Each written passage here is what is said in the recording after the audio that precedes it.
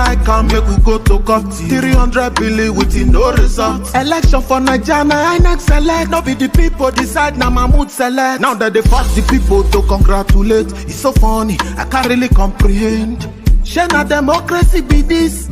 I been a democracy be this. Bala blue de buga, say nothing they happen. Money they precate, if you buy them all. 2023, we no fi forget you. The most fraudulent election in my country. Mr. Yakubu, Emma should be fraudster. Next argument.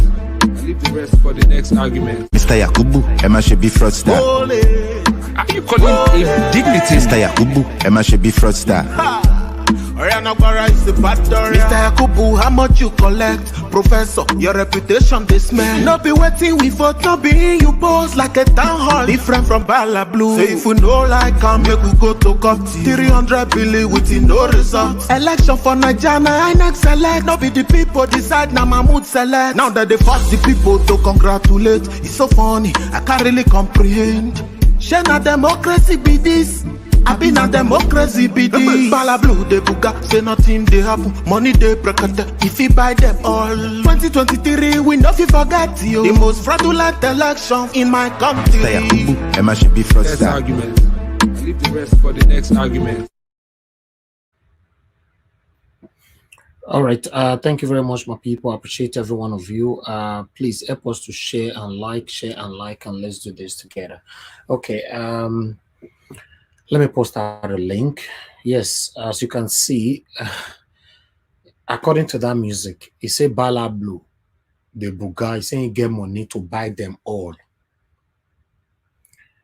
The way things are going right now, I'm only going to ask a lot of questions today. Do you think UK, they don't still sell them out?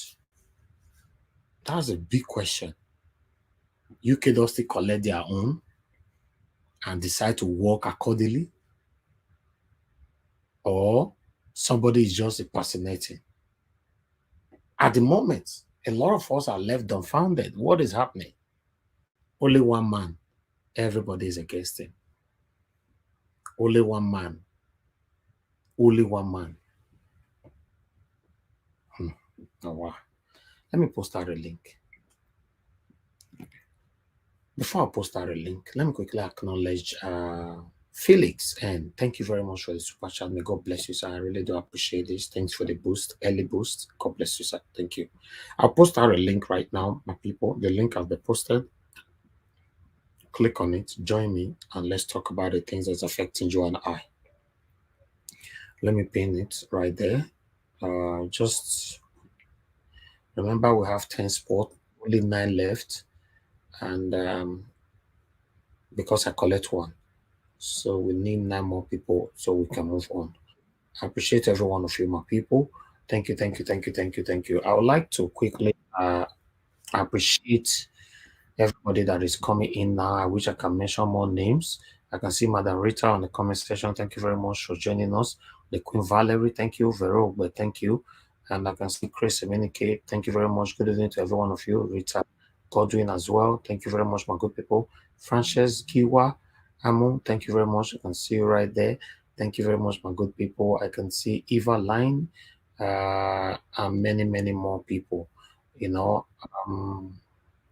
Lucky Yamu is right there with us as well. Abiodo Isabella, Edward Eguavon, David Ugba.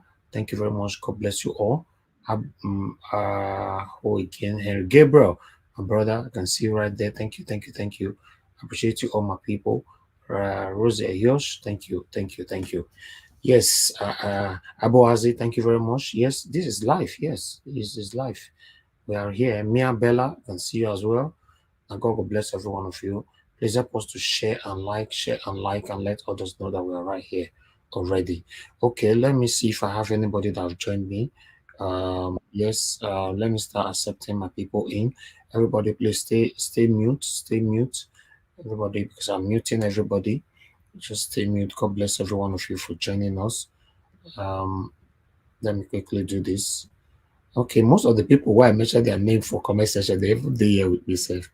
I guess the screen is filled up. I don't know, but let me see.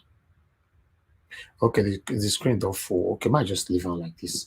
Yes, I appreciate every one of you, my panelists. Okay, let me acknowledge my panelists today, with 10 seconds. Let me quickly acknowledge everybody.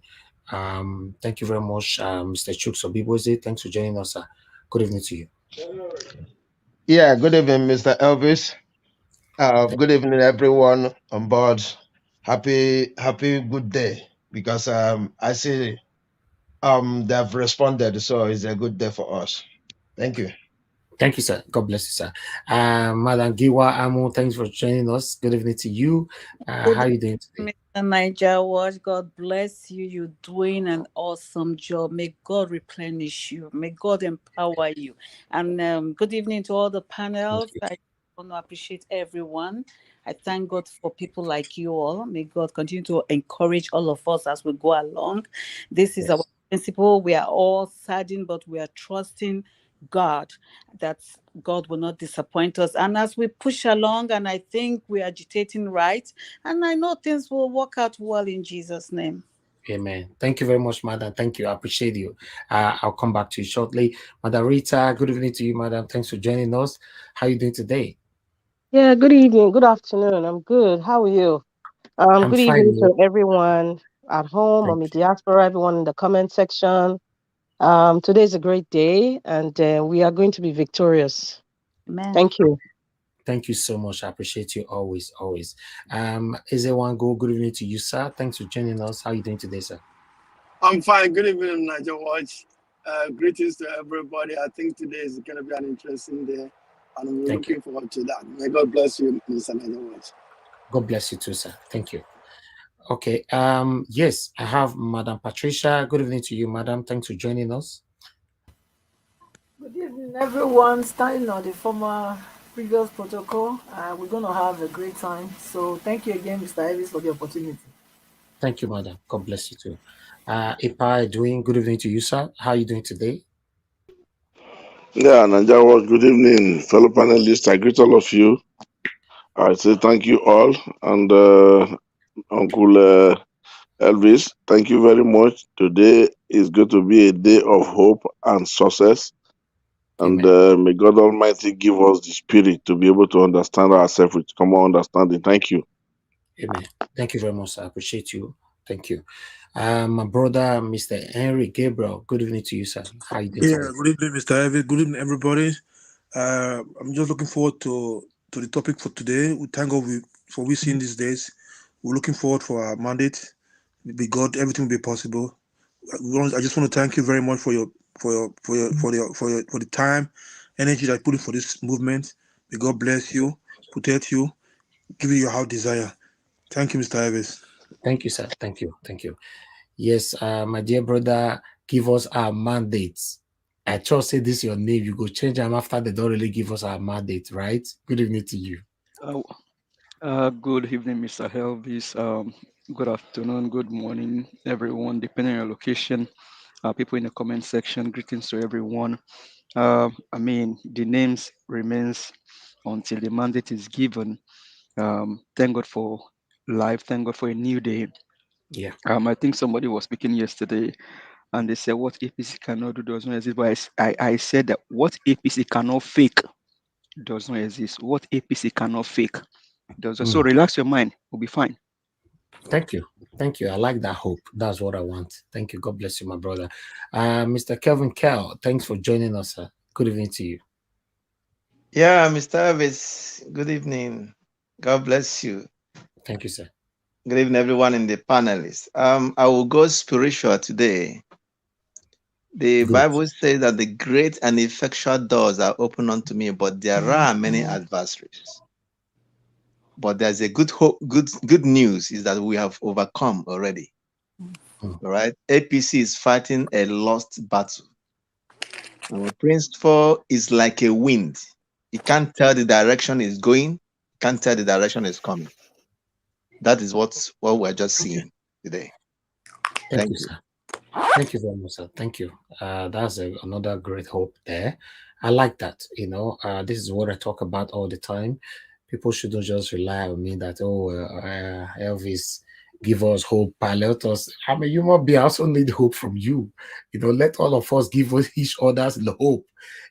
I take time to do my research before coming live and all that. So me coming here, the way you are looking up to our broadcast, the same way I'm looking up to meeting you guys to hear a different view from every individuals. So yeah, we are here to help each others. I can see more people coming on the comment section, and God bless every one of you. So please like and share. We're going to take another 1 minute break, then we kick on straight away. God bless you.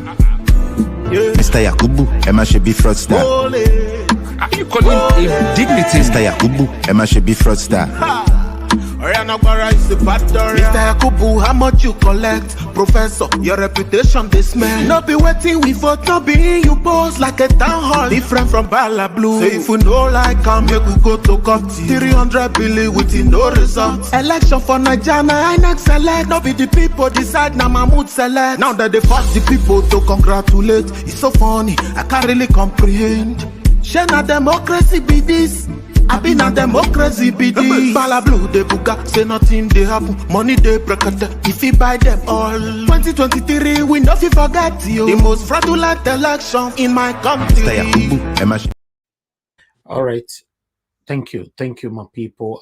We are back now. That was 30 seconds break. I appreciate every one of you. You all can already see from the title what we are currently facing. Okay.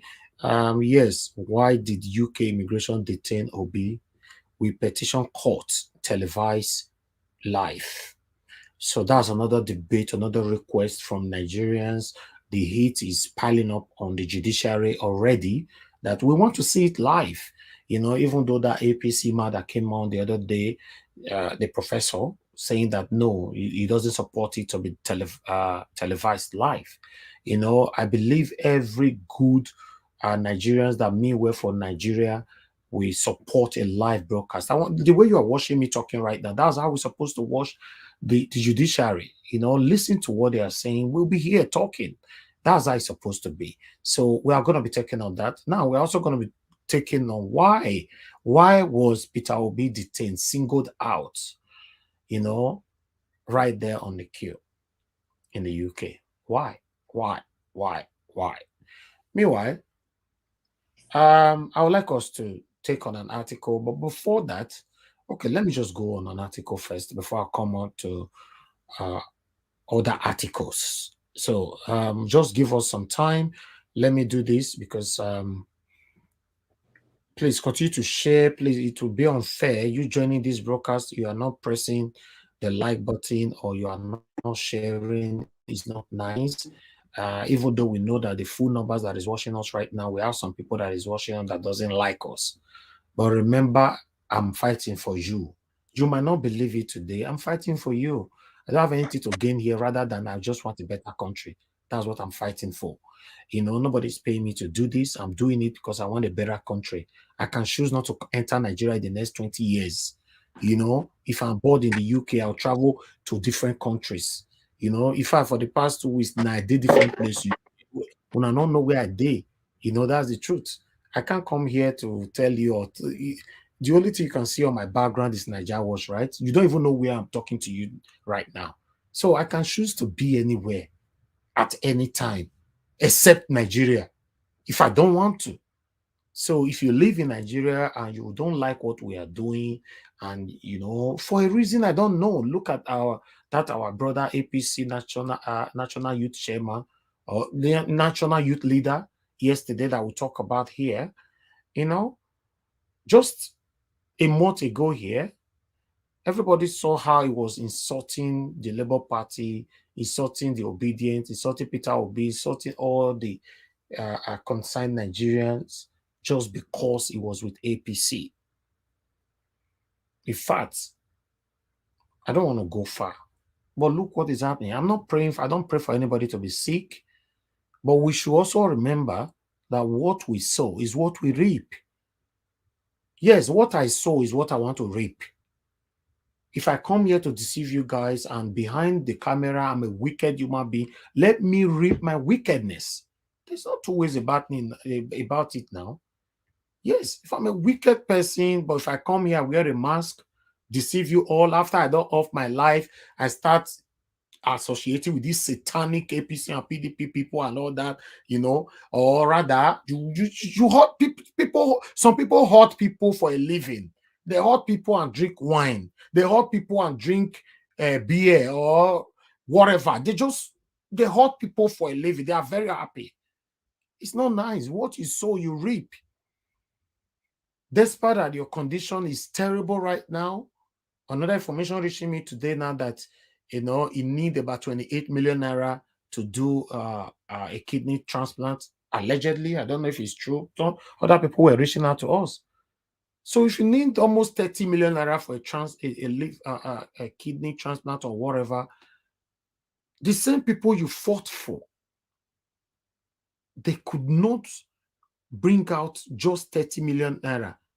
With these people, not just, though, now make me use the word just. With these people. That was, if all he did is not up to 30 million, all that thing that he did a month ago, it's not up to 30 million to solve this problem. I imagine how human beings reasoning. Let me reserve myself. What they're doing, sir, they don't pay them up to that. All these people you see that is tormenting everybody, threatening everybody, the amount they are paying them, if you hear and you go surprised, 1,500,000, you know, now that they pay them. Some of them even collect 50K, 100K. That is the lower class. We shouldn't be fool as well. You know, the Ogak Pata cannot collect more than 10 million. You go see better cars still buy this time for Nigeria for 10 million naira. You know, it's the truth. You know, see better car, a prestigious car buy for 10 million naira. You know, so you collected 10 million naira, then you take from the same 10 million naira, now you go pay your boys. Because if you check it yourself, they have number one, where be the Oga of these people. Why the Oga of these people get boys? So any money allocated to the Oga by the satanic politicians, the Oga go hold them. For example, they say they give them 10 million, 20 million naira. He go hold like 19 million. We go come bring 1 million naira out. You go shuffle one for all the remaining boys. These are the boys where me they fight for, not even the Oga, because the Oga does swear oaths to die with these satanic people. Now the boys where they manipulate, where they confuse, where they go buy Igbo, say go do this thing, they'll go do them. Now the Oga, and then now those boys now it concern me more. But this man where they sick now, he was a national youth leader according to his title or whatever. I don't belong to APC. I don't know what their leadership stands for. So for you to be national youth leader, how much were they paying you? Now you can't raise about up to 30 million naira to look after yourself. We say support the rightful person so that we will have a good healthcare in Nigeria. You say no. You come to our inbox to insult us every day. Like say somebody pay us. I just want you to have a good healthcare. The country where me there have a good healthcare. I mentioned the other day, all my life for UK, I never pay to go hospital. Now let medicine I they pay put. Say I they travel, go Nigeria, I need medicine that malaria or whatever, there's some medicine, you will pay. But if you they sick, before ambulance will come carry for us, you know they pay. Although we pay through national insurance number. But if you are working, you pay national insurance number. If you are not working, you don't pay national insurance number. It means that working or no working, hospital is there for you. No matter how the sickness go reach, even though, say, the liver transplant now 100 million pounds, UK government will treat you, and I believe other European or America, other countries are like that as well. This is what we are fighting for. I don't know you directly. So, make I come live, man, I call the attack you. I don't know any of you. I'm fighting for a better country that will be beneficial for you and I. I can be in Nigeria, God forbid. Sorry, guys, that I divert a little bit. Let me quickly divert for 2 minutes. For those of you that join us, because we have new subscribers every day.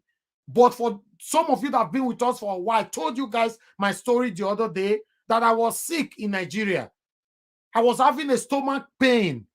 I went to hospital. This hospital is called Doring Hospital. In Ireland, I went there.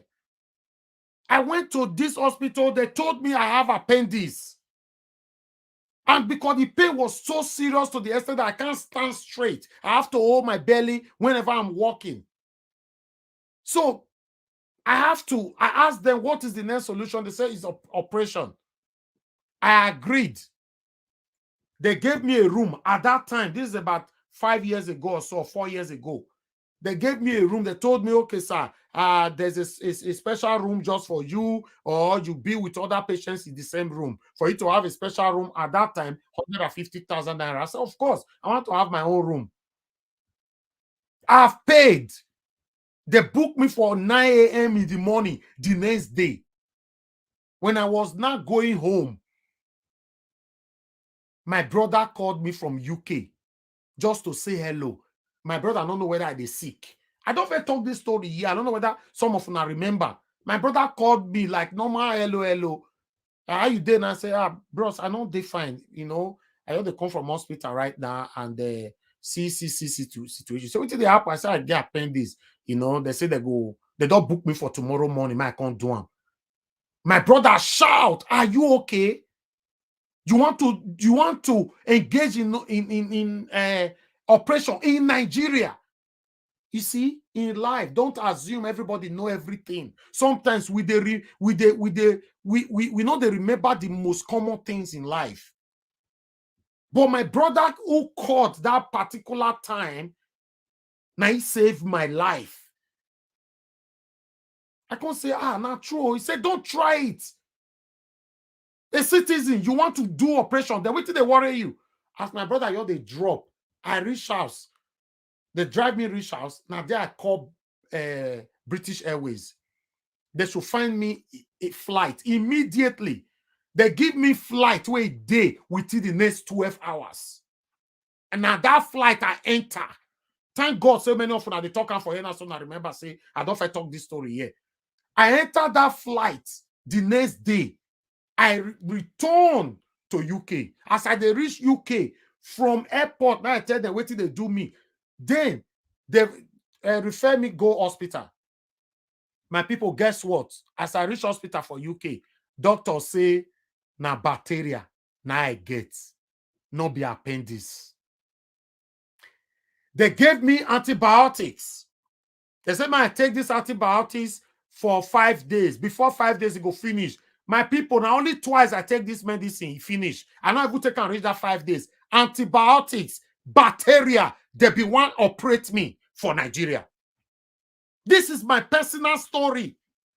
I have the document, the certificate, everything where they give me. I register before they treat you for the hospital. It cannot be my hospital before. I have to register, pay this, pay card money, pay blah, blah, blah. This is what we are fighting for. We can't continue like this. Do you know how many people that have died in this guesswork? I call it guesswork. Mechanic for Nigeria, and guesswork that they do. Everything, human being oppression, everything is guesswork. But we want a better country now they fight us. I don't understand. To be honest, I don't. Meanwhile, let's take on this.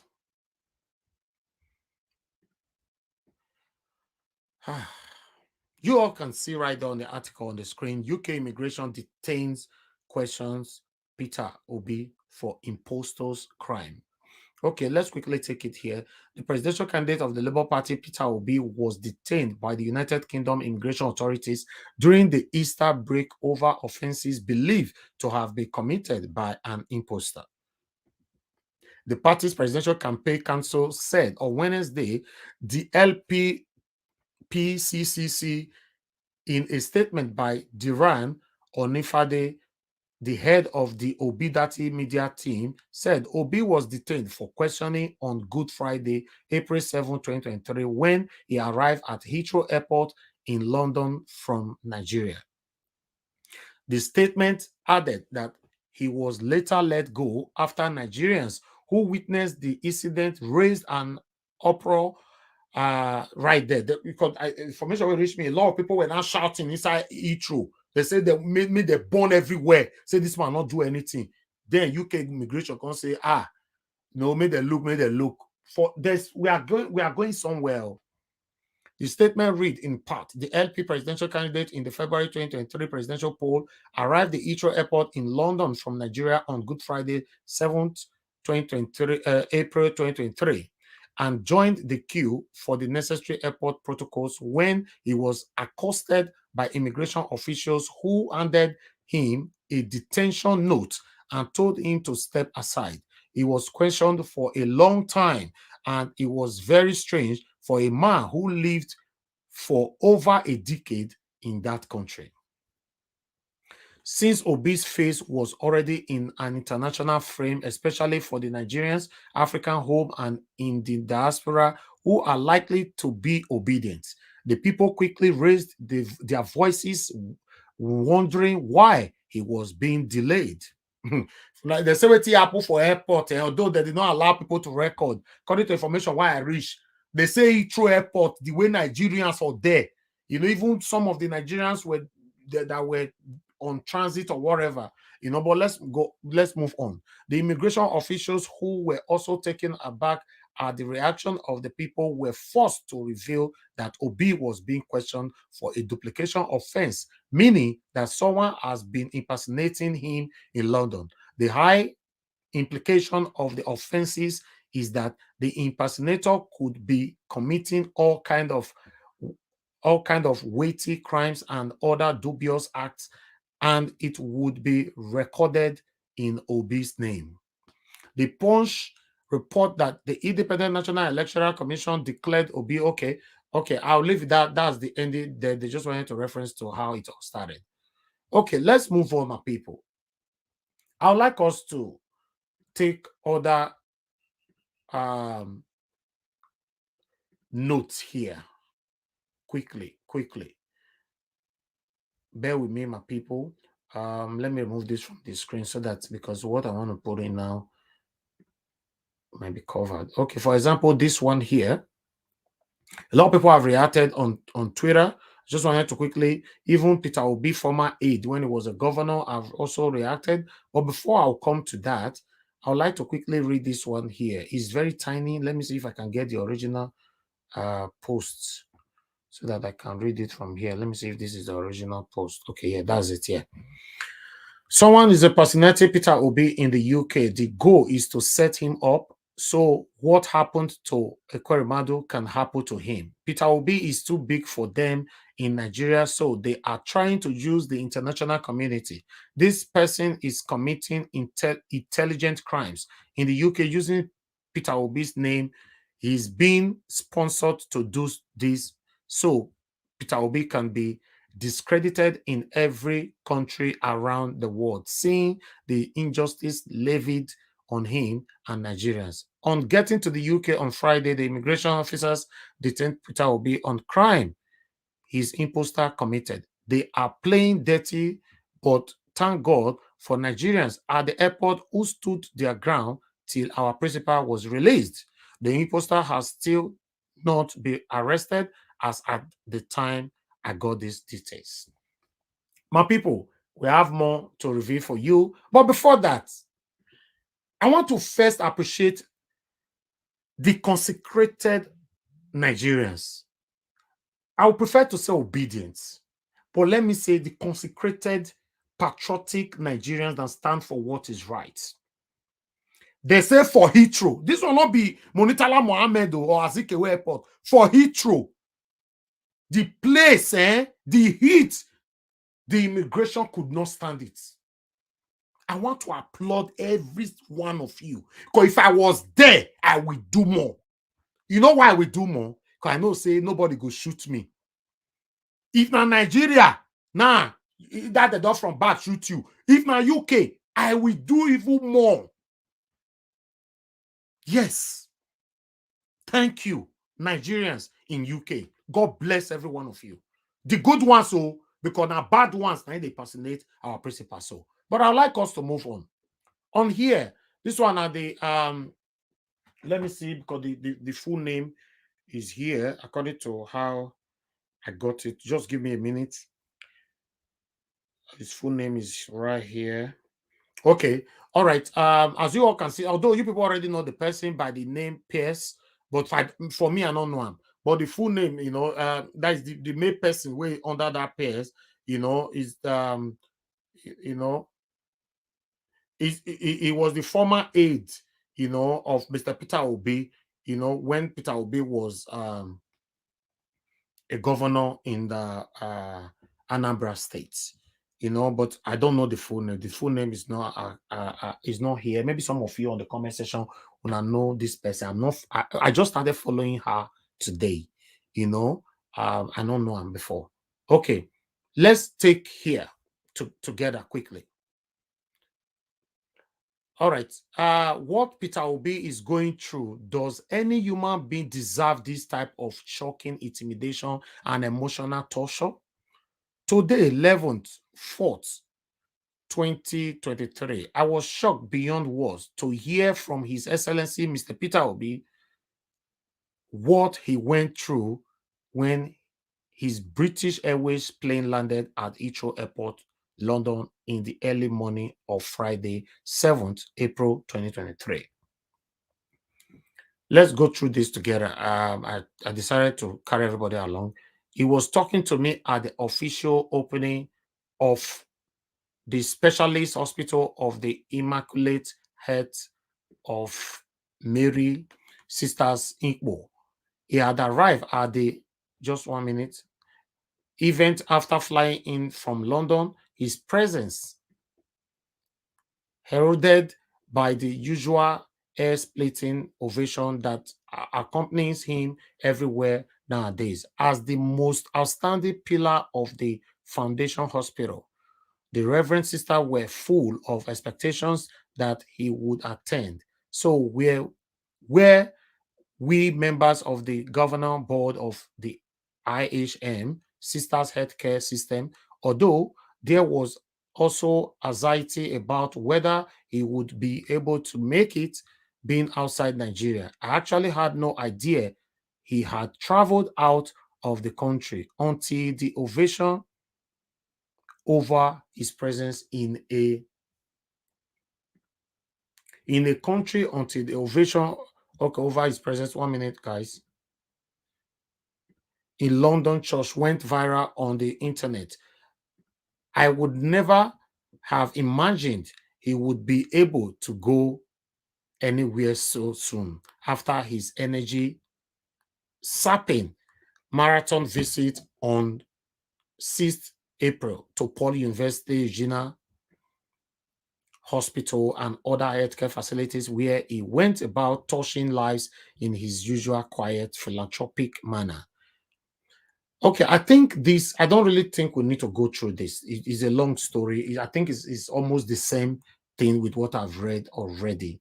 So, my people, on the article concerning Mr. Peter Obi of his arrest, he was arrested because at this moment, some people are saying that Mr. Peter Obi was arrested because, oh, somebody's on the backstage. I didn't know since. I'm so sorry. Mr. Eric, so sorry, sir. I left it there because I was focusing on my reading. Thank you, sir. Thank you. Appreciate you. Thank you, sir. Thank you. Good to have you. So now the problem is, obviously, Peter Obi cannot commit any crime. You will agree to me if you are a good Nigerian, a patriotic Nigerian, and if you know Peter Obi very well. But what is happening now, my people? These people, this satanic APC, they don't know how they want a framer for Nigeria because they've tried everything. Obviously, they've tried the audio thing, so many other things, blackmailing him, calling him IPOP, calling him whatever, the head of Biafra, whatever, different kind of names. But it's not working here. Their aim was to frame him, blackmail him in the UK. If they succeed, you know what that means. Peter Obi will be in detention for a very long time. And I know what happened at Ekwerimadu. Yes, this is what they were trying to do. But That's on one side. The other side is that I'll put this as a question. Is this same satanic party, or rather satanic leaders, now working with UK government? I don't know.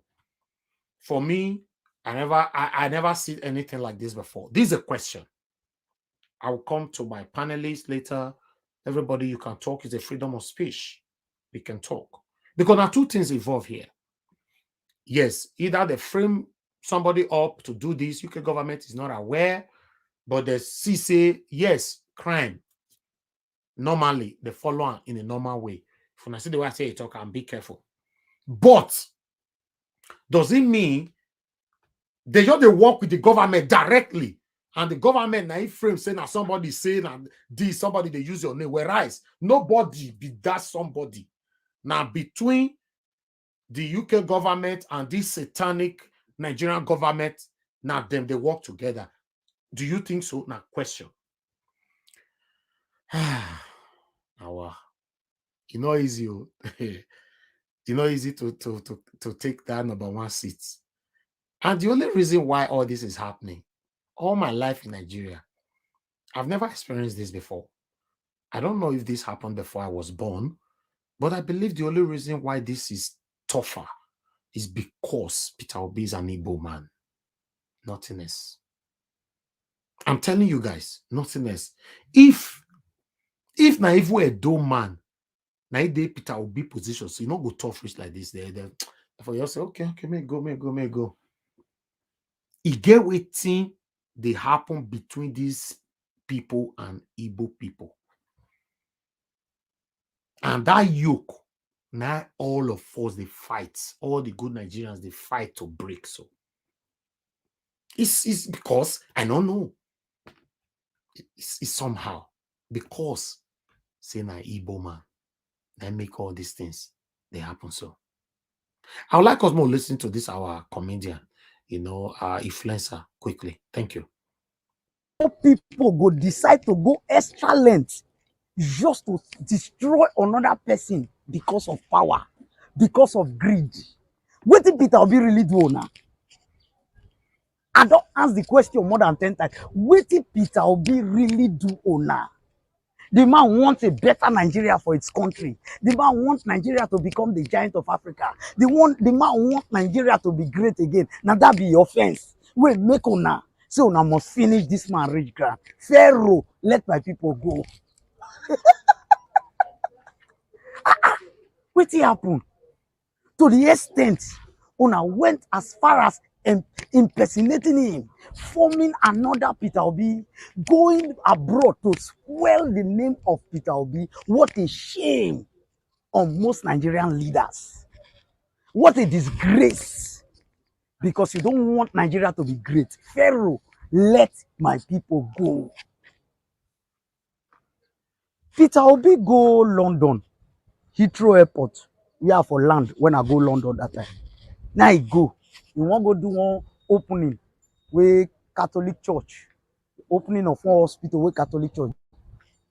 Peter Obi land for Heathrow Airport. And I know how they do normally. Because they follow normal line, the way people they follow. If they follow normal line, they go. The next thing, now airport, how do they call them? Stop them. It stop them. Then they shake. 1 hour. They put Peter Obi for corner. 30 minutes, 1 hour, 30 minutes. 2 hours in the corner. Nigerians, so they call it this, the protest issue. We level, why go be like that? This our president, he cannot stay like that. And then the man for open up. When he open laptop, then they impersonate Peter Obi. Another person, they impersonate Peter Obi. What a shame and disgrace.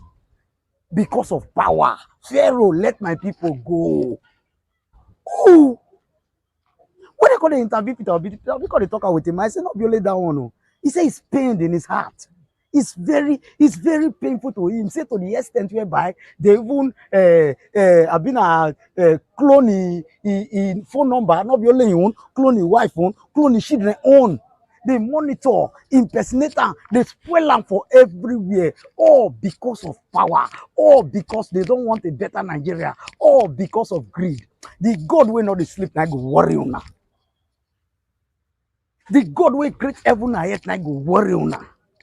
As una say una no want make Nigeria better, as una say una no want the man wey God sent to change Nigeria, say una want impersonate am to. All right. Yes, that is the end of that video. You know, this is very, very pathetic. To be honest, it's pathetic. Who is after Peter Obi?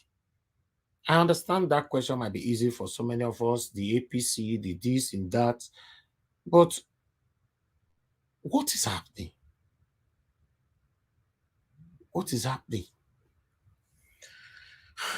Meanwhile, Elvis, let me come in 1 minute.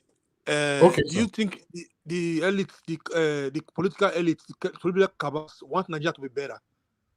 They don't want Nigeria to move forward at all.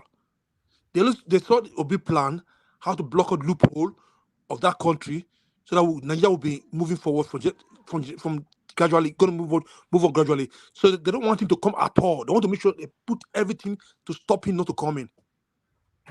All right, I guess. God allow say him to go to UK. God allow him to go to UK so that this thing will leak their yash out again. Don't leak their yash again. That's it. I guess say Peter Obi na short service now he go for UK. If I'm gonna watch the I know, yeah. service where he go, you know, they say he still go that short service after all this temptation. This man still go that short service. Just watch. He come back to Nigeria again.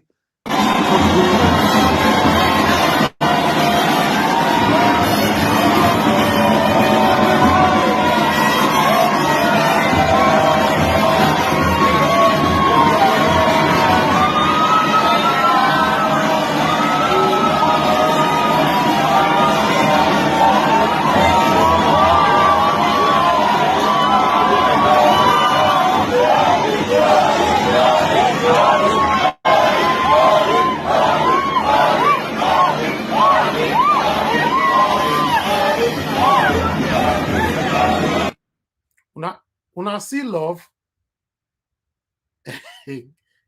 God. Una see love. This is the man they are trying to stop. Now, my question to the judges in the judiciary. I guess you all are following what is happening. All this obvious intimidation for only one man. Una de siamo. Abi. Thank you very much, my people. I would like us to quickly take on this video here. Done before the swearing-in date on the 29th of May. Then 2 is telling us that the judges, they are human beings. They are human beings. You don't expect them to do it. It's also frame time. A lot is going on because remember, hey God, where this man they get money? This man, you're the cash everybody. Everybody they cash out. Everybody they cash. Let's take reactions here.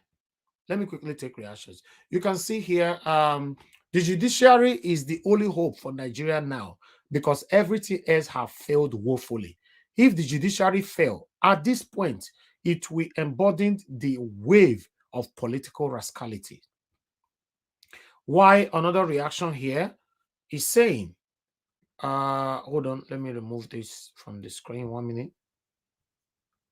Okay, another one is saying that sincerely, I don't see why this twisting of what is obvious. They should give Obi his deserved position. If the electoral law states 25% and FCT, otherwise, I can say categorically that our judicial system, Supreme Court, would have not shown anything supreme, hence failed. Therefore, confirming that is alleged statement that would have been a menace to democracy. Okay, let me take on this. The judiciary know what to do. They are just beating around the bush because they are afraid of Tinubu talks. And secondly, Buhari is among the people that are behind all these, all giving Tinubu Assurance that is coming to power. Tinubu dream. Okay, the last one here. So you mean all Nigerians should head to the courts venue? How feasible is this? We should not paint the issue. The matter should be televised, simple. Now, according to the statement of this man, the senior advocate of Nigeria, there is no hope that this will be televised.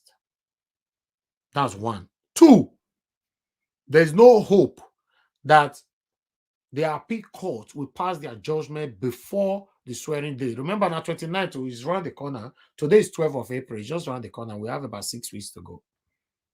6 or 7 weeks, right? There's no hope. Then three, there's no hope that all this process will be done on time. Because he stated that categorically that the judges, they are human beings. They cannot exhaust themselves because of you. Now, what do you mean? But that's my interpretation. But now, what do you mean by that? For him to say, oh, they are just human beings. So it means they not fit go die because of you. Ha! Oh, wow. Let's take on one more video. Quickly, all is affiliated. Please be patient with us. All is affiliated. Let's quickly hear this as well. Because now INEC is with Tinubu fighting against Peter Obi now in court. INEC stand gidigba as number one, even before APC. So, normally, INEC shouldn't be part of this. INEC should just say, okay, we have done our job, we are giving it out. Let the court now decide from there. But INEC is coming to say, our stand. It means we delivered free and fair election. The previous word they used, glitches, they are not using that anymore. In fact, if I said a mistake, the way that they put on it now look like a mistake. It's left for the petitioner to bring out proof. That's not what we have. That's it. But previously, he gave us hope, but now, no hope anymore, according to him. But for me, I'm still very, very confident that these people cannot get away with this. NAIJA, there's hope. Hope, 100%. Mr. Elvis. They can't get away with it. Yes, sir. Mr. Elvis, that Mike Ondaka is a disgraced attorney general. That guy doesn't practice anymore. He has been withdrawn. His license has been withdrawn after Yaradua's issue. So he doesn't. He does not have authority to this issue. He's a disgraced senior advocate of Nigeria, Mike Ondaka. Google it. This was the guy that messed up Yaradua era. So Google it. Mike Ondaka is not an authority in law as it stands today in Nigeria. He's a disgraced senior advocate of Nigeria. Nigerian Bar Association has withdrawn his license. Google it. So then if it's a disgrace, why is if it's a disgrace and it was with whatever sacked or during the time of Yaradua, Malami is the current what is it called? Attorney General, right? Malami. So if it was a disgrace, why is that rise? That's what I'm saying. No, why is that rise? Why is Arise calling him? No, Malami is the Minister for Justice. Malami is the Minister for Justice, not the Attorney General. He's the Minister for Justice. That's what I'm saying. I'm saying that this Mike Ondaka, he can't hold his word. He's a disgraced senior advocate of Nigeria. He has no authority to speak on this matter. Malami is the Minister for Justice, not the Attorney General. Okay.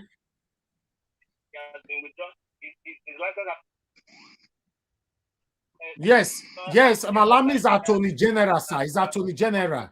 What do you mean, Minister for Justice? No. Attorney General. It's a two name that is going together. And Malami is Attorney General of Federation and Minister of Justice. Mr. Edwin. Hello. I'm hearing you, sir. I'm hearing you, sir. Yes.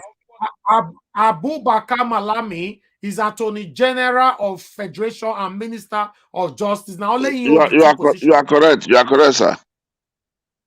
Okay, thank you. All right, let's start talking, my people. Thank you very much. I appreciate every one of you. Guess who we have here today? Victoria is with us today. Victoria, where you go? Eh? Victoria, talk to me if I call somebody else. Good evening to you, madam. How are you doing? That made me yourself come. now. The love for Obi that brought me back.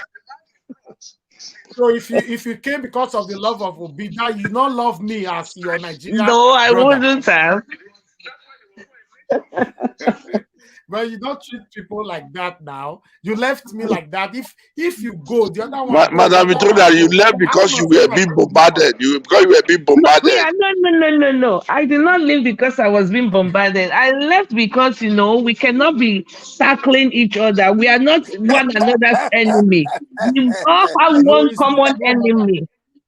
Madam Victoria, it's a normal thing. You will be surprised that before you finish today, now you go bombard somebody or somebody go bombard. No, I know they will bombard me because I came with full force today. I'm very happy to have you back. Thank you very much. But one thing I want you to understand is this. A couple of people have left my platform because people offended them, not me. I want you people to leave if not me offend you now. But if now people offend you now, una come out, that means me will not offend you. I will not come do me. So please, let's understand each other. This is a platform where we agree and disagree. Okay, and let's share love at all times. Good to have you back. Thank you very much, my people. Please help us to share and like this broadcast. It's very, very good to have every one of you right there on the comment section. I wish I can mention more names, but because of time, we don't have time anymore. But let me start with the first person with us today, which is Mr. Shooks Obibweze. Mr. Shooks Obibweze, please talk to us. Good evening to you, and thank you for your patience. Yeah, good evening, Mr. Elvis. Good evening, fellow panelists. Good evening, our viewers and those on the comment section. Yeah, the video you played, I might have a different understanding with what the Sam was saying. Yeah. Okay, sir. Sorry, let me quickly address this. Somebody is asking a question, and Mr. Edwin also asked this question the other day. It's better I address it once and for all. I can see, I lost this person. I need to get your name before I answer you and Mr. Edwin at the same time. Oh God, please be patient. Okay, JJ also. You say, welcome, Madam Victoria, but where is Leftist? Leftist is no longer working with NWATCH. Okay, let everybody get that. He's still one of us, but he's not working here anymore. So, and I don't want the question to be repeated again next time. It's better we address it once and for all. So he's no longer working with NWATCH. You might see him anytime soon as a panelist, but not as a moderator anymore. I don't know if that makes sense. He can still come in as a panelist. Don't be surprised you see him tomorrow, but not as a moderator anymore. Thank you very much. God bless you all. Okay, let me move on. Mr. Chusobiboeze, please go ahead, sir. Thank you. Yeah, thank you. I watched the first interview of the Sun, and of course this very one, and if I guess the way he's talking, because I must have noticed that Elvis, you're not fully optimistic because of the way he spoke. Look, the matter is before the court, and all lawyers, coming from where they are coming from, because they should know better, especially somebody who has been as high as him, holding a position of authority in the judiciary in the past. You do not expect him to come down here and, voice out the kind of things he said earlier, because then it hasn't been to the court. And of course, if we learn a lesson from our senior brother Michael Zekome, professor, right? He said all these things he said today, but because we are directly linked with him, we were able to ask him those troubling questions. So we were confident. Like the issue of let us not think they're not gonna swear him in. That's he just said it as it is that on that very day, so that has dealt with what this man said today, yeah. Coming to this, I find him consistent because he's not only talking about going to court, but if you listen to him carefully, and I'm gonna give that credit to Mr. His Excellency Peter Obi, because he said, I am challenging the process. And if you listen to this man today, he talked about the process. He said, let us allow the court to have their time to scrutinize the process, not just the result. You can't come and tell us about the result. Just like INEC's defense, it's all about the result, not the process. So I can see where he's coming. He said, let the judges go down and interrogate the process, not just the result. Because we have been doing this in the past. Once we come, we go direct to the result.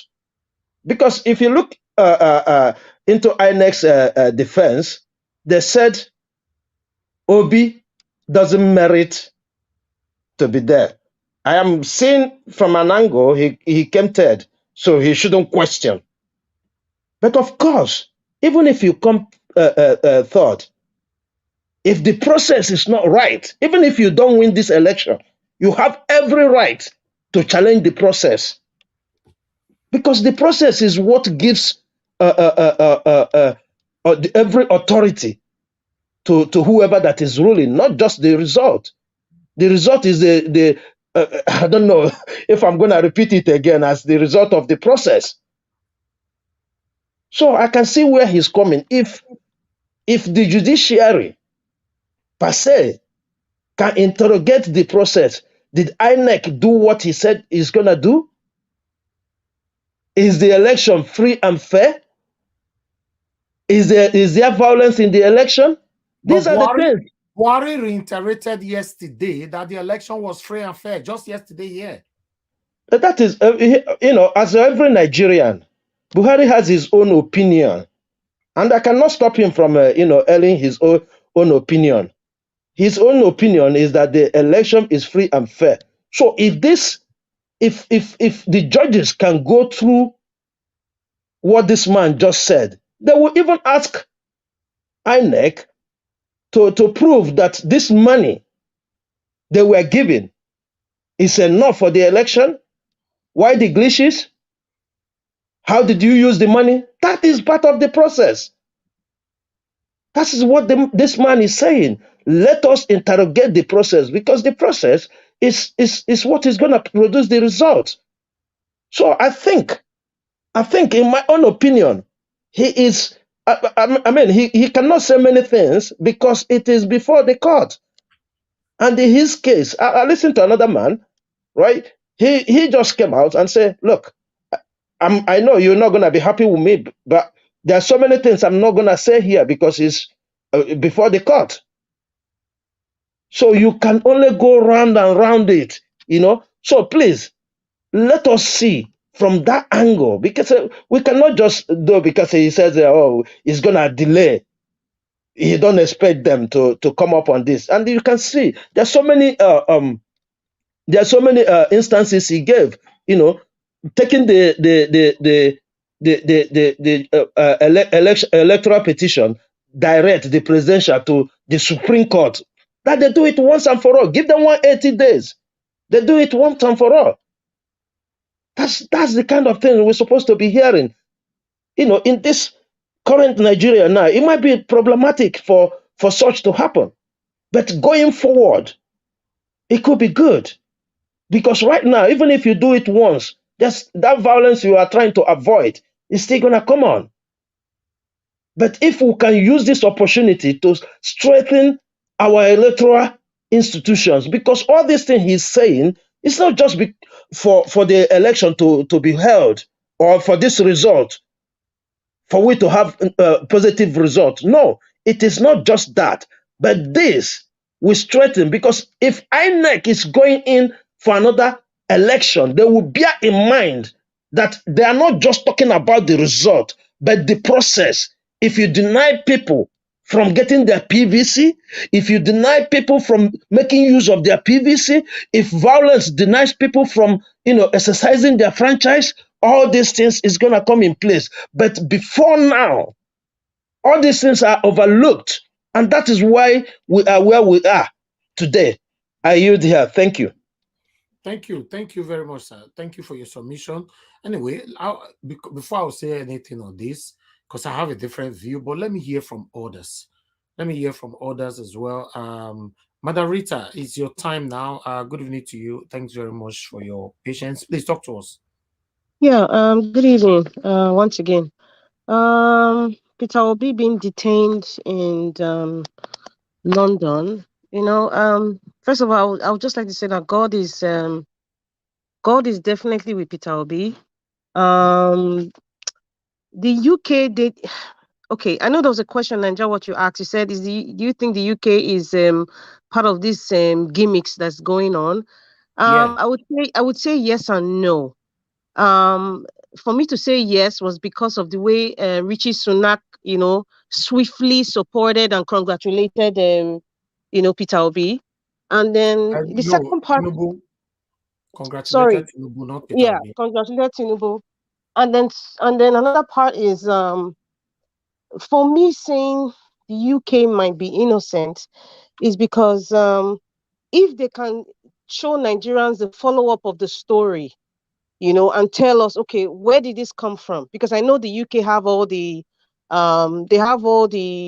powers and they have all the technology to trace whoever was impersonating Peter Obi. I mean, if they can come up forward to tell us, like, okay, was it under what law is this false identity coming from? Where is it coming from? Was it a credit card or a passport theft? Or they are not disclosing all this, and they need to also tell us who is the person. Yes, so that's what I'm saying. And did someone call to to say an anonymous call to say, okay, there's somebody called Peter Obi that's coming, and they need to be clear, they need to be open.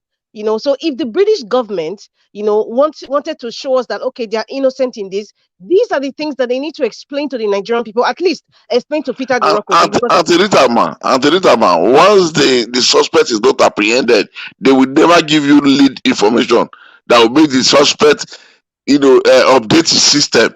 So they will always keep it so that the suspect will not know that they actually know him or her exactly. No, see, but okay, my point is, I don't expect the British government to tell the entire Nigerians, because really, it's a personal matter with Peter Obi. It is a personal, at least let them tell Peter Obi to say, okay, this is the follow-up, and I'm sure Peter Obi is going to follow up to that case, because impersonation for a personality like Peter Obi is not a joke. It's not a joke, and Nigeria is kind of involved because Peter Obi is our own, and we're dealing with our president right now. So the British government should be open enough to be honest with Nigerians, to tell Nigeria, okay, at least Peter Obi, and then Peter Obi can convey that same message to tell us, this is what is happening. This is this person belongs to this organization, or it was an anonymous call from somebody. The British government can trace that call, even if they use a payphone. I mean, they have a camera everywhere to find out where they were using that payphone, who the person was. They just have to be open with this, for Christ's sake. Else, I would say the British government is complicit. At least They must have given Peter Obi those informations by now. All the person have been doing, he must have got it by now, but they will tell him never to release it until the person is apprehended. That's what they do. Yes, I understand, sir. I mean, it's a process. That's why I said we might not be privy to that information, really and truly, and it will be left for Peter Obi or his team to say, okay, this is the result of what has happened. And I'm sure he has so many things he wants to tell Nigerian, but he's holding now because of this court case. So the British government at least tell us, even if it's an anonymous call, at least we should get something there. So that's just for that part. I would say, I said it before. I said Peter Obi is not just fighting an internal fight within the elites, the political class of Nigeria. he's also fighting external forces. And those external forces, they have a slice of cake, a huge slice of cake from the Nigerian economy and our resources. And that's why they're fighting, because when he comes there, a lot of things are going to be stopped. A lot of luxuries will end for these people. So that's why and they are all over the industry in Nigeria. They are in all as part of the system of the government, from the police to the army to the elite to the big businessmen to the bankers. All of them are in on this cartel. So it's a very, very huge fight this man Peter Obi is fighting. I still say he's the hero of Nigeria for now. For me, Peter Obi is a hero because he's an elite himself, but he chose to take himself out of that evil circle and say this is what is going on. And that's why he gave us a hint about the oil theft. And then we had this hula baloo about oil theft in Nigeria. Anyway, that aside, I just want the British government, not to play this game, because we are not joking. And for that Adonaka man, the son, I don't know. There are just three things that I saw from what he was telling us. I think he was just trying to tell us how ambiguous our laws are, how ambiguous our constitution is, and how cumbersome it is. And of course, I think the three things I picked up was, the lack of effectiveness in having good judgment. Now, everything that he said, and I thank you, Nigeria, for bringing Michael Zuckerman earlier on. And even if, some part of the questions he couldn't ask because of, everything is subject, some parts are subject, so he couldn't really tell us a lot of things. I think a lot of us actually know, to some extent, the processes and what is really going on.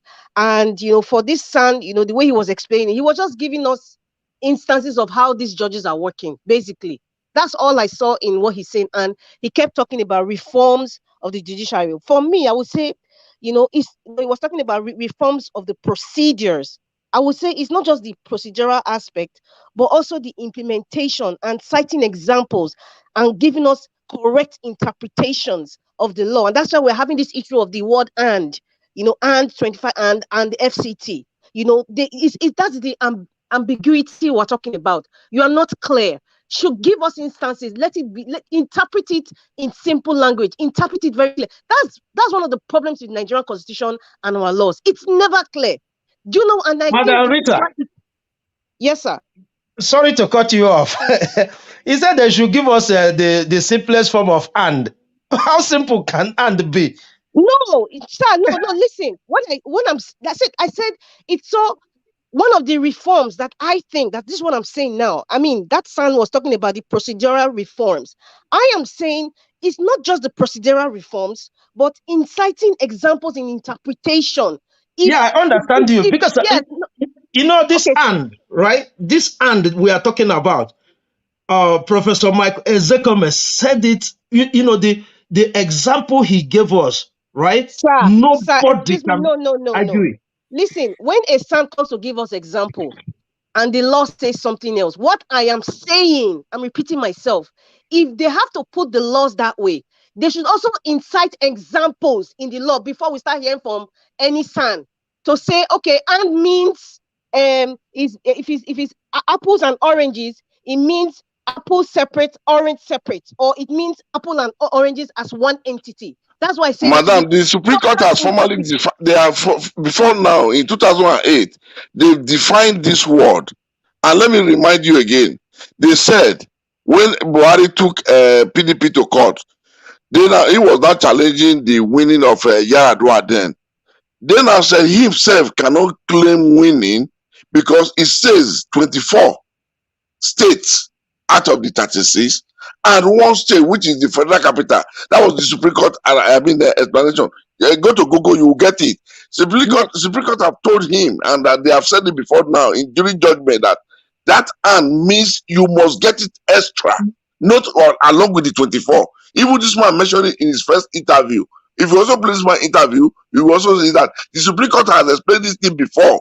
But if today they are going to see it in a different way and change their explanation, that is left for Supreme Court. Go and play the video. I heard that statement, sir. I am still going back. Thank you, man. I don't think you guys are understanding me. Whatever a son or any lawyer or even a regular individual that feels they understand the law or the constitution Whatever it is, everyone can interpret things differently. Why are we in this quagmire? Why are we having different sons saying different things? Because the bedrock of the Constitution has not been, is ambiguous. That's what I keep saying. It is not being interpreted, citing examples from the onset.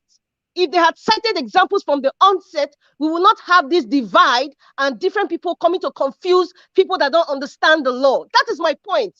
It is too out. Listen, our laws are never straight because the country is not united, and the people making the laws, they have reasons why they do things the way. Why are we still having the issue of 1999 Constitution? Why are we still having the issue? Because things are not clear. They are not interpreted in simple language where it is clear and citing examples. So nobody needs to argue further. And I think that's what son, what's his name, Agbakoba was saying. He said things that, listen, that is why he said for the appeal, within 7 days, you will look at the law and look at what the appellant is saying.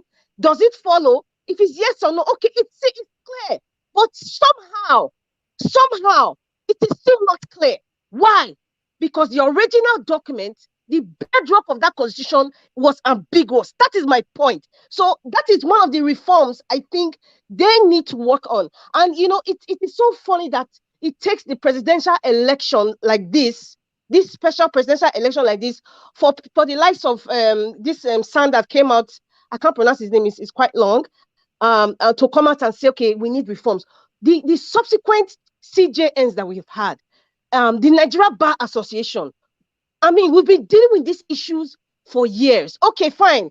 People have tribunals for years, and now it's 180 days. Why that 180 days? I am not in the National Assembly. Perhaps they incited reasons why they say, 180 days is the maximum, because they probably talk about, the same ambiguous nature of the judiciary, people writing in books, technology not introduced. I mean, for Kenya, it took them 30 days to just find that technology has to be number one. It makes things simple. You can even do electronic signatures. The judges don't have to go through what they are going. Even the offices where they sit down, it's dirty, it stinks, it smells. How can you be? That is why he said they are human beings. When he used that word, they are human beings, it doesn't mean that he's trying to say, how cumbersome the entire system is. And it will affect the effectiveness of the judgment that we are looking for, the expedition and the speediness in which electoral issues can be addressed. Listen, it goes down to the core.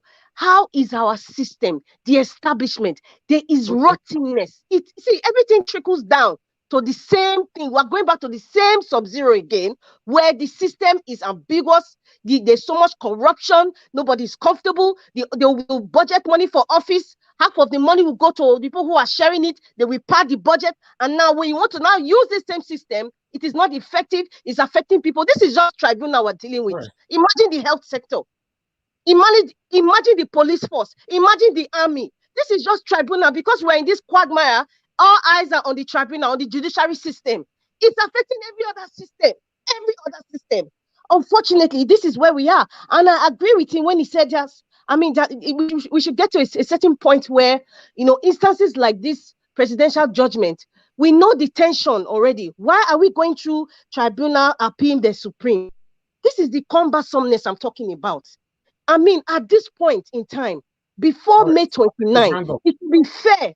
It will be fair, for them to just go straight to the appeal and start dealing with it. Because 180 days plus another 60 days is like almost the whole year already. And then finally, going back to the beavers, about this day, INEC saying the beavers was not designed for real-time results. True, the beavers itself, the machine itself was, I think it was designed for accreditation, right? But what about the IREV? What about the electoral law? These are laws that were placed there to say, and even Mahmoud went to advertise at Chatham House. It will be real time, as we're counting it, the documents are signed, it will be uploaded. What about that?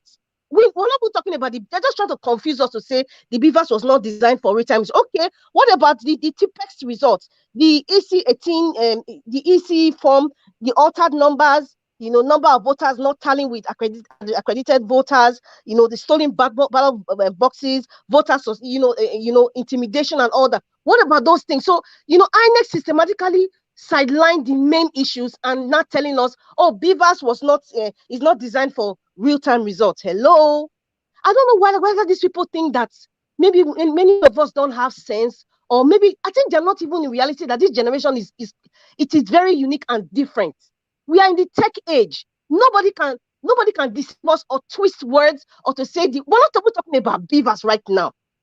Everything was flawed. Everything was altered. We're not talking about Beavers. We know Beavers was used for accreditation. That was the main purpose of it, right? But this is what we are facing. INEC should stop fooling themselves. INEC and APC and the likes of Bayo Onanuga and FK. I'm surprised those ones are quiet now, because I am very, very sure these names are being collated, and the things that you're saying in the nearest future, I see Peter Obi himself suing all these people for all the things that they've been saying. And I pray that happens, and I will support him for that. Thank you. Thank you, Madam Richard. Of course, that's why they are fighting hard for Peter Obi not to have the presidency, because a lot of them will go to jail. Many of them will kill themselves. You know, many of them will jump in the lagoon. Obviously, of course, why not? You know, coming on air to lie and destroy, especially lie Mohammed. Anyway, let's see what will happen. Thank you very much, my people. I appreciate you all for your time with us. I'd like us to move on to the next person. Dr. Alexander Gomez, thank you very, very much for the super chat. Felix, once again, thank you for the super chats and chat. And I do like watch. God bless every one of you. Guys, please help us to share and like. Please make use of the $ right there. Buy us a coffee. Encourage us to do more for you. I appreciate every one of you, my good people. Thank you. So let us quickly move on with the next person here, which is Madam Patricia. Madam Patricia, good evening to you once again. Please talk to us. Okay, maybe you are not available right now. Let me move on to Mr. Edwin. Mr. Edwin, please talk to us, and good evening to you once again. Talk to us. Mr. Edwin, are you there? Oh yes. Good evening. Good evening, sir. Thank you very much, NAIJA Watch, with this heavy work you are doing for all of us. Thank you very much. First and foremost, I will start with the televising the process. Yeah, is very, very important, because if we don't televise the process, a lot of the report we are going to be getting, it depends on who is reporting and who is that person is supporting. Who is supporting APC will report in favor of APC. Who is supporting PDP will report in favor of PDP. It's normal. So let us see for ourselves, and then we judge by ourselves. Then Obi coming to London and then be questioned or try to be detained for questioning. This is normal. I'm sorry. This Bali set of Yoruba boys, not all, who are loyal to their Oga, these Egmont boys, who are loyal to Tinubu, they can always use boys. We know what we are talking about. With one document for two, it has been a kind of a royal system in London there. I'm very, very conversant with some of these things they do with all these type of things. Then we shouldn't be surprised, because as far as they don't release Peter Obi, no detention, and they confirm to him that it's impersonation of documents and information, meaning they themselves have been able to establish that this is the real person. The other one, it was fake one. That was why they use the word, it's a question of impersonation, somebody using his documents or running after his identity. That's just on that ground. And for that simple reason, he must have got details, but he cannot release it for all of us now, because I know of that thing. And while these things are still like this, why this battle is coming out from different direction, is because when they now hear Peter Obi, they saw him as a small boy of yesterday, because these people, they have a way they belittle people, disregard people, because you are not one of their cabal. So when they are referring to you, they refer to you as who is there. So they did not know that it was a surprise hurricane that was going to blow across Nigeria political spectrum. That's why they are having this problem. Then when we now go to what is in the court, like the submission they made yesterday, I was able to understand it that the APC and was now going after qualification issue of Peter Obi. The pattern of election was trying to be disregarded, and they did not even mention the aspect that has to do with the ringing and the voting pattern. All these things are very, very important. The ringing and voting pattern that was on conclusion, they have to address it. Coming also to Form EC8, which is a copy that has to do. These are all voting patterns, and these are the regularities. Result on beavers to be transferred into IRF. Nobody says beavers was to be used for election result. It will, but the beavers was to capture and send it to IRF. So when they were trying to dismiss it, it's like they said they didn't know what they were doing. In most cases, at the early stage of submission, you don't discharge all you know about your opponent. You want to know more from your opponent, the direction your opponent is heading, before you start to knap in. So that make maybe go into it. Because Nigeria was why I'm trying to tell you all this is that during the court proceedings, there will be a lot of TV evidence that will be played. Like this one, they are not saying it's not like this. What the Mahmoud said to Nigerians, even in the Charter House and everything, all of them will be addressed. I'm not telling you this thing now. It will be played in the court. It's a normal procedure. They should televise it so that we can see. Yeah, but those ones will be played. I'm not telling you that it's an evidence from Obi, and you cannot say let's leave it in a matter of in a nutshell. You don't use a nutshell when you are making an argument in case. Most especially a sensitive case like this, then you don't employ non-share submission. It must be played. So I'm only just telling you now that one will come up. The election irregularities, which is now page of 06, which is on the most cases in election. That is the way people that was accredited, people that was voted, how they were voted, PVC cards, all those things, they will all come up, no matter how it is. Then the submission, I will tell you now, my dear brother, I hope it's not lost. This former Attorney General, he made this same statement before. The statement he made today was a little different from what he has made before. He almost repeated himself because I followed it up, and I believe he made a clear submission to what he has said before.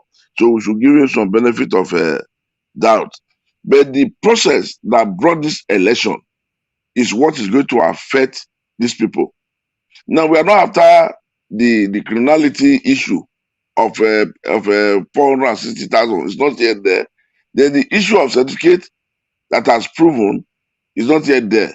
Then because there is a lot of things that is going to go in there. And then what the difference in the result in IRF that is different from what they themselves announced manually is this must be proven. So this is why when you look at it, you don't need to overstress yourself. The petitioners has to call for their proof to be seen and to be given, and for their opposition to now go against their proof and disprove it before the judges. This is just the normal thing. So to me, right now, my prayer is let their evil power not temper our brother, our principal, physically hurt otherwise. And I think that is just one thing I want you to understand, that these are things you are going to expect, NWATCH and Nigerians. And I will now go again now to APC sick man. This was a man who was trying to tell God that he can also behave God man to man on earth. He's now lying down. God Almighty, forgive me. I'm not happy that he's sick. But when you are telling children, Benin says, when child is stealing before shrine, they steal with English. If I take away the go, do not be this wood where they carve here. When they now steal out of shrine, the shrine is bringing them down. They will be lying down to saying that that money that you were talking that means from the shrine, I was the one that take it. As he's saying it, confessing, he's crying. It's what this boy is doing now. I pity him because what has befallen him now, only God knows. Somebody see women undressing and passing course, and you probably thinking it's a child's play. If you know what is tradition, many of them would have known what was taking place in Nigeria. They would have known what was taking place in Nigeria. You just take this money, go and sleep with two different guests tonight, then go to restaurants, go to bar, drink, enjoy yourself. You think that is the world. Agbado is jumping from one corner to the other, from Babalawo to Babalawo. At the end of the day, I'm shocked that 30 million naira upon all this risk is not there. Even your baby mama is not responding to you. Most of them will see what you did during the election. They will not fail, they will not partake and share with you from what is befalling you. That's the gospel truth. It's a pity. Young men, people out there, this guy should be a kind of a game changer, a case note of studies for all of us to know what these people can do with you as politicians. May God decide his fate. If he deserves to be forgiven, that is the judgment of Almighty, not me as a man. So, Naija World, fellow Nigerians, with what I'm seeing, the submission is just nothing. And I'm very, very hopeful, very, very hopeful that the people are just only trying to play the game to see how tough and how prepared is the Obi movement and the lawyers and Labour Party. I will use for now, but I'm satisfied. May Naija World be very much encouraged. This is the beginning. These people, they don't know what they bite. And they can never swallow it. I promise you that. Thank you very much. I yield to everybody. Thank you very much, sir. Thank you for Yeah. the submission. Thank you. All right. Thank you very much, my people. Let us quickly hear from the next person, which is Mr. Eric. Mr. Eric, thank you very much, sir, for your patience. It's good to have you back. Please talk to us, sir. Yeah, thank you, Mr. Elvis and fellow panels. Thank you all. I mean, this is a very good job, Mr. Elvis, trying to enlighten people through other people. What I am going to say today, first of all, I will appeal to the United States government. I mean, this is a country that gave me that opportunity in my adopted country. And so I will appeal to them to try to tell United Kingdom to investigate what happened to Labour Party presidential candidate or the people's president of Nigeria. What happened to him at the airport with immigration. So because for me, it's a kind of sabotage. It's sabotage in the sense that Obi lived in the United Kingdom for years, and he got businesses there. So now, know how you can tell me that they don't know him or know his signature or know him physically in all kinds of that. So for them to say it's impersonation, for me, it's a purported kind of excuse for me. And then if it's impersonation, they're supposed to find out who those are. And they're supposed to know that actually it's not Mr. Peter Obi. That's what I will say on that. On the other hand, I will go to the judiciary. The problem is not the evidence provided. The problem is not whatever INEC or APC is saying. The problem is actually from the judiciary. Just like how Tinubu is buying people with the money he got from public fund. I hope, I've said this before, he is buying everybody. Even when the evidence is there, they will definitely, whatever they want to do, they will do it, because just like how Mahmoud pronounced the result, that's the same way they might do what they want to do because they feel that you can't do nothing about it. This is what I have seen in Nigeria. It's a shameful thing that we Black people, even in the most populous Black country, that's supposed to give example to others, this is what is happening there. And it's funny more when it is the elders that are supposed to advise the younger ones that are doing all this. Now, let me say this again. It will be better. I mean, the kind of fraud, the kind of scamming that is coming out from these elders is more than what Hush Puppy did that get him in jail in the United States. And still, the international community are not seeing it that way. They are still doing business with all these people. I mean, that's a real hypocrite.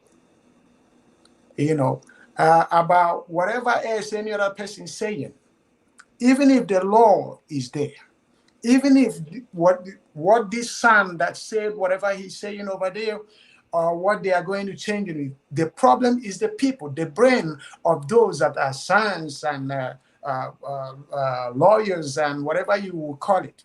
Every one of them want to be rich. So they believe in the highest bidder. The truth is being thrown away.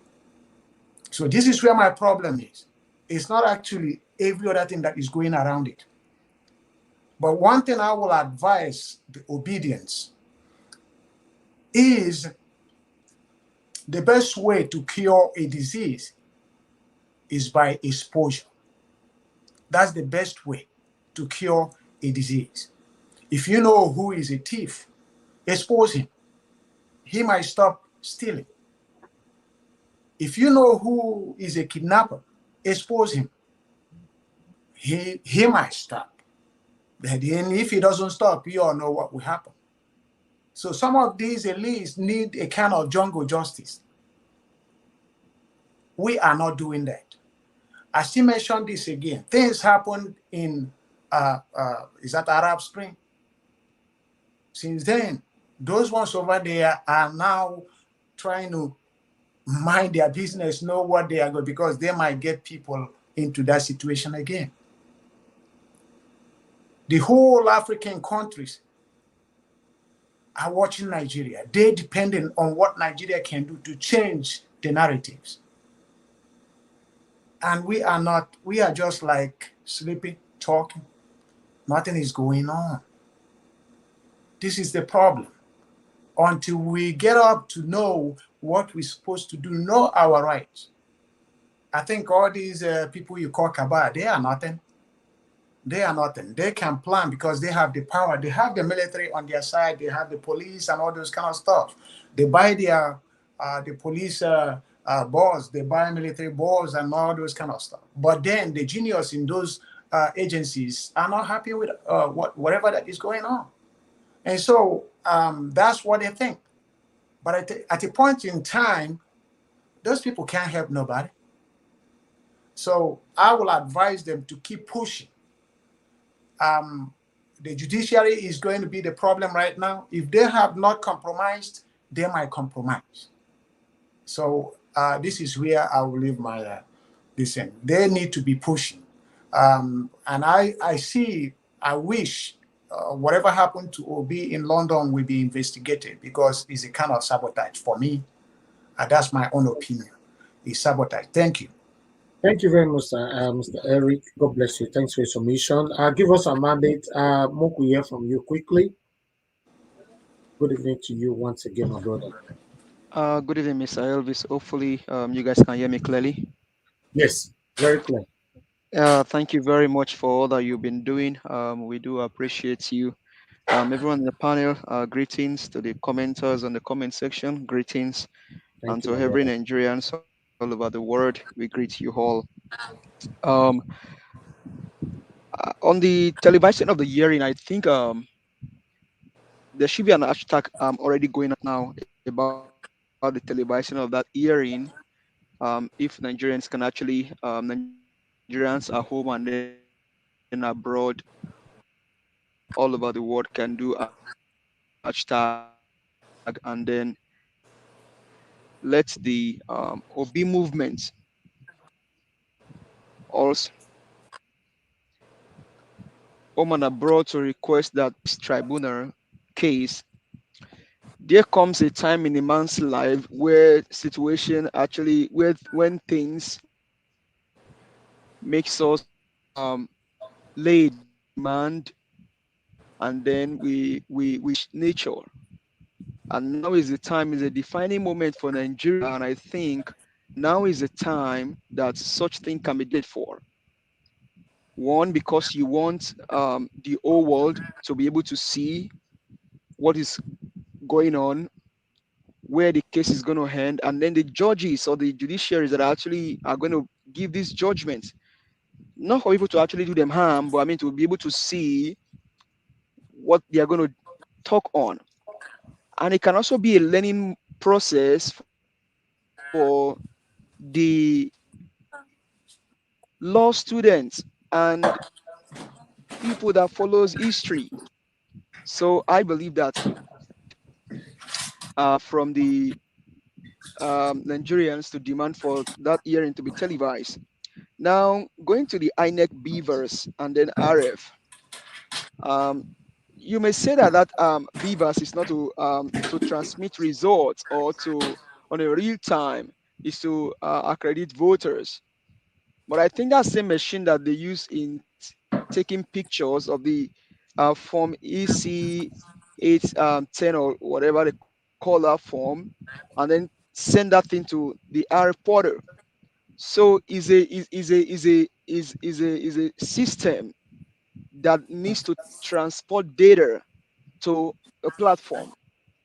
And Mahmoud Yakub, I mean, went everywhere telling people that this is what's going to happen. I mean, he used the word, some noise is coming from somebody there. He used the word real time. And so, why then do you have to change the game? You change the game, you change the goalpost in the middle of the game.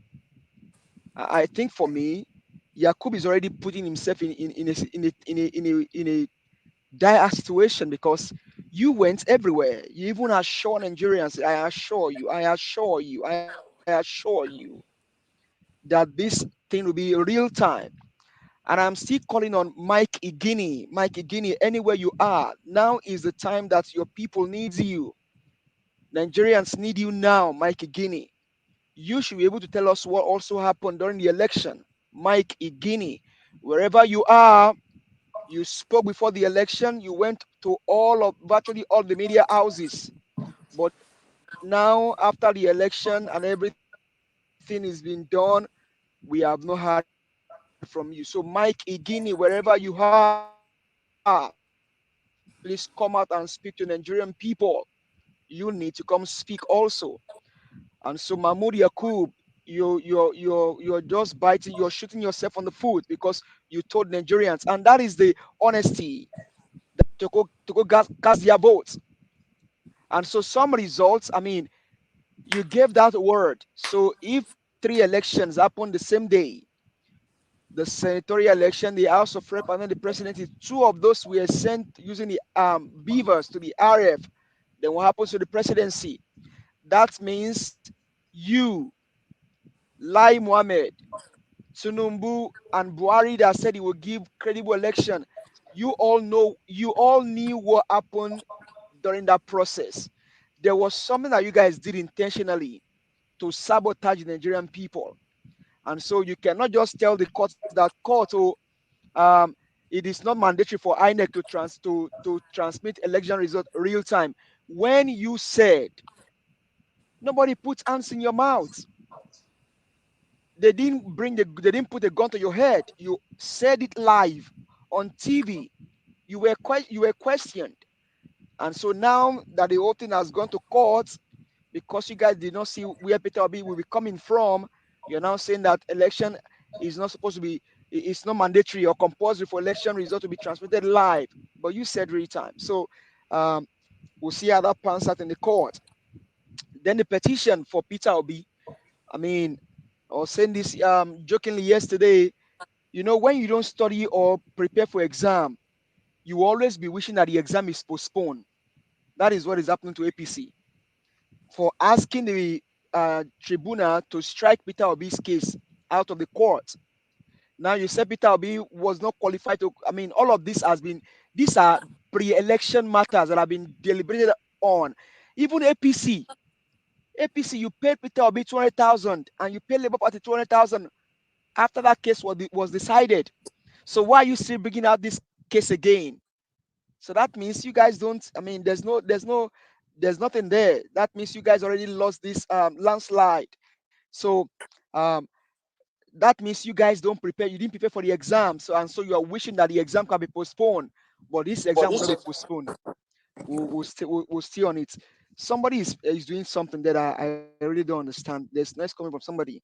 Then the Sun, everybody is entitled to their own opinion, and Mr. Kell, that we have respect for on this platform, has just through research told us that that man has been I mean his son certification has been withdrawn by NBA. So, and we're not saying that to mock him. It's just that every Nigerian is a lawyer now. Mr. Elvis is a lawyer. Mr.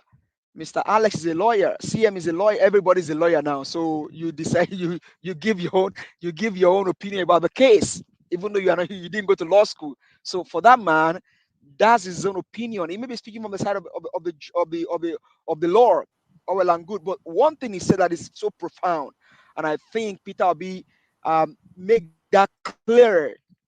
The process is very, very important. The process at which we arrive at an end result is very, very crucial. And I think I appreciate him for saying the process. So Peter Obi is saying that I'm not questioning who INEC declared as the president select, because he is not elected as the president select. But I am saying that the process, and one of the process that Peter Obi was talking about is, now we can now go back to the Beavers thing. Beavers was supposed to be part of the process in this election, but the Beavers was used for part of the election, but for the major one, Beavers was not used. So that process was intentionally destroyed when it got to that presidential aspect of the election. So let's pay attention to that. The process should be like, if CM is asking, where is it in the law of INEC that INEC should stock up TPS? That's a valid question as CM is asking. So everybody should pay attention to that question. Is it in the electoral law that INEC should stockpile TPS? That after we have counted the result at the polling unit and we recorded, okay, maybe Mr. Elvis's polling unit, it was 100, and now when we are now moving from Mr. Elvis polling unit to the local government, we felt that, oh, we can alter the result, so let's get TPS. Was that in INEC electoral? Was in the electoral act that INEC should stockpile TPS? Because that's mutilation there. That's forgery. That's irregularities that CM is asking. And that question is very, very valid. Now, going to the UK, detention of Peter Obi. Now, if a man lives somewhere for more than 10 years, it's not only a resident, it can be likened to be a citizen. So what UK government just did against Peter Obi is that they fought against their own citizen because of some certain interest. And I think Madam Rita said that profoundly, that some people have interest in the natural resources and the Commonwealth of Nigeria. And so they can do anything possible to destroy Nigeria. Let's even leave the issue of Tinubu, Raji Fashola, Sanwo-Olu, Yomi Oshibajo, Wole Soyinka, it's a Sagi. Let's leave all of those. Those are Nigerian people. Let's talk about the UK government, the American government, and every other government of the world that have interest in the natural resources that we have in Nigeria. And so that is what UK government just did, because you cannot tell me that somebody is impersonating me. You are detaining me that they are impersonating and not going after the person that is impersonating me. That's it. That they dropped the ball over there. What have you done against the person that is impersonating Peter Obi? Peter Obi before the election was in UK. He was moving from one place to the other. He came to UK several times. He even came to Chatham House. When he came to Chatham House, you guys did not stop him. Or maybe the whole thing happened after he came to Chatham House. We can't tell. But I know if somebody's going to impersonate you, they won't just all of a sudden just come out of the blues. They would have been trailing you. If I want to impersonate NAIJA platform now, or impersonate Mr. Elvis, it will be a process. It doesn't just start all of a sudden. So UK government, I believe they have something that they are hiding, and that's where sometimes I give this to American, the FBI, because they will follow the trail. So you held Peter Obi, and then the whole thing has gone over all over the world. But also that is a win for Peter Obi. Is a win for is a win situation for Peter Obi. So in every bad situation, there is a good thing coming out. I'm service. In closing, I would like you not to lose hope. One thing is, before the glory, there is always a story. If there are no story, there is no glory. So these are the part of the story that Peter Obi will tell, that, oh, there is one NAIJA Watch platform that the people there, they just dedicated their platform for me for 1 year. That's part of the story. Oh, there's a lady Corita. She always talk about Peter Obi. If you go against Peter Obi, not because she's just racist, but because she just like the ideology of Peter Obi. So without a story, there is no glory. So let's be hopeful. We see how this whole thing pans out. But I think what has happened in UK, detention of Peter Obi, is a win situation for Peter. It has even made Peter Obi more popular to the world. So thank you very much. Exactly. Because this one not be Nigeria for happen. You're right. Thank you very much, my brother. Thank you. All right. Madam Victoria, is your turn right now. Good evening to you once again. Please talk to us. I'm here. Yes, I can hear you. Hello, did you say something? Yes, I did. Can you hear me? Okay, yes, I can hear you now. Yeah. Okay. Good evening to you, good evening. Good evening. Thank you very much. I appreciate. So I have a few things I have to say, and which I have said before on this platform. I remembered when I mentioned to you that they're trying to arrest Peter Obi, and you were praying and asking him if he was going through anything, he should speak up. And I believe CM was saying, he's a big boy now, is this, is that. So I think I have, we have talked about this here before. And let me take that detention, when they detained him in London. We all know that Mr. Peter doesn't take private jets. It takes public transportations. And in all of these places, there are also Tinubu's spies. So maybe, because I'm speaking from experience, sometimes they probably have tipped them off at the airport that someone is coming, detain him, is doing this. It might not really be anybody per se doing personification, just like I think was Giver's mandate said. It takes a process in order for you to use somebody's documents. It's not something you can just start doing. So my guess is someone from the airport probably called them, one of these APC people. There's nothing that's going to happen to Obi in this era we are that is not coming from APC, not PDP, purely APC. Because APC stole from, you see, PDP came second. They are where they are. They swap APC and LP. That is why there's this loggerheads between APC and LP. Nobody is talking about PDP. It's forgotten party, So anything happening to Obi now, is part of the propaganda coming from APC.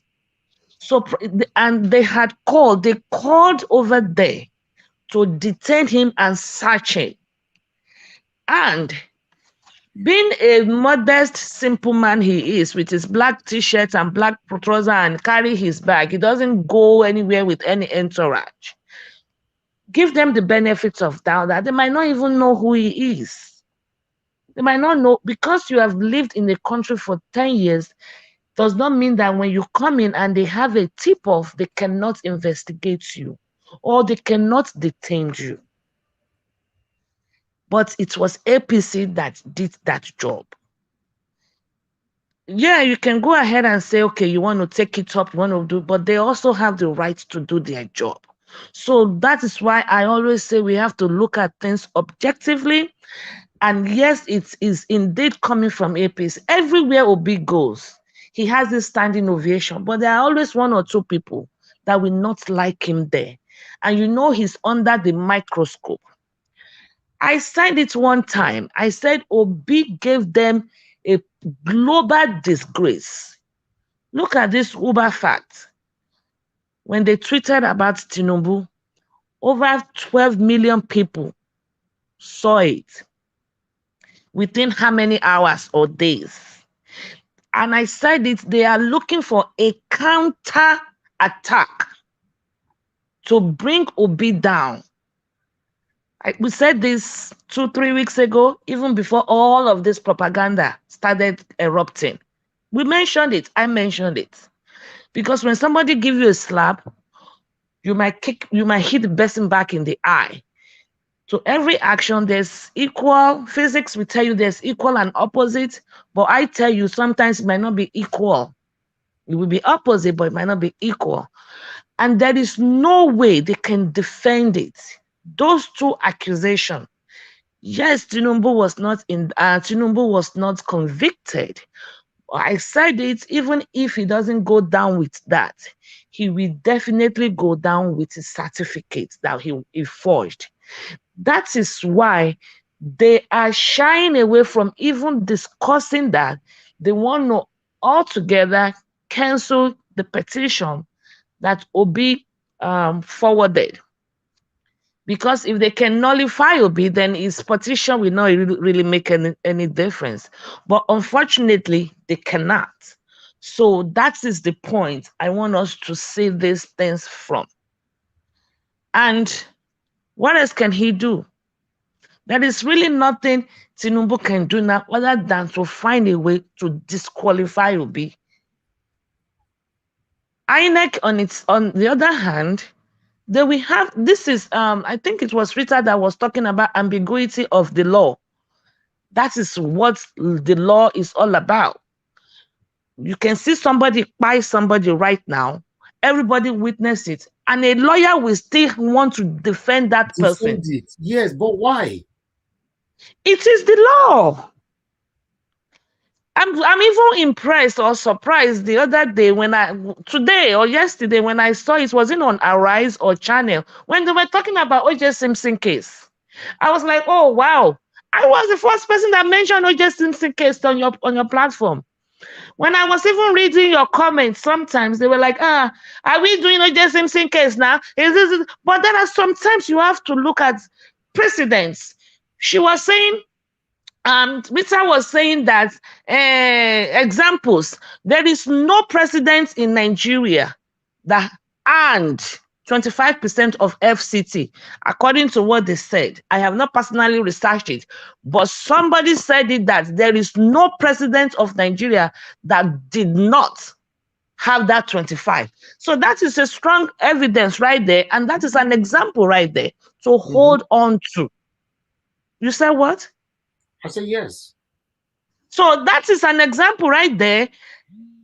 And this is a very high profile case. I strongly believe they will televise it. Because after 12 million, even more, 12 million and still counting, watch what is going on now. They should be under enormous pressure to televise it. And I strongly believe When it actually starts, they will televise it. I don't think there's any cause for alarm. Usually when there's a petition, there's a counter petition, and they keep going back and forth with APC and LP. They will have to look for a way to go around it, so they will not even want to debate the certificate issue. I kept saying it, he was not convicted. Indictment is different from conviction. Forfeition does not mean that he was convicted. He did not appear in the court of law. Before you can use the word convicted, you have to go to court. Official courts a judge have to say guilty. Then you are convicted. They have a way they can play around it. APC is looking for something that is of equal weight to put on Obi. That is why all this propaganda upon propaganda upon propaganda, tracing upon tracing. At least, thank God, this week, tracing has gone down. Abi, that one has mellowed down. There is no tracing anymore. That one has subsided now. So now is it detaining. They want people to know that, oh, Obi2 was detained. Obi2 was detained. Obi was questioned. But thank God for the way they all outcome. They apologize. They might not know Obi. Sometimes we have to give people some benefit of that. Those people might not know Obi. I don't believe they are accomplished in this situation. Yes, they probably got a tip and they had to do their job. I'm talking from experience, so I know. It's no big deal. And they might not know him. And thank God people know him then, they recognized him, and he was eventually honored and respected and apologized, and everything went fine. That is another slap on APC, because I know it's from them. Everywhere Obi go, he passed through. Obi needs to take, I said it here, he needs to take extra caution. Working alone, he needs to have 1 or 2 bodyguards working with him. I know he's a very modest man, humble to the core, but he's a high-profile person now. He's not just an ordinary man anymore. That would be my own candid advice to him. So, what else did we talk about? The boy that is sick. I don't think you played the boy that is sick today. No, yesterday we played it yesterday, but we only referenced back I to don't it. know. We reference back to it I today. don't know. Okay. So I think it's a lesson. I saw it, and I've seen the boy a long time ago, even throughout when he was abusing Yabo Joe and stuff like that, because that one, she supported Yabo Joe is supporting LP, and they gave Yabo Joe some water. But this is, if they said Tinubu on Lagos has done a lot for Lagos, basic amenities is what I am fighting for. Let him go to the hospital that Tinubu provided, or let him go to the welfare company or public aid office. Let him go and get public assistance. To me, he's a big boy. He took picture with Sanwo-Olu that I saw on his profile. If you can die and why with the power and the mighty people like that, you shouldn't come to the public domain and be begging for Toro Kobo. That But he is said my he own contacted point. these people, they are not picking his calls. Well, too bad. To me, too bad. Whoever, wherever, as you lay your bed, you lie on it. As you lay your bed, let him call MC Oluoma now. Let him call MC Oluoma. Let me call Coco's Daria and whatever their name. His calls, including Well, his too mother, bad. including his mom, his a baby mama, Well, everybody left him.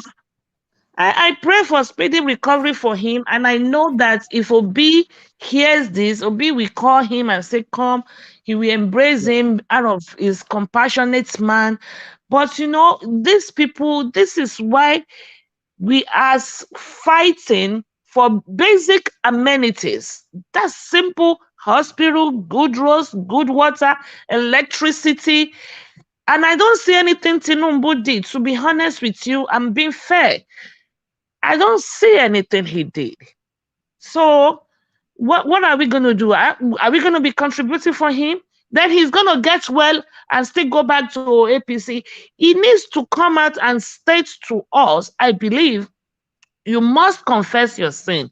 He needs to come out and say, I was involved in this, I was involved in this, and be ready to testify in Gbadebo's camp. If he actually is seeking for restitution, if he wants to make restitution, you have to confess your sin.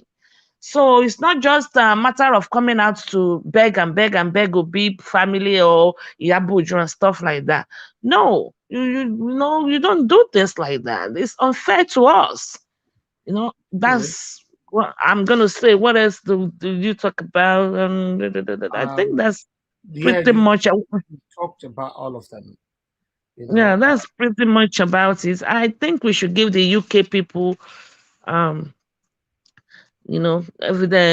benefit of doubt that they were tipped off, and since they don't know who Obi is, because anybody can call anybody and say, hey, so person is coming, it's a suspect, check him out, search him very well. I'm suspecting this person, is this person. And they have a duty to protect everybody else. So it's not uncommon.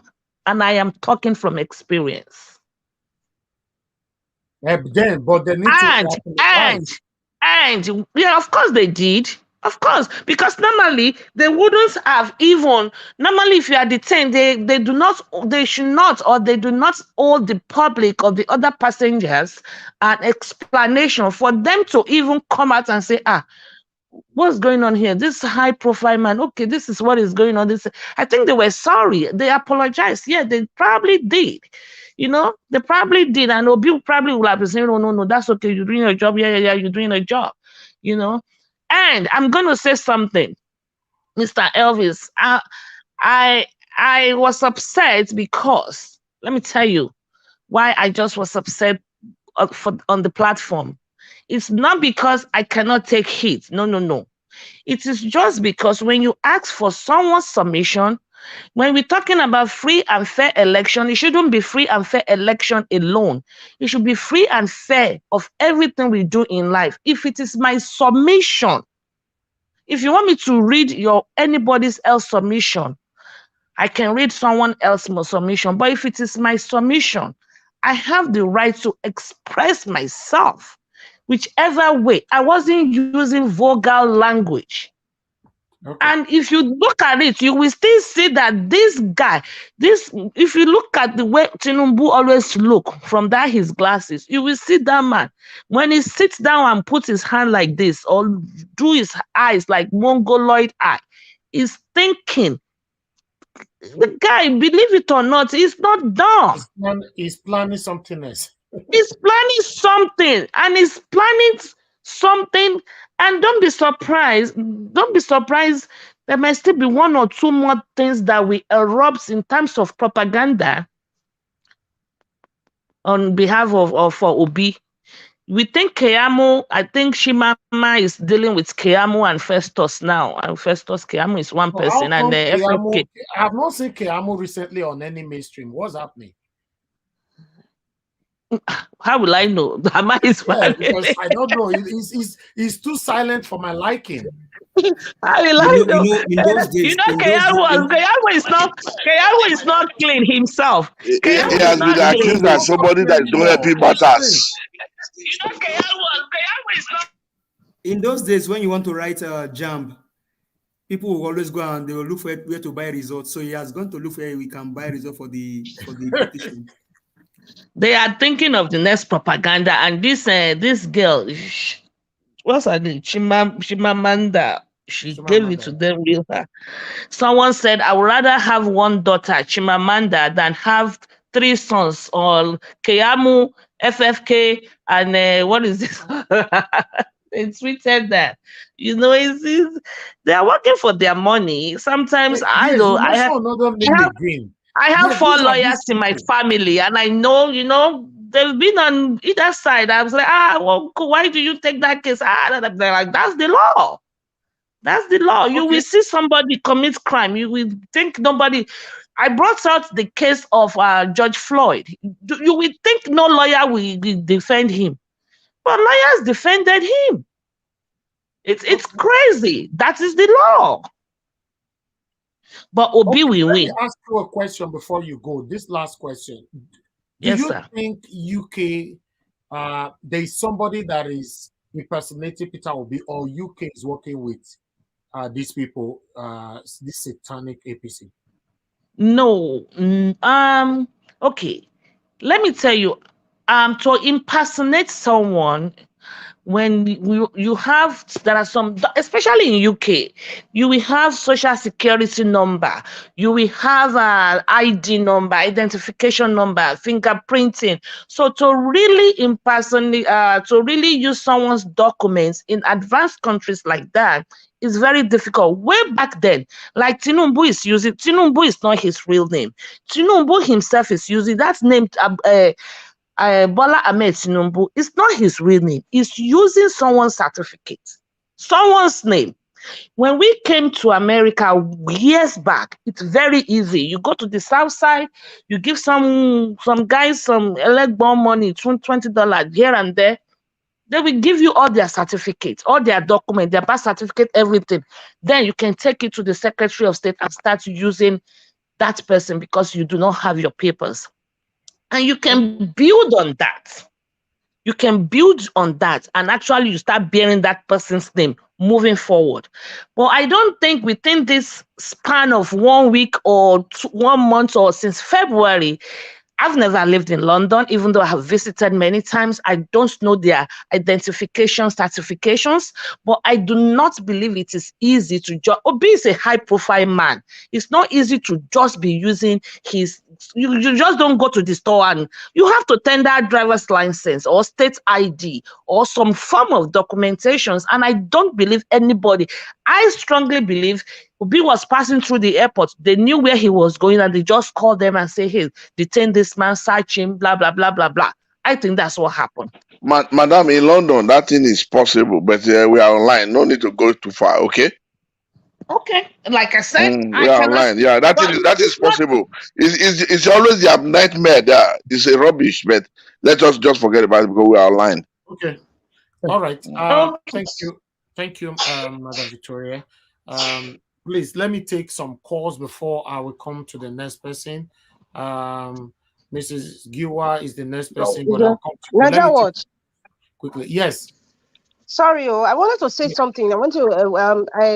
I was listening to Madam Victoria speak, and she said, you know, every person must have a defense, a lawyer. Even if you are a murderer, you have somebody defending you. I think she was trying to explain the reason why the likes of the fake San Keyamo or fake Festus Akamu was part of the APC. Now, there's a difference in being a lawyer. No, that's not what I was speaking about. I'm talking about the and the ambiguity you mentioned. No, I'm not talking about that part, ma. I'm talking about the fact that you said, you know, everybody must have, you know, a lawyer, and that's true. You know, when you made reference to you having lawyers in your family, and that's true. Even if you are the one on the wrong or the right, everybody must have some form of defense. But in this case, in Nigeria, I just want to say something about that part. Festus Akamu, FKK, and all the lawyers and Bayo Nonuga, they are not arguing on the basis of the issues. They are arguing on the basis of lies and propaganda. That is different. That is what lawyers do. Lawyer who is supposed that is what lawyers do. No, listen, ma.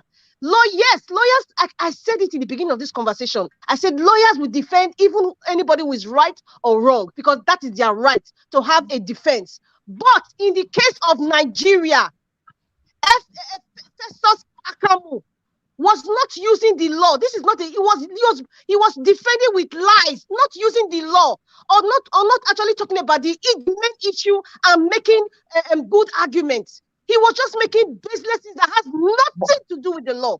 That is not a lawyer. I don't even know how he passed law school. But that's what I'm saying, but he is not under oath. He is not under oath yet. He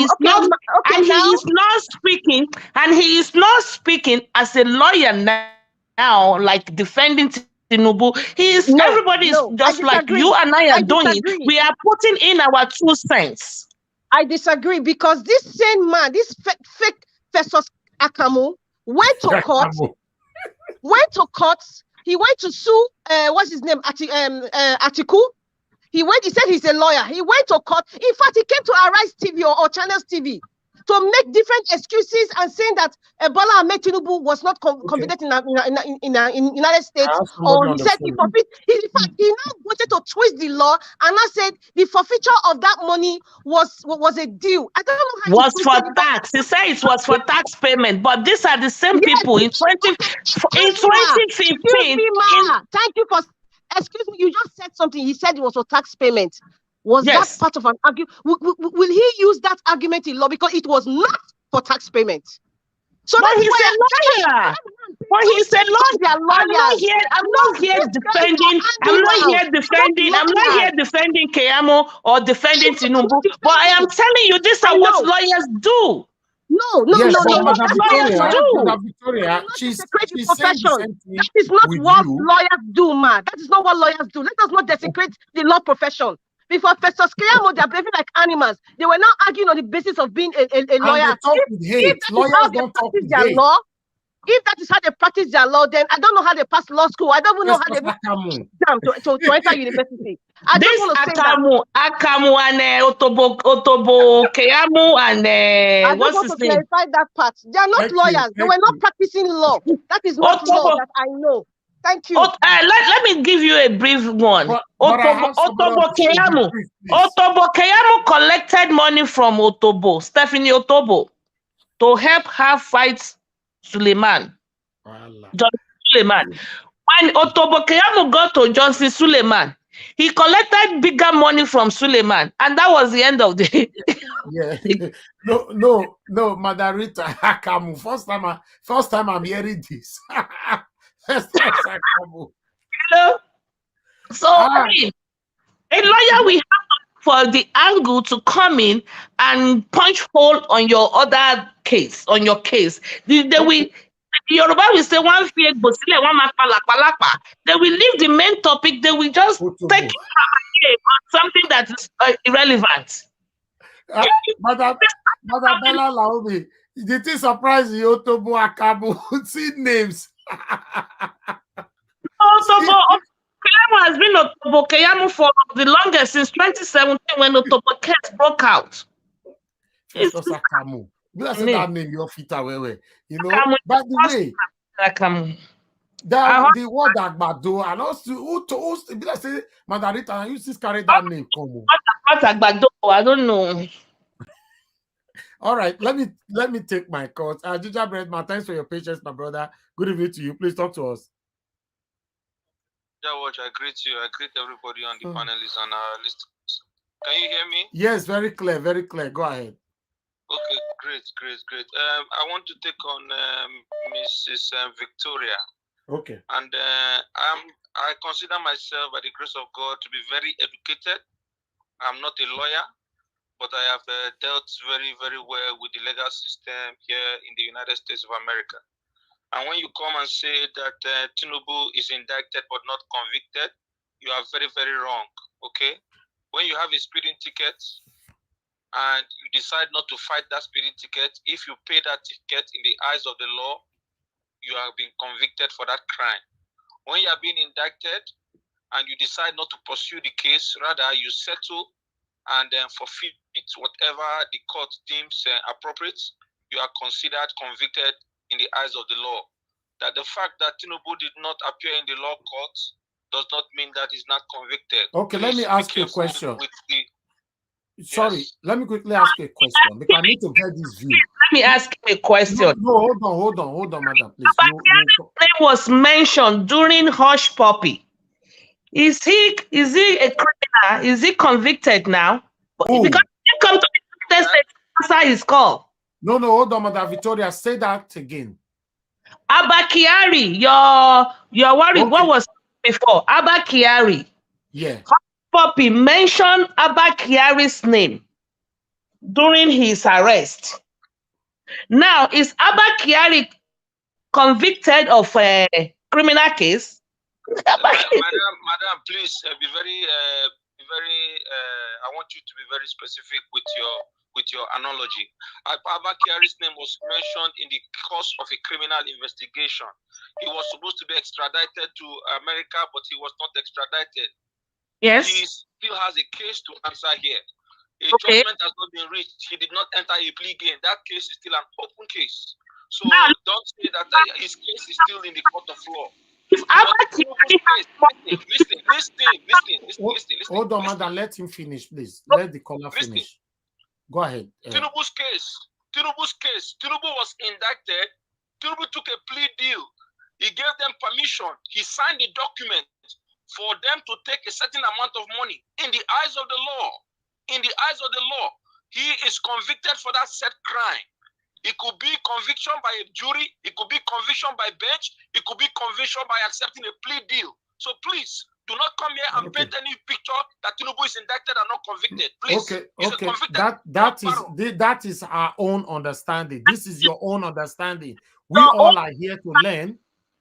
That is your own understanding, and I will tell you, I'm very, very sorry to disappoint you. That is not the law, and that is why they are saying he is not convicted, because if that is the law, they will not be telling you he is not convicted.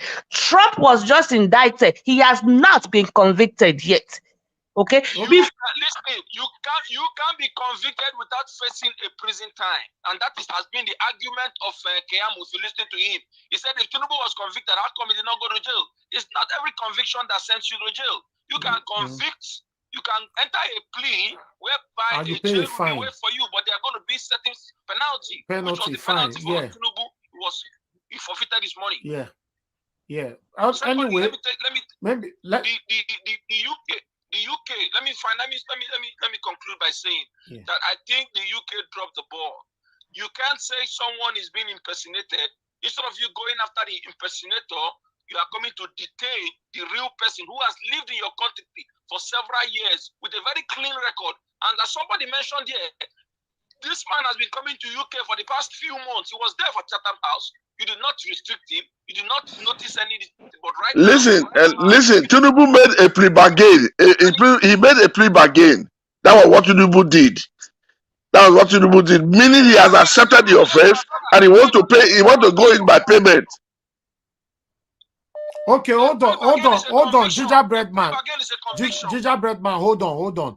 Mr. Edwin, is that a conviction or what? I don't understand. It's a conviction. It's a conviction. Okay, it's a conviction. By plea bargain, it's a conviction. Yeah, you are negotiating how the court should not treat you with what they are talking about to you. Okay, that's fine. Ginger Breadman, go ahead. Random. You are that what you are telling me is Madam Victoria, hold on first. Hold on. I'll come to you.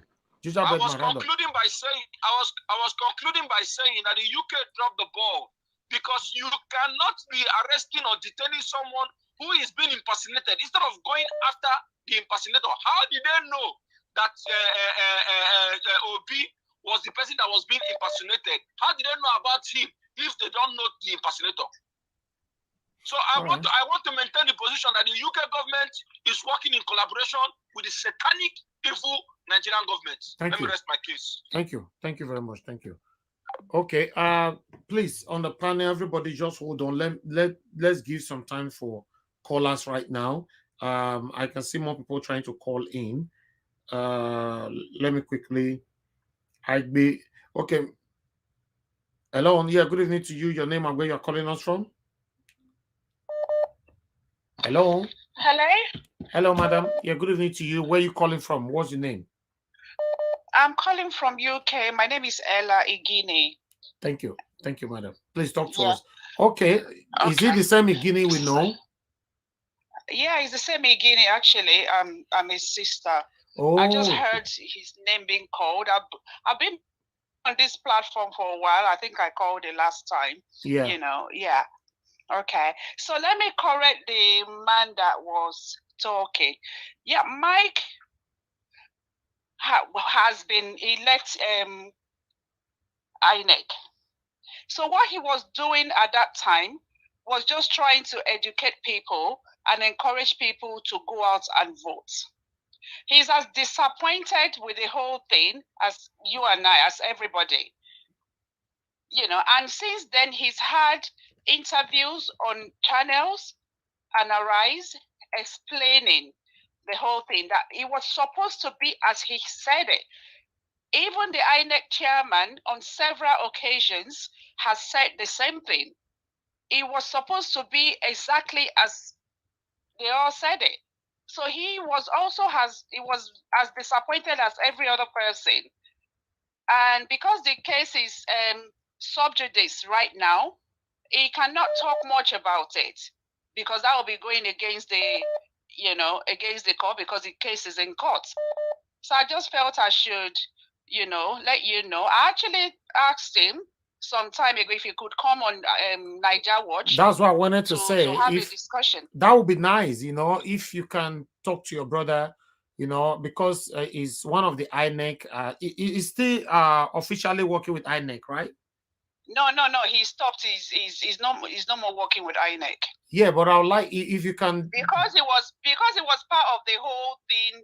Beavers right from beginning. That's why he knows a lot about it, and that was why he was going about, educating people and encouraging people to come out and vote. And just because of all the things he did, a lot of young people came out and actually, voted. They trusted it. Okay. And came out and voted. So I'll make an arrangement. If you can do that for him, that would be nice. Yeah, I will. Yeah, I've mentioned it to him before. I think last week or something, and he said fine, he will. So maybe I'll let you know. Okay, good. That would be brilliant. Be coming. Yeah, to have Mikey Guinea here, that would be great. Thank you very much, madam. God bless you. Thank you. No problem. Okay. Right. Yeah. Yeah. Bye. Yeah. NAIJA Watch, thank you, Mr. Elvis. Mr. Elvis, thank you. Look, from Texas to NAIJA Watch platform to UK. This is wonderful. You see, if we are talking here, and you are saying you don't know who is listening to you, you are 100% right. And I always say that. Yeah. And let us mind what we are doing in this platform, because this platform is bigger than what we think. Please, this has shown that the kind of people, even Boo Boo, might be watching us. Of course. Thank you. Of course, Not might be. They are watching you. They are hearing what you are saying. Of course, so they are always here. If you say it in English, say it in Igbo, say it in Yoruba, say it in Hausa. This is for better Nigeria. That is the sister of Mike Igini. Some of you might not know who is Mike Igini. I understand many people. Yes, the Queen Valerie. Yeah, that was sister to Mike Igini. Let me put it on the screen so that you guys know who is Mike Igini. It's very important and big figure in Nigeria. That's in there, So Mike Igini, that's the sister that just called in.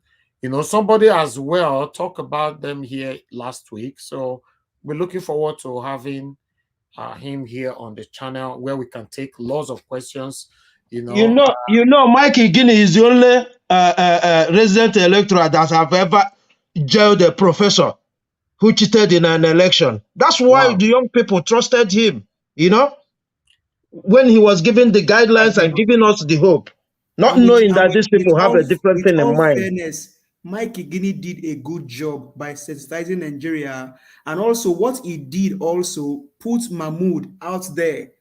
What Mike Igini did put Mahmoud out there. So it will now be a case between Mike Igini, Mahmoud Yakub, LP, APC, and Nigerians. Thank you very much, Mr. Elvis. Posterity will not forget you.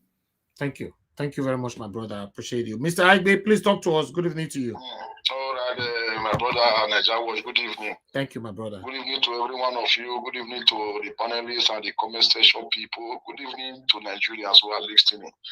You see, I just want to comment on the topic that God bless you, give us our mandate. You see, that's why since when I belong to this family, we always use our tongue wisely. And I thank you, Mr. Elvis, for your coordination, that you're always on the right track. You see, let me start with Mike Igini. God bless you, my sister to Igini. Igini was the people, was one of number one person that made me to live in ANEC. The way Igini, anywhere they invite him, any station they invite him, he always come, to enlighten us. It makes us have very strong belief on the INEC because he was a returning officer in a Akwa Ibom state, if I don't make mistake. It makes us understand that the politicians they will be disappointed by these beavers. It was the person who called the beavers the game changer. So after the election and everything, when the Guinea come back to Arise TV, he was so disappointed. When I saw it, I feel it in my spirit. I said, no. I said, the INEC have disappointed this man. So, you know, he cannot say everything as sister said, and that is true. He cannot say everything, but Guinea himself is disappointed for all this mess because the Guinea make us to understand that there is nothing political parties can do than to follow the procedure of the that means we need him here. We need him 100%. We need him because he's very good to educate us. He's very good educator, especially when it comes to this beavers issue. And in fact, we have a limit of, you know, by now, at this time of the day, we have a limit of, you know, indicator bet. He will still tell us, you know, the games that the beavers play. The beavers is a game changer. It is not the game changer. That is why we did not know that the INEC are going to pass through that back door. And that was why the Guinea were disappointed. They have tested it in many states. And the Guinea make us understand that when the area that they wanted to change the result, the beavers proved all of the out. That was the past governorship election. So in the case of lawyers and all, Obi, we know that Obi is a moving train. Nobody can stop Obi. Nobody can. God have revealed it to me, to many people, that Obi is unstoppable. Nobody can stop Obi. In case of lawyers are made to defend. Even a broad-day armed robber that everybody saw, robbing broad-day, lawyer is made to defend them. It's just to defend them for their ignorance. Not really mean that lawyer will defend you not to be sentenced. If you are guilty, lawyer cannot defend you not to be sentenced. You must be sentenced. But if you only defend you or say what you do, you will be ignorant of it. And nobody is ignorant of the law. Thank you and God bless you. If we can be able to have a Guinea to talk to us, and we appreciate more and more. God bless you, NAIJA Watch. God bless you. God bless you, my brother. Thank you. Yeah. Okay, one more call, and coming back to the to my people on the panel. Hello, Justin. Thanks for calling in, Justin. Please talk to us. Good evening to you. Yeah, hello, NAIJA Watch. Good evening. Long time. I want to greet everybody in the house first and foremost. I've been listening to the program. I just want to add a little bit of contribution. Go ahead. Yeah, so basically, I want to talk about Peter Obi stuff, and I just want to I want to say, you know, what the UK immigration did to Peter Obi, that is a normal procedure if they have, you know, issues of concerning an individual when you're coming into the UK. However, you know, I think we all know that definitely Peter Obi is going to make, there will always be definitely a follow-up. Like, you know, he wants to know what happened. But I believe that the UK government will not give him enough information, you know, because obviously they don't look at your status. Everybody's the same, basically. And because Peter Obi lives a kind of plain life as well, you know, they know he lives here as well. So they know his record. But it's a good thing for them to call the host of heart that PDP and the APC in particular didn't get away with this. Because if it was to be a country that is not like the UK, a country who can obviously do some funny stuff, it's going to be a different issue by now. Because probably the plan is to kind of detain Peter Obi, you know, for the court to do whatever they want to do before, just the same thing that happened with Iperamadu. Before he's going to come out, you know, they've done whatever they're going to do. Yeah. But I think this is where we need to kind of put our guards down and try to see how wicked and how far these people can go to destroy, you know. Okay. If you can see kind of reach out to Dr. Aruna, you know, people that are like Aisha, you know, people that are a little bit close to Peter Obi more, or any other person you know that are close to Peter Obi more, if it's possible to, you know, they can still be coming into the program, you know, and just be refreshing, you know, letting us know a little bit about, you know, his dealings, you know, how he's feeling, you know. Basically, I'm going to say his emotional state, basically, because I know that it's going to be too much for Peter Obi right now. He's a human like every one of us. We'll bring one of them on Friday then. Maybe Dr. Aruna or Aisha, one of them, yeah. On Friday. Exactly. So at least that's going to help the obedience a lot, just to see, his state, to see how he's coping, his mental health, his strength, those kind of stuff like that. And if it'll be listening to this program, I'm just going to say, please, just be extra careful. Even if it means to stop this public flight stuff that he's doing at the moment, at least for now, just stop it, let him stop it, because his security is very, very important. Thank you, my brother. So that people can really get access to him. Thank you very much, NAIJA, and thank you everybody in the panel. I appreciate it. God bless you, my brother. Thank you. Oh, sorry, I've already cut it off. Mr. Chris, please talk to us. Good evening to you, sir. Can you hear me? Yeah, we can hear you, sir. Yeah. My name is Chris. I'm calling from Dublin. I just only want to contribute to the issue that has to do with Mike Guinea. I know the sister called in, but I think we must all understand that and we all trusted what Mike Guinea said, not even what the INEC chairman was saying, because we know Mike Guinea had an impeccable character. But the problem we had with Mike Guinea is that he shouldn't have put so much trust on a system that he didn't have control over. Because the way I watched all his interview, the way he was saying that the beavers is the game changer, that one really made everybody to relax, and we expected the best from INEC. But unfortunately, he knew he didn't have control over what INEC was going to do, because I only learned of that. But what do you expected him to say? Because at the end of the day, Beaver is supposed to be a game changer, but Mahmoud become the game changer. Yes, this is what I expected him to do. Two things. The first thing is that he is too intelligent to be naive about the fact that the likes of Mahmoud and the Fulani hegemony could not be trusted. He was too intelligent for that. That's one. And secondly, there's something you don't have control over. You don't have control over it. You can't sell that thing to the public. That's number two. Then the third part is this. Now, the case is already in court, because when they interviewed him after the election, it was like 2 weeks after the election, and he said the case, when they asked him about the 25%, because apart from just the beavers, Mike Guinea said without the 25% in FCT, you can never be declared the president. I watched him say that.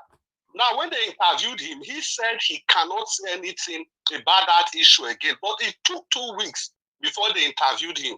Now the case is in court. The reason why he said he cannot say anything, even the man today, because the case is already in court, so they are being careful on what to say. Yeah, exactly, NAIJA was. So that's how it's going to end, because now the case is going to get to the Supreme Court, and after the Supreme Court might have given judgment, let's not assume that the judgment did not favor Peter Obi, God forbid. He is still not going to be able to say anything, because once the Supreme Court has given judgment, people cannot be countering what the Supreme Court has said. So that's still going to be the story. Okay. My point is that there was a 2 weeks window before the case went to court. Yeah. There was a 2 weeks window where he would have cried out and said this was not what he expected, that INEC has run foul of its rules and regulations. All these questions will be passed to him directly. Fingers crossed we'll be having him here anytime soon. Okay, but that's not to disparage the character. He's a man of impeccable character. So that should be made clear. Thank you very much. God bless you, sir. Thank you for calling in. Thank you. All right. I would like us to move on to the next person here. Madam Giwa, I know you'll be waiting. Please, I would like you to talk to us. Good evening to you once again. Okay, I guess you are not there right now. If you are not there right now, I would like to quickly take one more call so that we can quickly move on. Mr. Victor, you call in. Who's talking? No, NAIJA, I just wanted to quickly respond to that man that was talking about Mike Guinea. Okay, hold on. You talk about that. Let Victor finish talking to us. Mr. Victor, good evening to you. Please talk to us. Yeah, thank you very much. Thank you, Mr. NAIJA. Thank you, panelists. I could not enter, but I know I will enter when any of you made any mistake. I was trying to the gingerbread man made mention of the case. What Mr. Victoria was doing. I think that was what causes our argument. Anytime before I go into a case, I like to divert myself into the common sense behind the case. When I meditate on the common sense behind the case, then I now look into the case directly as that like a lawyer does it. So I will weigh both sides and bring my own common sense of the case. Like what Gingerbread Man said, when I said it that day that he was guilty, but he decided to go because they gave him two portions. Will you go this way or you go this way? So the lawyer, he was not there present, but the lawyer took this way to forfeit. When you forfeit, it's like when you get a ticket for running fast. When you run above the speed limit, they give you a ticket. If you want to contest it, you go to court. And if you contest it, you lose, they'll withdraw your license, and you now go and you now go to school to go get your driving license again. But I decided to pay. That means I'm already guilty, and I've been convicted. Okay. But I decided to pay my way out. And on the case of the Supreme, the case of Labour and Agbado, the case to me, our principal has already won that case. Because one, there are two ways. One, if you look at the process wasn't done rightly. And if you don't get 25% of Abuja, you cannot get it, because from the day they created that law, all the presidents have taken that part. And Agbado cannot take the other part and tell us he can be the president. The highest thing that will come up in this case is for them to redo the election again. Okay. Agbado cannot be president. Thank you. I stand my ground, and if they divert it, that means the judiciary have been compromised. Thank you. Thank you. Thank you, Mr. Victor. Okay, let me come back to the panel again. Madam Nigiwa, please talk to us. I called you earlier on, you were not there. Sorry, I had to quickly, mute. Okay. Yes. I want to thank you, Mr. Elvis. As for what happened to our president in London, I would think is the work of this satanic APC. They tried all means to discredit him with something, just like we've held this against what's this Jagaban? What is his name? Tinubu, that he's a convicted drug lord. Even though he probably didn't go to jail, over here, if you pay, you could jump bail. Meaning he paid all those money and then he took off to Nigeria and never came back here. I don't know if he came back. Some people might put up money and they just jump bail and go and leave the country because they know if they go back to court, probably they will sentence them for years. But as for what happened in London, it could be impersonated because I don't know. I never lived there, but I visited. But here in the US, my sister, during the COVID time, when they were giving out, oh, did I lost you guys? Okay, sorry. No, we can hear you. Yes, and during 2020, when they were giving out, during COVID, when people stayed home and they were giving out unemployment, my sister was still working in the hospital, but somebody impersonated her and was collecting unemployment until she got a letter while she was working that, oh, this is how much she has gotten so far. And she said, what? Somebody took her information over, her birth certificates. You see, they might not get the original, but they buy these things. Okay, where I am in New York, it's possible. They buy information. They might go get a fake ID. I don't want to say too much. She had to defend her name. She had to fight the IRS because in come tax time, all the money that impersonator took as if it was her, she would have paid back. So she fought hard to prove that she was working. She wasn't collecting no benefit before they cleaned that amount from her name. So it is possible. People don't have to have the original ID. They just know the date of birth. So it might be an inside job. It might be working with the London people. I don't know. But all these things cannot wreck our president. He is, like the brother said, he's a moving train. You cannot stop a moving train. You might delay. All this thing is delays. Because if God is if Obi has been meant to rule, nobody I don't care who the person is. They will just be bringing all these hurdles, obstacles, but he will still rule. He has been destined. I know they will try again. They will keep failing. We all have to be praying for him. And I don't think, like everybody has been saying, if he will be working with bodyguard, but I don't see him as that person. He's just a free man. He don't want to attract things, but these people are trying so hard to discredit him, to give him a name that is not his. But we know, everybody know, as for this election, it was not fair. It wasn't credible. It was not, it was not free. The world saw it. Even people where I live here, they say, what's going on in that your country? Why is that how they behave? I was so embarrassed. I said, well, those old fools don't want to leave. They say, what is this? It was seen worldwide. So anybody that comes on Arise or what is the other channel to say it was fair, they've been bought off. They cashed out. I mean, they took their own share. So they will come there to say anything. It doesn't matter. We shouldn't be perturbed about what they say. We had one lady, one woman, Amanda. She came out, Chimamanda. She said it the way it is. Should she be scared? No. She spoke the truth. She's a citizen here. She's a citizen there. Whether she's there during the election, it doesn't matter. That does not stop her from saying what she saw. So going back to the Televise, if it's going to be televised, well, it's a high-profile case. The world is watching. We will want them to televise it, but I don't think they will, because you just like during the OJC, it was televised, yes. But those lawyers, they're doing their job. They were paid to prove you are innocent till you're proven guilty. But this one, there's a lot of they're not innocent. There's so much proof. But like the man said, what's the Shaggy, the one from Shakiri, I don't know his name, that say he will not want them, it will not change anything. Oh no, it will make a lot of difference, because this time, even Biden will watch it. The Secretary of State will say, come and see what's going on. Even in the midst of this whole they are doing the whole thing, they will say, look at, even these people have been compromised too.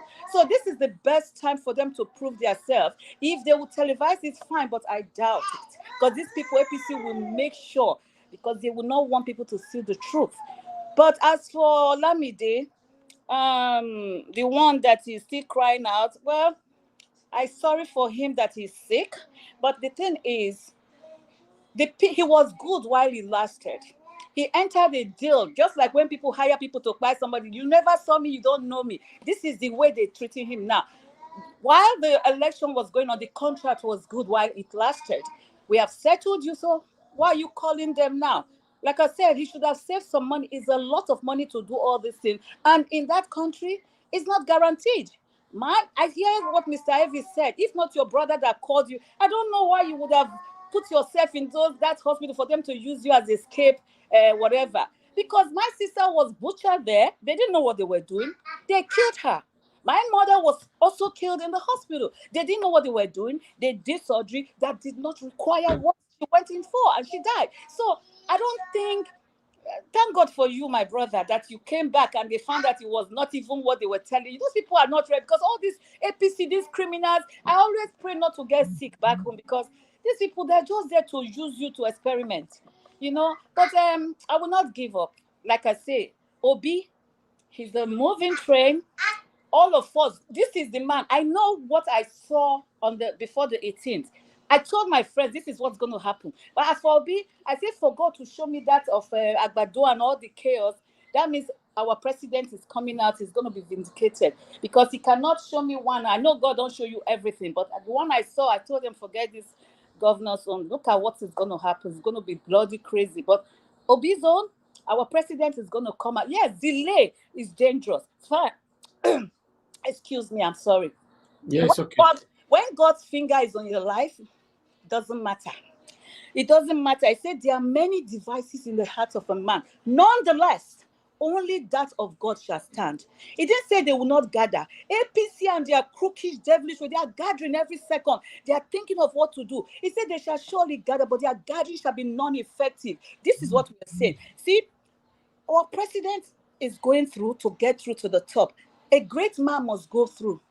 You have to see a lot of things, because if you just keep going, everything is working, everything, no, there's danger ahead. But what is going through, it is the channel, it's been programmed. So we just have to pray along and don't come here and fight ourselves, but we just pray and show love, because I know some people are still coming in here that are APC to listen to us. So we have to show more love to one another. We're all fighting towards our principle. We want him, because the moment they put Obi, our president, back then, also rock, I'm coming home. And if I'm tired of here.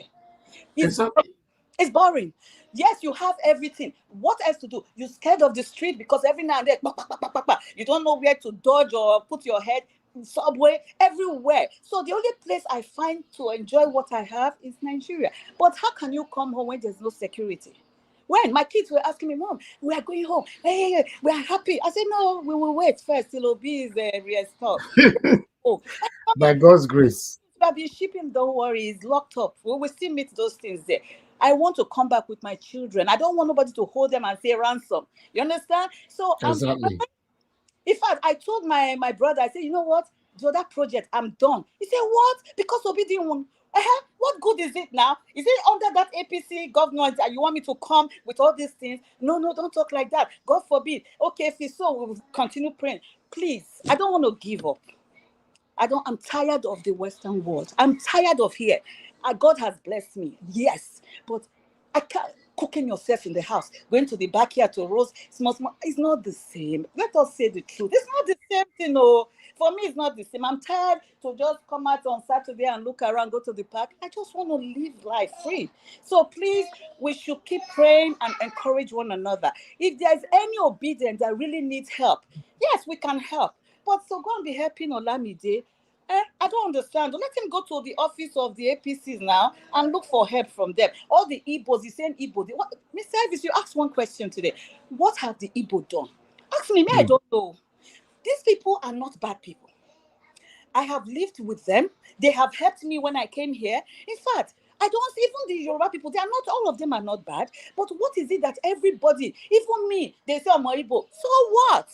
Everybody is Omo Igbo. What did Igbo do? Igbo, they are like the Jewish. Everywhere they go, they transform. Okay?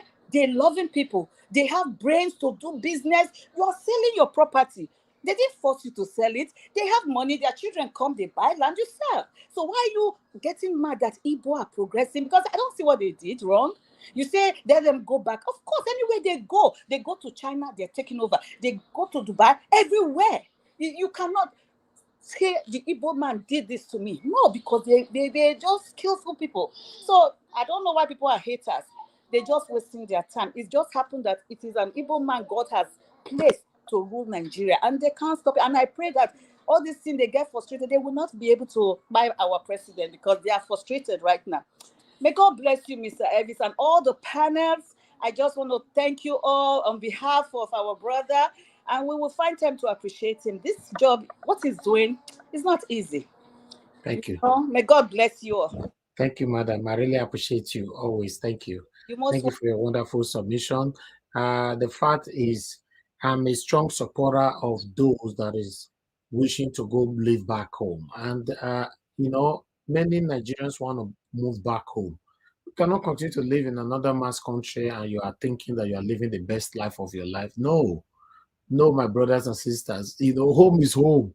You know the way they feel whenever I did Nigeria. Home is home. That's why we all are fighting right now. We want to have a better home. What are we saying? Many of you that is watching me now from abroad, you are inside the house. Everybody lock themselves inside the house. Nowhere to go. Go work, come back, sleep. Go work, come back, sleep, eat pounded yam, egusi soup, finish. Nothing else. It's just the facts. So please, let's stand for what is right. Thank you very much for your submission once again, madam. I would like to hear from Samuel. Samuel, thank you very much for joining us. Good evening to you. Please talk to us. Samuel, can you hear me? Good evening. Yeah, good evening to you, Samuel. Please talk to us. Good evening to you. Okay, good evening, and NAIJA Watch. Good evening, everybody. Good evening, comment section, and good evening, diaspora. So today I'm going to talk a little bit about the the judiciary and the case, Peter Obi's case. I just want to be a little bit. I want to say the way I feel about the situation, about the Nigerian judiciary and the court case for the presidency. On a serious note, to toe the line a little bit of Ahmed Dati, when he was asked, does he have a lot of confidence on the judiciary in terms of giving a favorable judgment to the true situation of things? The fact to me is I don't have much confidence in the judiciary to deliver a sincere judgment. I feel this way because, just like we said, what is the process and what is the end? You judge something also by the process that brought it to be. The Chief Justice of our judicial Supreme Court, I don't think he was brought to that position by clean process, and I don't think something that came to being by an unclean process will be trusted to give a clean decision. That is my fear, because he came over to London and pretended to be sick. That is an element of what do I say? Was found in a wheelchair while he was not sick. When he got to the hotel, he stood up. That's something shady, and that's the person that wants to make a decision. You know, I wonder, can I trust that kind of a person? Are we trying to be, well, I say, willfully blind Nigerians? A lot of times, like in the election process, we had all the hope, all the faith. We believed Peter Obi is going to win, which truly he did. But we turned a blind eye to the fact that Nigeria is the capital of rigging of elections.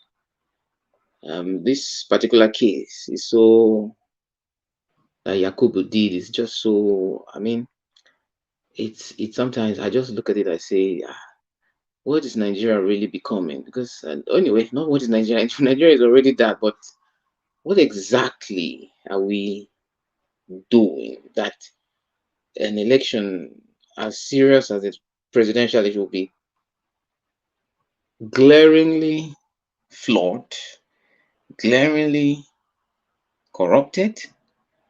I mean, even a blind goat will know that this thing is completely erroneous in all manner of form, and that is what we Yakubu is giving us a winner of a process that is so flawed like this, because they know that the system, they have hijacked the system. The powers that be, let's not deceive ourselves, they have hijacked the system. The people there are going to make decisions to favor them. We shouldn't deceive ourselves, and that is the reason why I just want to say that critically, that's the way I feel about this. But nevertheless, there is still a hope. We cannot kill our hope completely, but I'm just saying that is what we are fighting. The monster we are fighting, in order to get this thing in our favor, is really huge, because the deception, the criminality has been deeply institutionalized. That is why some persons like Nnamdi Kanu, which seems like has been forgotten, but justice was not given to him because the Supreme Court judged that he should be released. He has no reason why he should be in detention. but the federal government disobeyed the Supreme Court, and he's still there. And he is the kind of person that is fed up with the kind of system that Nigeria is developing. This is just broad daylight nonsensiation. And this is why he's fed up with this kind of a thing. But nobody is concerned, or nobody is interested about his situation anymore. But that is an injustice that we have decided to let go. And the presidential situation is an injustice to Nigeria, which the judiciary, I don't think, will give us justice like they have refused to give Nnamdi Kanu justice. And so what is good for the goose is good for the ganders. That's what I'm looking at, because they didn't give somebody his justice. So why do you think they're going to give us our justice? And when we don't care about his injustice, that's Nnamdi Kanu's, what is the moral ground that I think we are going to get our own justice? Or, so I feel if until we all start fighting for justice for every individual, every Nigerian, I think we are going to be deceiving ourselves. And the United States ensures that every citizen is not treated unjustly or against the Constitution. There are many people that the Nigerian system have not treated justly, and we have forgotten about them. And we want to fight the justice for ourselves and think that we can move forward as a nation when we don't consider generality of justice.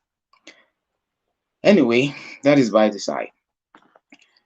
I'm done with it. Let me now go to something else that Nigeria is doing, which I feel that maybe I would kind of say, let me say, to the judicial system, the Supreme Court. Whatever decision you take on this electoral process, Ahmed Dati said something that I think the Supreme Court should take a critical look at this. Whatever you do to this judgment will determine if you are interested in democracy or you are killing democracy. Now, why do I say this? The very simple word, such as "and," is becoming something that, as simple as it is, we are taking it to the judiciary to decide a basic thing like and 25%. To me, I feel there are certain things that like that is it. It's already a decided matter. But in order to legitimize corruption, to ensure that the criminality stands, our constitution is bastardized by our politicians through the judicial systems. By bastardizing them, taking such a thing to the Supreme Court, to me looks like an insult to the intelligence even of the Supreme Court, or intelligence of Nigeria in generality, that we are taking a simple case as and 25%.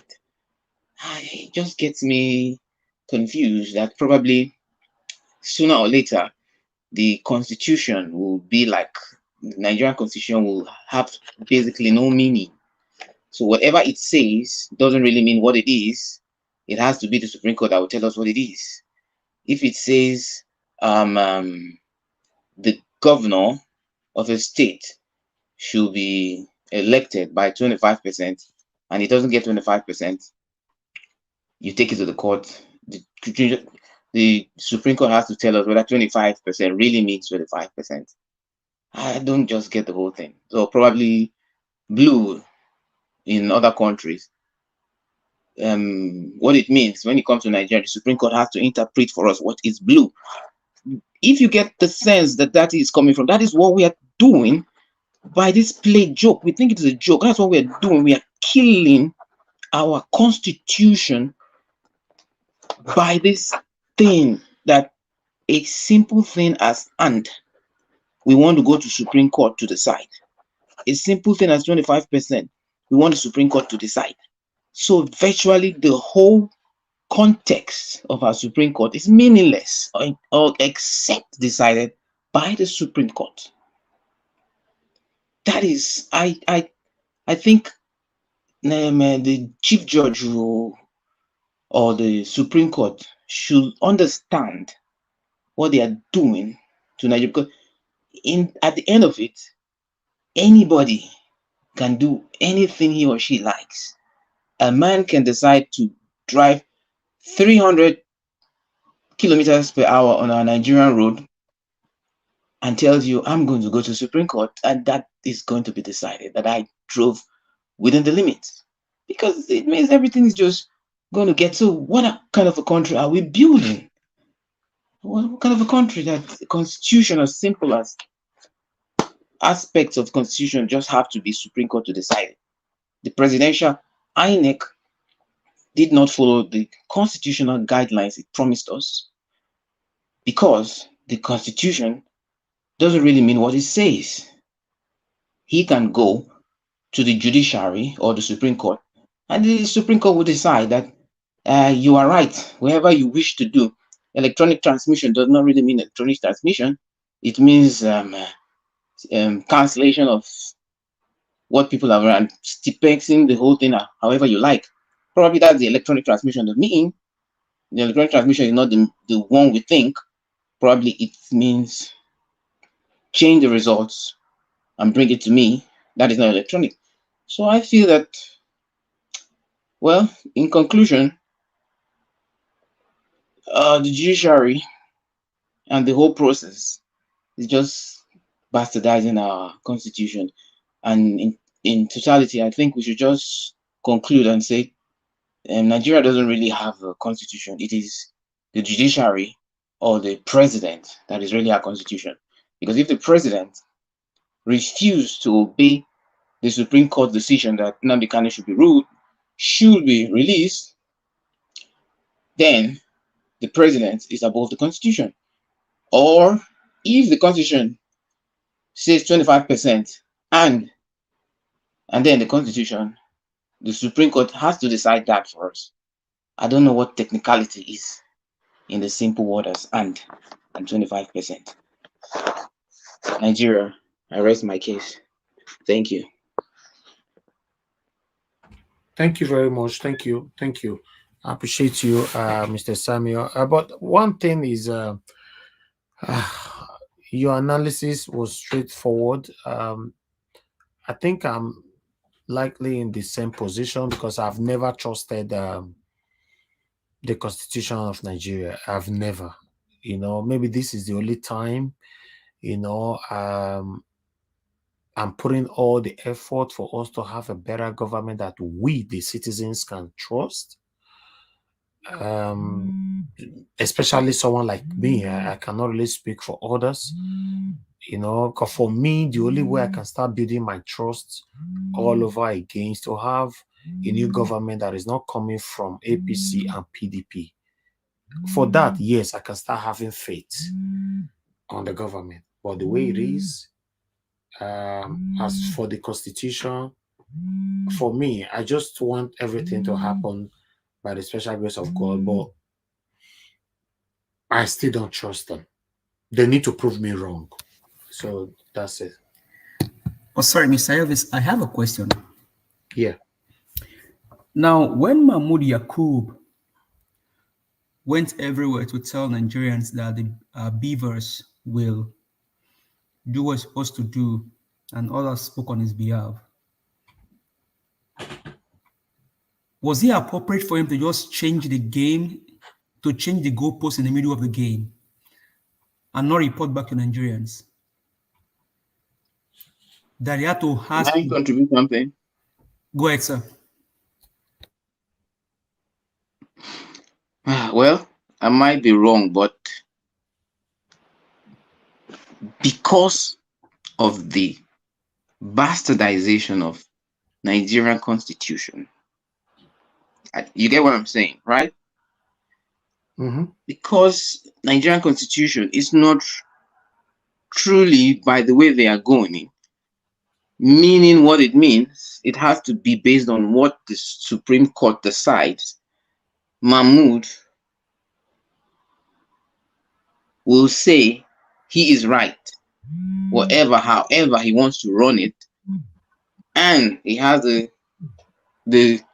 backing of the federal government or the powers that be, so they can twist the judgment of the Supreme Court to legitimize what he has done.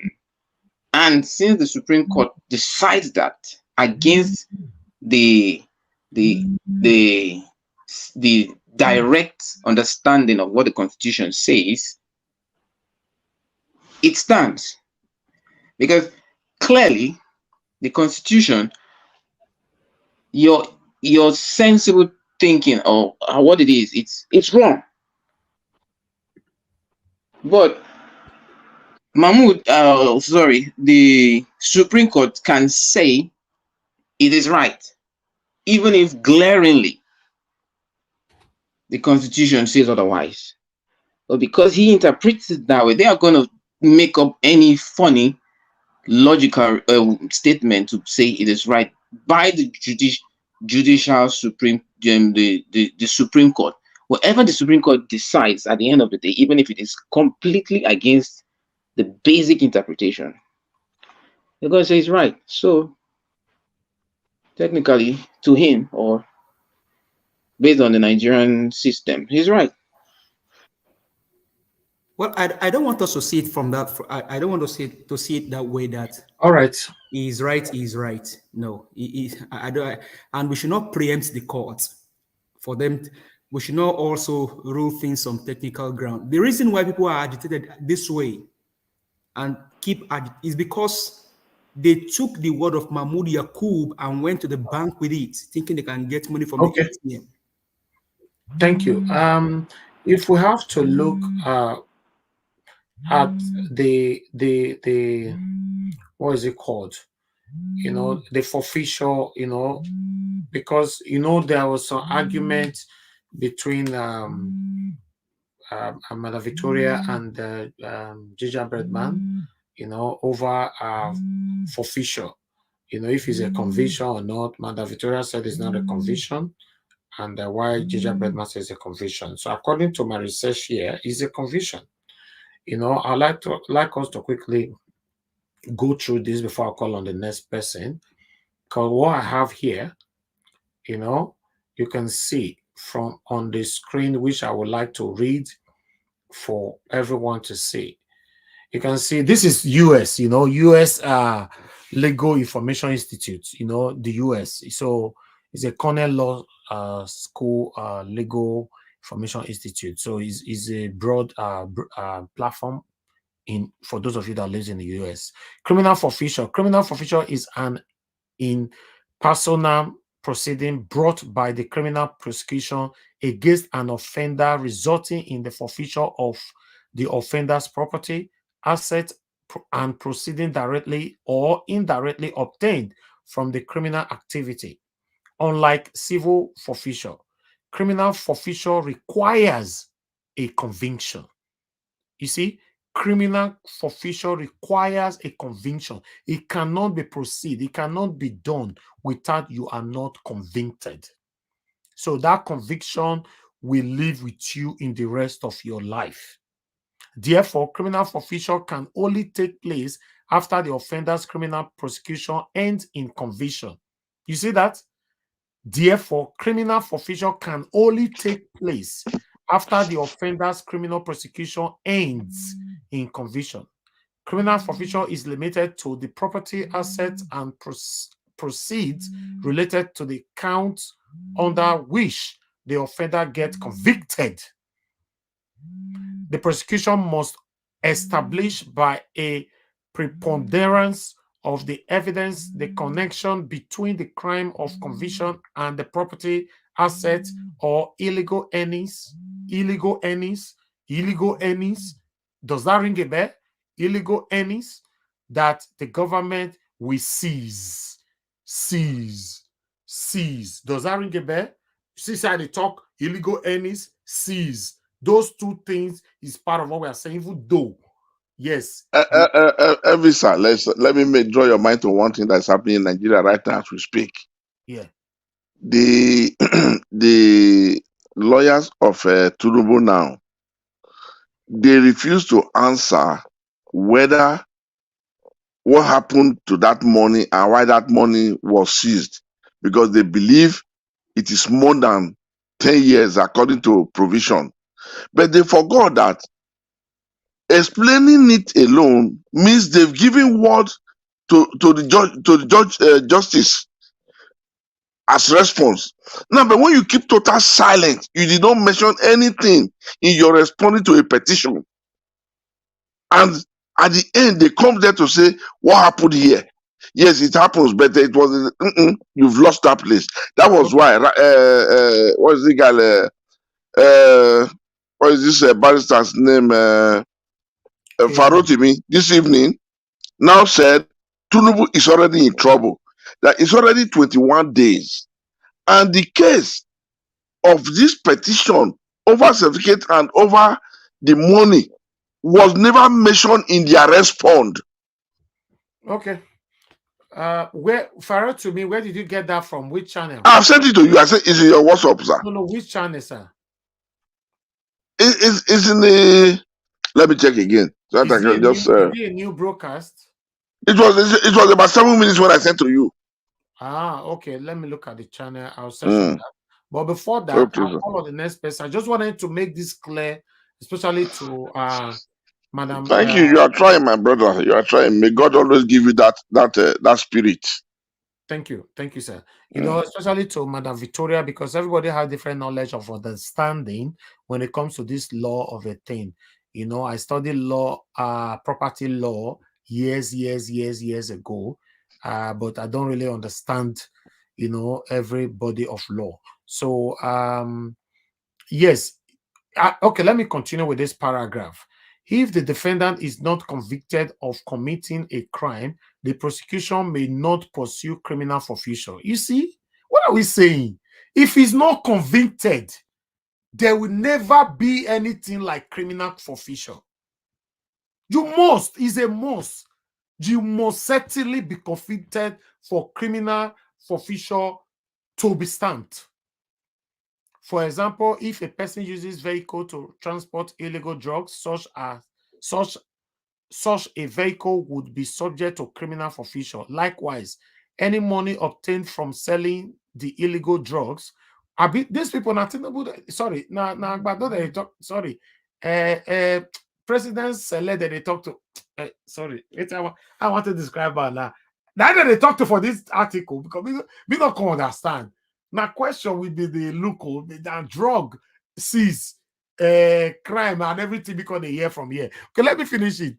Likewise, any money obtained from selling the illegal drugs would also be subject to criminal forfeiture. In both cases, the offender would have to be convicted of a drug-related crime. So there's a law. In case you guys want to read that, I can put that link on the comment section if you guys want it, or just type criminal forfeiture or Legal Information Institute in America is right there. I believe this will answer our questions or doubts now. Okay, meanwhile, let me, before I search on that video, let me quickly call on Afri Nation. Afri Nation, thank you very much for joining us. I would like you to talk to us quickly. Thank you. Yeah, good morning. Oh, Madam Helen is here. Okay, I'll call her back then. Okay, thank you, sir. Thanks for joining us. Where are you joining us from, sir? Should I go ahead? Where are you joining us from?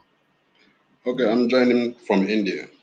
From India. Thank you, sir. This is your first time on the panel, right? No, I'm always listening to you on YouTube, and sometimes. Yes, I know, but the first time you're joining the panel. Yes, this is the first time. It's good to have you here. Thank you, sir. Talk to us. Okay, thank you. First of all, I want to thank you because it has become an addict to me to always wait for time, 6 p.m. Nigerian time. I always keep waiting for you to come online. Thank you, sir. So, one thing about life is that there is power in joint communication. It's very important. First of all, what drew my attention to coming today is the moment I heard about P2B I will call it interrogation, not detention. They just want to interrogate him for meaningless something. The first thing that comes to my mind is I could remember some years ago before Mazen Nanikalu was kidnapped. He keeps shouting about the former British ambassador to Nigeria, Mrs. Katrina Liam. And he said it many times, a time will come when this woman will really show herself. Then he explained, he talked about the activities and the mission of that woman in Nigeria. And he said that that woman is working hand to hand with the cabals in Nigeria to make sure that nothing good happens in Nigeria. So the moment I saw the news, my mind reflected towards that direction that Nnamdi Kanu said it, that the moment somebody rise up for Nigeria to change the country, the UK will try to we try to subdue that person through this woman, and that woman will be the agendas, or what will I call her.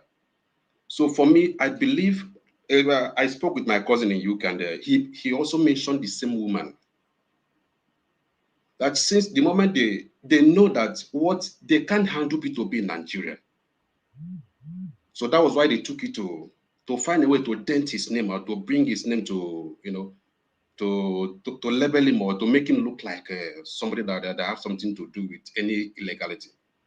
So I just want to say that woman, she's hand, and she have a hand in whatever happened. It's not ordinary, and we shouldn't take it for granted. Then the second one, I want to talk about that election, everything that is happening now. Everything. I remember P2B keeps saying it during the campaign period. He always said that the journey to deliver Nigeria is not going to take 1 year. It's not going to be very easy, because those cabals has been there for years. See, it's very difficult to take power, to remove power from those who have it. It's very difficult. We can't just wake up within, and I'm not saying that we saw everything that happened, we saw it, but it's fight, and that fight is going to be consistent according to Mr. P2B and then Nnamdi Kanu. They always use the word consistent and focus. So we all know that this journey, we must get to the end. It might take time, it might not take time, but we don't know. But all we know is that the journey of 1,000 miles must start in one step. And that is the step we are in right now. So anything that is happening now, I'm not even moved in one age. It doesn't move me, because I know the journey I've started. And we have a destination, and that destination is where we are heading to. So nobody should ever lose hope or think that maybe these are. Nobody should lose an inch of hope about this, because the journey have just started, and the destination is where we are heading to. Yesterday you brought I saw the news about that boy in Lagos, Olumide, but watching that video and the way the guy is trying to talk, I saw it as as a content. The guy is just creating a content for himself. The picture is snapped with the picture that showed in his face with Sanwo-Olu. That picture is fake. If you watch that picture very well, it was fake. So I saw the whole video, everything, all his activity is just trying to create something, to deceive somebody to get attention. I don't know, but that is what my mind told you, what I saw in him.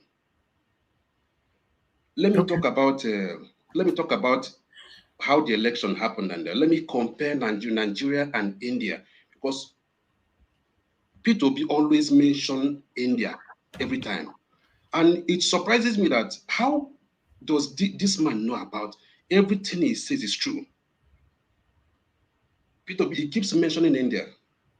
I have witnessed 3 general elections in India.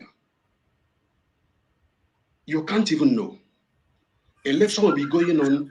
Movement is free. You can go to anywhere you want to go. Nobody, you can't even notice that election is going on. Free and fair.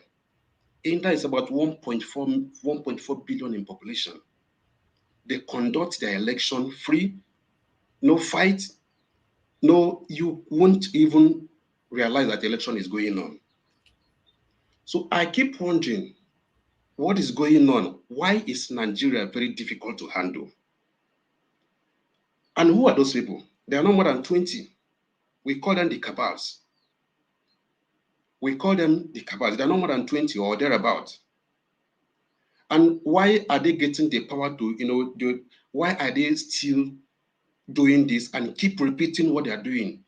Is because, let me adopt the word of Mr. Buhari, I think some years ago, when he mentioned something like that, Nigeria youths are lazy.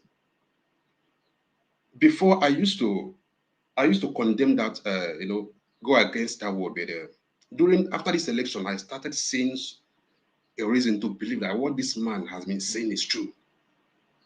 Because I keep talking to my friends in Nigeria. All they say is that everywhere is quiet. Nobody's talking.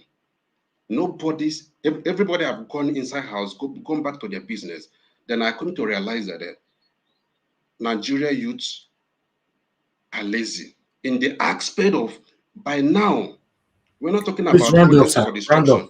Okay. Thank you. Okay. For me to round up, I just want to say thank you for everything, and I hope, and I will be waiting that one day you will find a way to to invite, to let other people from Africa, because this movement needs people from other African countries to join and also be a part of the show, to also share idea of how to move, because we're not only talking about moving Nigeria forward, we are talking about moving Africa forward as a whole.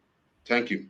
Thank you. Thank you very much, sir. Thank you. Okay, because of time now, we are going to work with 5 minutes. Let me quickly go to Madam Ellen. Thanks for joining us, Madam. Please talk to us. Okay, good evening, NAIJA Watch. Thank you, Madam. Good evening, everyone. Thanks for your patience. Okay, first and foremost, I want to start by saying all things work together for the good of them that love God and are called according to his purpose. Peter Obi, if we don't understand, is called according to purpose. Is it, like when Esther said, I will go, if I perish, I perish. I want to believe that when Peter Obi came out, it was a conviction. He knew what Nigeria is all about. He knows, he feels it, he sees it. So coming out was like, I will go, if I perish, I perish. So he has made up his mind. It doesn't matter where all the challenges are coming from. It doesn't matter who is attacking me, whether it's the UK, whether it's the entire world system, because I know they are all in collaboration. This thing wouldn't have come this far if it was somebody that would play to their tone. I mean, to the Western world. It wouldn't have come this far. They would have handled it just the same way they did with Jonathan. But because this man went to Chatham House and declared what he stands for and made them to understand, look, it won't be business as usual in Nigeria. I'll come after you and I'll block all the loopholes, all the places that you've been using to rape Nigeria, because, they've been raping Nigeria for many years now. They've been doing so. And he openly told them it won't be so anymore. I'm going to make sure that I block those loopholes. Whosoever you're using to rape Nigeria, I'm going to make sure that person doesn't have the power to give you the opportunity to do so. Nigeria has to come out of that shithole. So he made it an open war with these people. So they also got themselves ready. Inviting him to that Chatham House was just to, get him to open up so that they will understand where to come in and attack. So this one that they did, by detaining him and questioning him, I don't want to believe that there's any kind of impersonation. They know what they are doing. But trust me, all things work together for the good of them that love God. And it's working together for his good. It's working together for the good of Nigerians, well-meaning Nigerians. There's a novel I read when I was in school, when I was, being trained as a theater personnel, The Fate of a Cockroach. You see these cockroaches inside a bathtub struggling over and over to come out of where, they've been, and they never will be able to come out.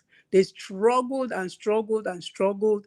I didn't quite understand what it meant until now. These guys have kept Nigerian youth inside that bathtub for a long time. And even though they didn't understand that they were being forced to be in a place, they were being conditioned somehow.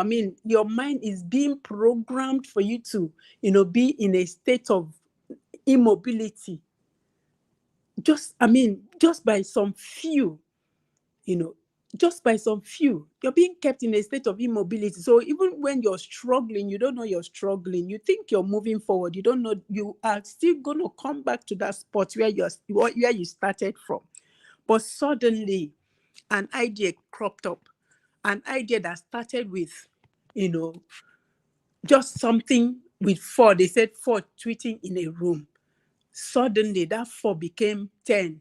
That 10 became 20. That 20 became 100. That 100 became a movement that is putting Nigeria, making Nigeria sleepless, making this few, the cabal, they are not sleeping. He said, when a child does not allow his mother sleep, how can that child sleep? So that's what's happening to them. They are not sleeping. So INEC coming to tell us that, it's not the way we said it. Then why did you say it in the first place? Why did you go around the whole world telling us that this is what it will be? So come out in mass, come out and vote. And then Nigerians came out and vote because they wanted to change the narrative. And here you are saying, this is not what I meant. Oh, wow. It's just so sad. But trust me, all things are working together for Obi. The more they try to clamp him down, the more they are exposing what they stand for. The more APC tries to clamp this man down, the more they are being exposed. The more everyone is being exposed, just like everybody's inhibition. I don't trust the Nigerian judiciary. You know why? Because the way they are talking, you see that these guys are, I think Dati had already foreseen the type of people that are being lined up. That's why he came out. It was like a warning.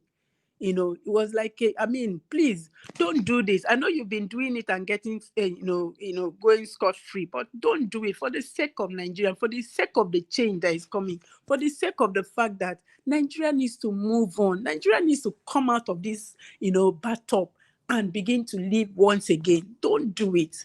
And yet I can see that they're about to make that same mistake again. But all things work together for the good of them that love God. It doesn't matter how they planned it, how they, conceived it, how they've made it, perfected their plan. All things work together for us. And so as an obedient, I will always say we move. And as we are moving, see, we are not moving because we have the power. Like he just said, the last person that spoke, he said Nigerian youths are lazy. I want to tell you, please, Nigerian youths are not lazy. How can you call somebody who went to school to be a medical doctor, and then you see him by the roadside as a bricklayer? You see him, pumping tire just to make ends meet because some group of people have placed him in that position. But he possibly may have looked for a job for many years and couldn't find. And then suddenly he finds himself in that spot, and he's working his ass out to make sure that it makes ends meet. And you call him lazy. You see the woman who carries carry one on her back and the other one possibly in her stomach, and one walking beside her, and she's hawking on the street. You call her lazy? No, now. How can you say that? Nigerian youths are not lazy. We are just placed in a place where we are fighting to come out, and they are making sure they clamp down. And this clamping down is not just the cabals in Nigeria. This clamping down is coming from everywhere. those who feel that they have the power to oppress Nigeria. But you see, this oppression, it must end. God has raised a Peter to make sure this operation ends, and it must end. And the way it will come, they won't see it coming. For Mike Guinea, I experienced that man in Akwa Ibom when he was the INEC returning officer in Akwa Ibom. APC did everything. They did everything up to the point of importing, thugs from, from somewhere, more than 160. And this man made sure that he delivered Akwa Ibom, even though it was for PDP then, but he delivered Akwa Ibom from APC because they made it. It was like a do or die affair for them that they must take Akwa Ibom from, from PDP. So let's not give up hope. We are moving forward. Whatever they want to do, let them do. All things work together for the good of them that love God. And Peter Obi loves God. So he's going to get his mandate back. We will get our mandate back. Thank you so very much. Thank you very much, madam. Yes, certainly by God's grace, we are going to get our mandate back. Yes, thank you very much for your submission. Before I will call on Ezewango, because it's the last person now, I would like to quickly take on let's have some diversion quickly on this second segment. Yes, because Wike and Dino Melaye, they fight. So for you people to know these people better, so I'd like us to, if somebody's unmuted, please mute yourself. Noise is coming from the person. I'm not sure who that was. All right. Before that, I would like us to hear what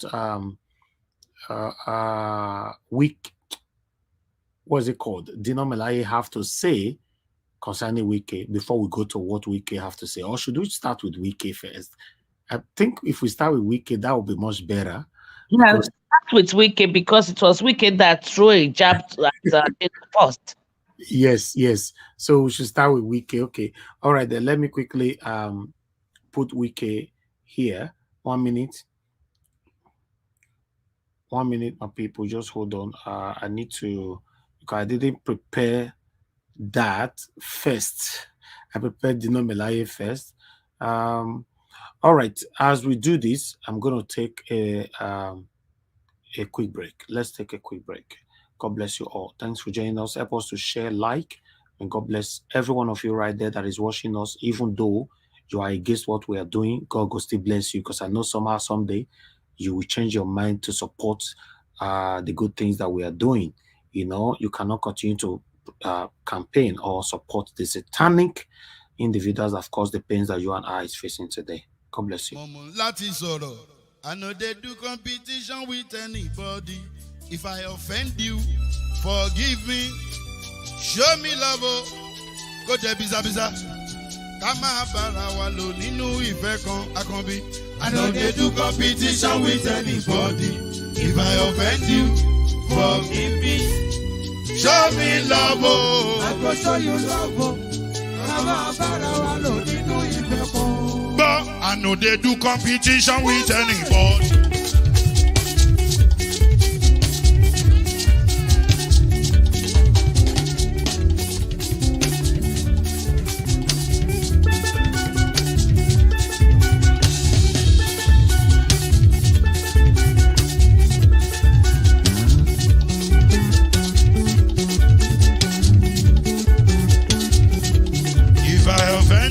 Forgive me, show me love, I go show you love. Kama bara walo ninu ife kan. I know they do competition with anybody. If I offend you, forgive me.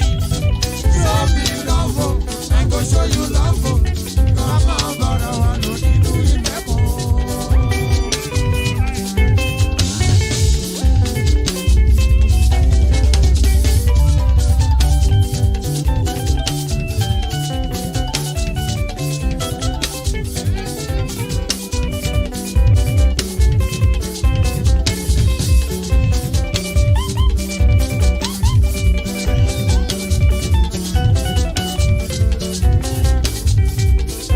They do competition with anybody. If I offend you, forgive me. Tó bá ti sanwó fún Ṣẹ́gun nàbí o. Ẹ fẹ́ jókòó. Alagobi. Shakunabi. Alagobi. Sabamela. Anybody? Anybody? Any bobo bobo bobo bobo. Anybody? Mo lọ ń fọlú, ó gbà mí bó ṣe rí mi láti finishi. Délé mo lọ ń fọlú. All right. Thank you very much, my people. We are back now. Thank you for joining us. Please continue to press the like and share. God bless you all. Let's listen to what Wike have to say about Dino. Then we'll listen to the response from Dino Melaye. God bless you all. Well, for now in Kogi State, and of course you have seen what is going on.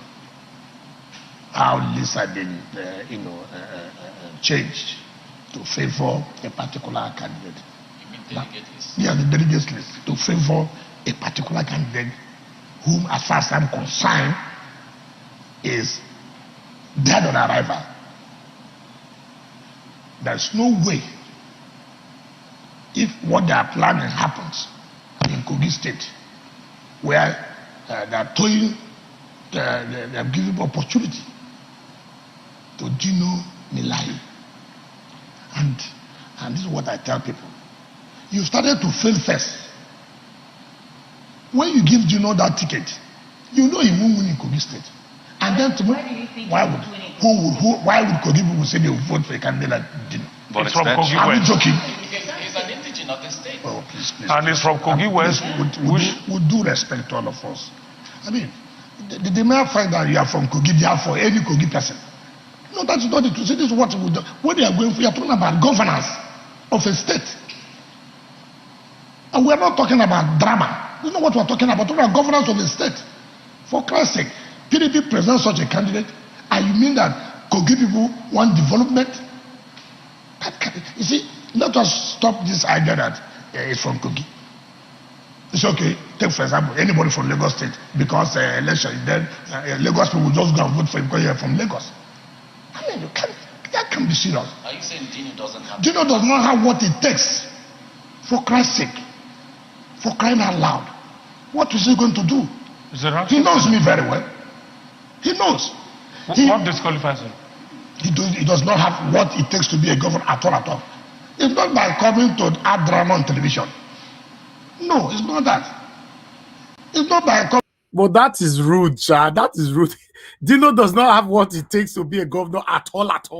Now, Dino, Wike they distress. So, Dino, let's continue.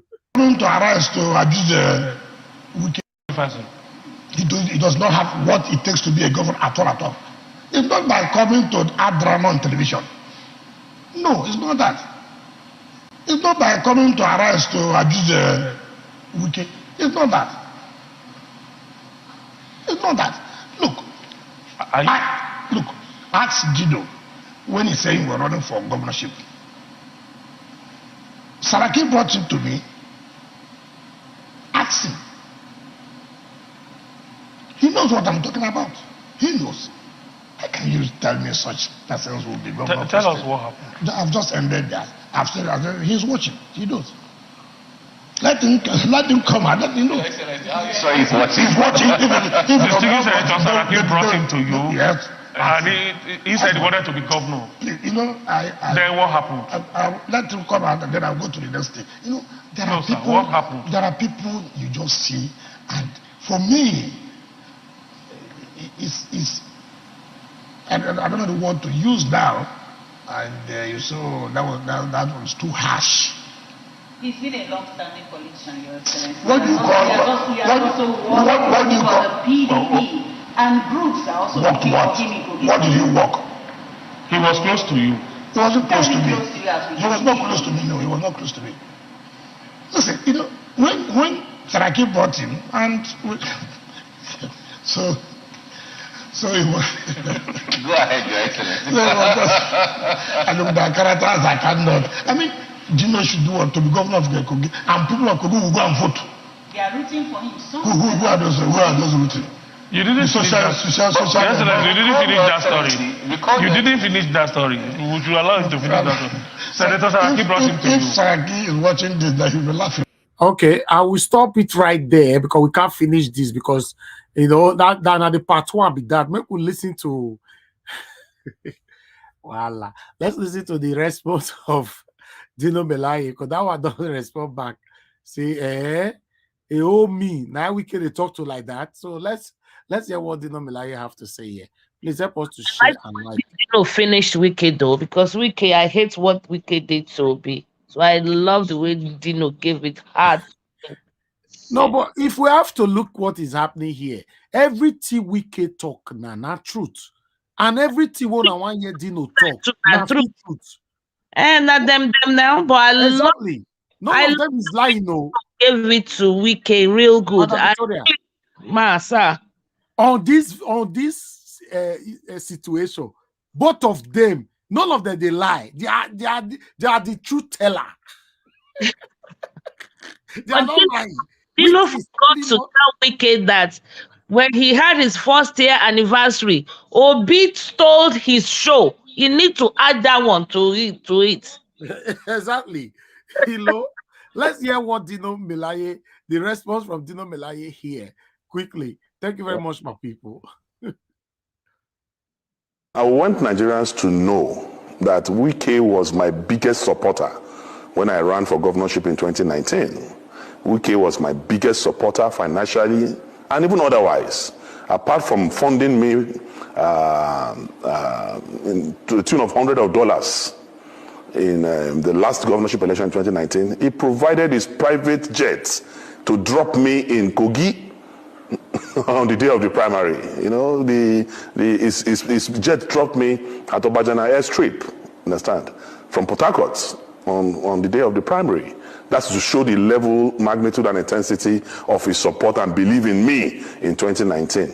So the man who saw competence, who saw capacity, and even invested his money in that project, today, in 2023, is saying that I am not qualified.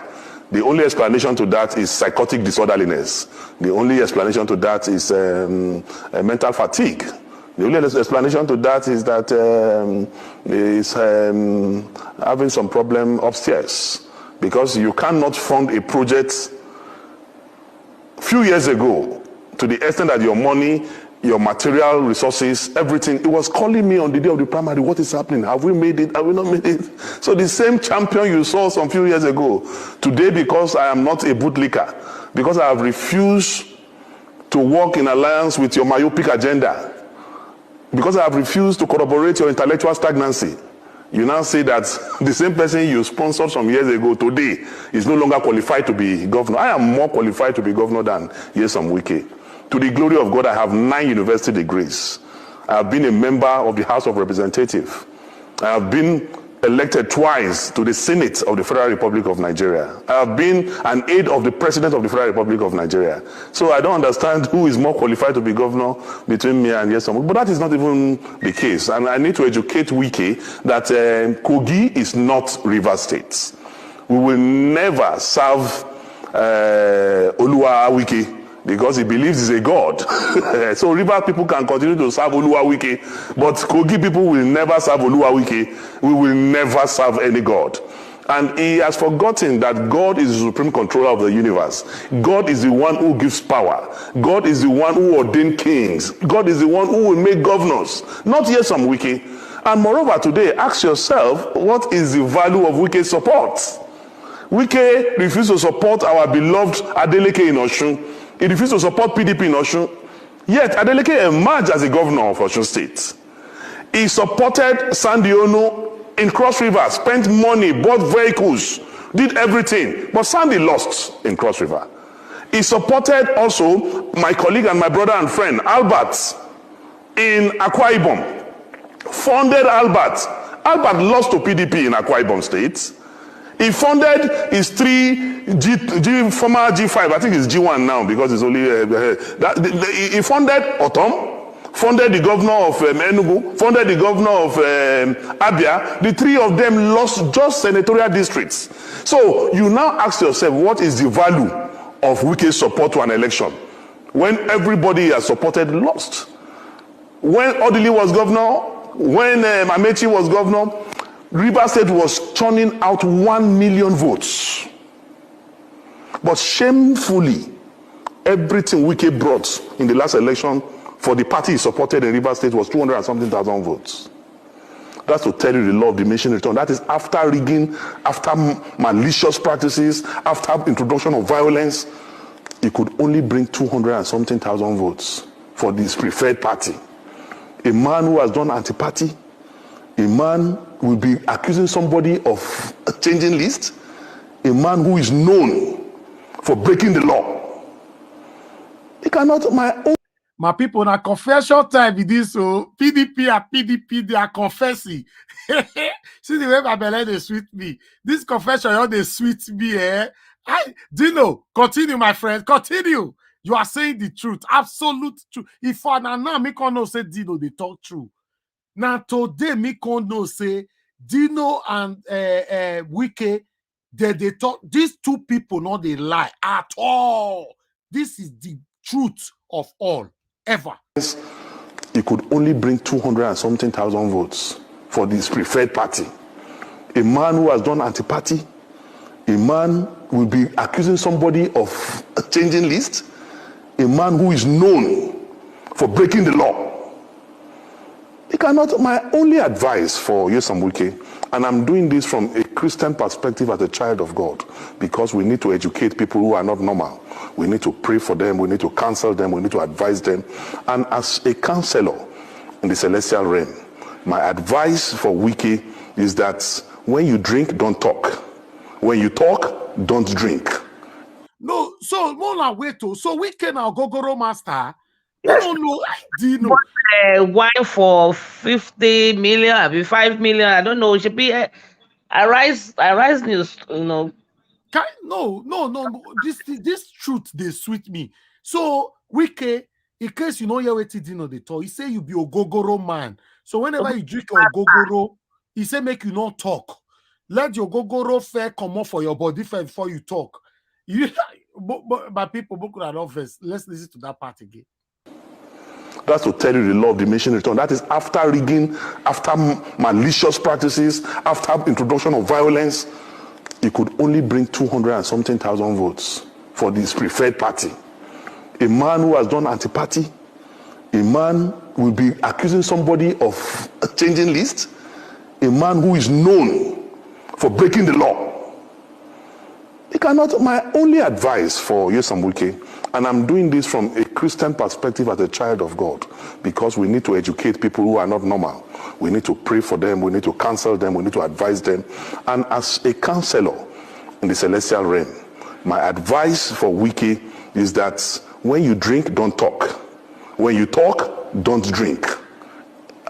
That will help him a lot to come out of all these malicious practices. And moreover, he said, if Kogi people vote, if I win the ticket of PDP, he will not support PDP. There was no time in history that Wike will support PDP in Kogi State. In 2019, when my sister Natasha was running for the Senate in Kogi Central, he supported Yaya Bello's candidates over Natasha, a member of his own political party, because there's a diabolical relationship between Nyesom Wike and Yaya Bello, to the extent that Yaya Bello, the worst governor in the history of this country, the worst governor in the history of Kogi State, whose performance is F9 parallel, Nyesom Wike gave him an award, celebrated Yaya Bello and gave him an award. So we know they have a diabolical relationship, to the extent that Wike is the mentor of Yaya Bello, and he has educated Yaya Bello that I have given my governorship ticket to my accountant general, because that is the only way your crime can be protected. And that is exactly what I heard Yaya Bello too is trying to do now in Kogi State too, to appoint his accountant general as his gubernatorial mandate. But one thing is that God is above man. I believe, as a child of God, I believe in God. I believe in Trinity. I believe in the capacity and enablement of God. And Wike will be alive when I will be governor. I will be in Lugard House by the special grace of God. We can have only few weeks to live as governor. Maybe he has forgotten that he's going to leave. And the way he's behaving, if he will not start practicing preparations for leaving government house, he will be sleeping in his bed and he will be hearing siren in his brain. Because he is not preparing to leave office. And I also will advise him, instead of him to concentrate on how he's going to face life outside government, because already he's on his way to prison. In fact, Wike's prison uniform will have embroidery. So I don't understand. Let's say this thing don't pass, be careful. Some kind in a very deep confession where come the follow and they go. I mean, not understand. But which party Wike and this man did? Not be the same party. He's on his way to prison. He don't reach like that. Quarter away person meant they all quarter small. Wow, man play that party.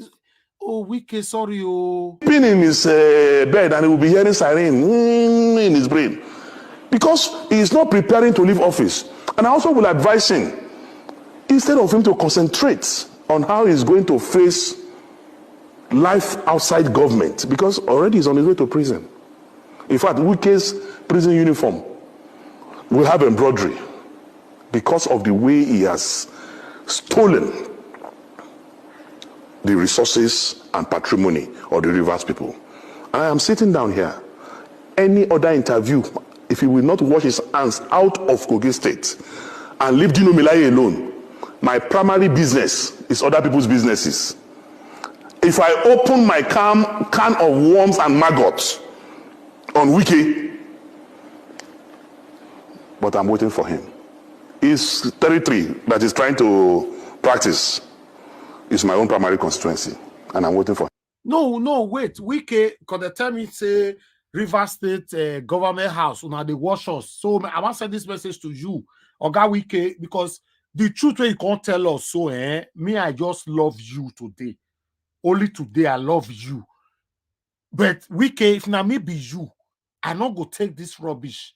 Make somebody they threaten my life for public space. Make I they look am. No, it's not good. Wike, you must respond. I'm telling you directly what Dino is saying to you. Oga Wike, you must respond, though.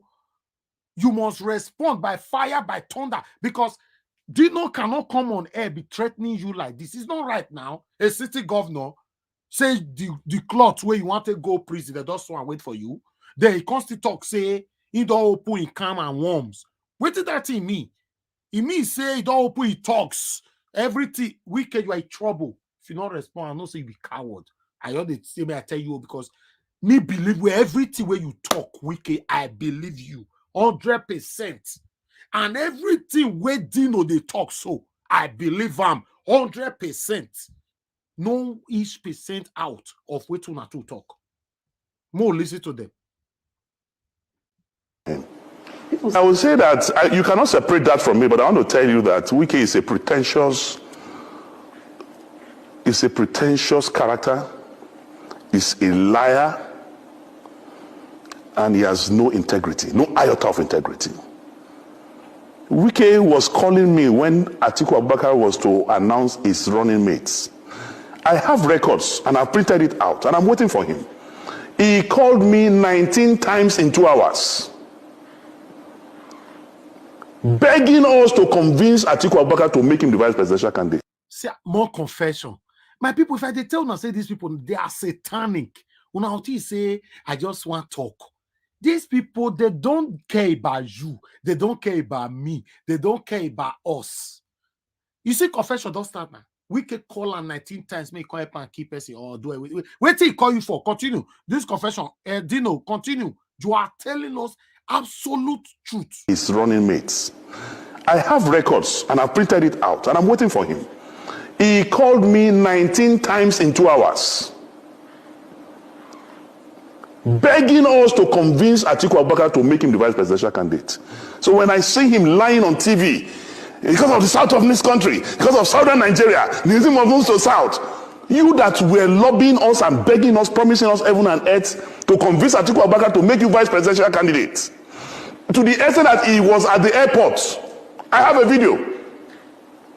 He spent hours in the airport waiting for me to call him to say, Atiku has picked you as a... He was at the airport here, waiting, calling me. He was calling me, my brother and friend, who is were in the Senate together, was also calling me that day. I have witnesses. I even gave the phone to Abdul Ningi to speak with him. I gave the phone to Senator Zameri to speak with him. He was begging all of us, promising heaven and earth. Atiku should announce him. It was around 1 or so that I told him, Oga, nobody will give you vice president. That was when he left and then flew back to... So the man who was so desperate to be vice president, because you didn't get it, you now started a southern agenda. I don't believe in such unprincipled, zero integrity character like Nyesom Wike. The man, Wike was the one who brought Ayu. Wike was the one who sponsored Ayu. And that was why Wike made all the governors to endorse Ayu. That's why there was no election in Ayu's, in the national chairman's office during the convention. Ayu was unopposed. Now you are saying Ayu must go, you want to go to the south.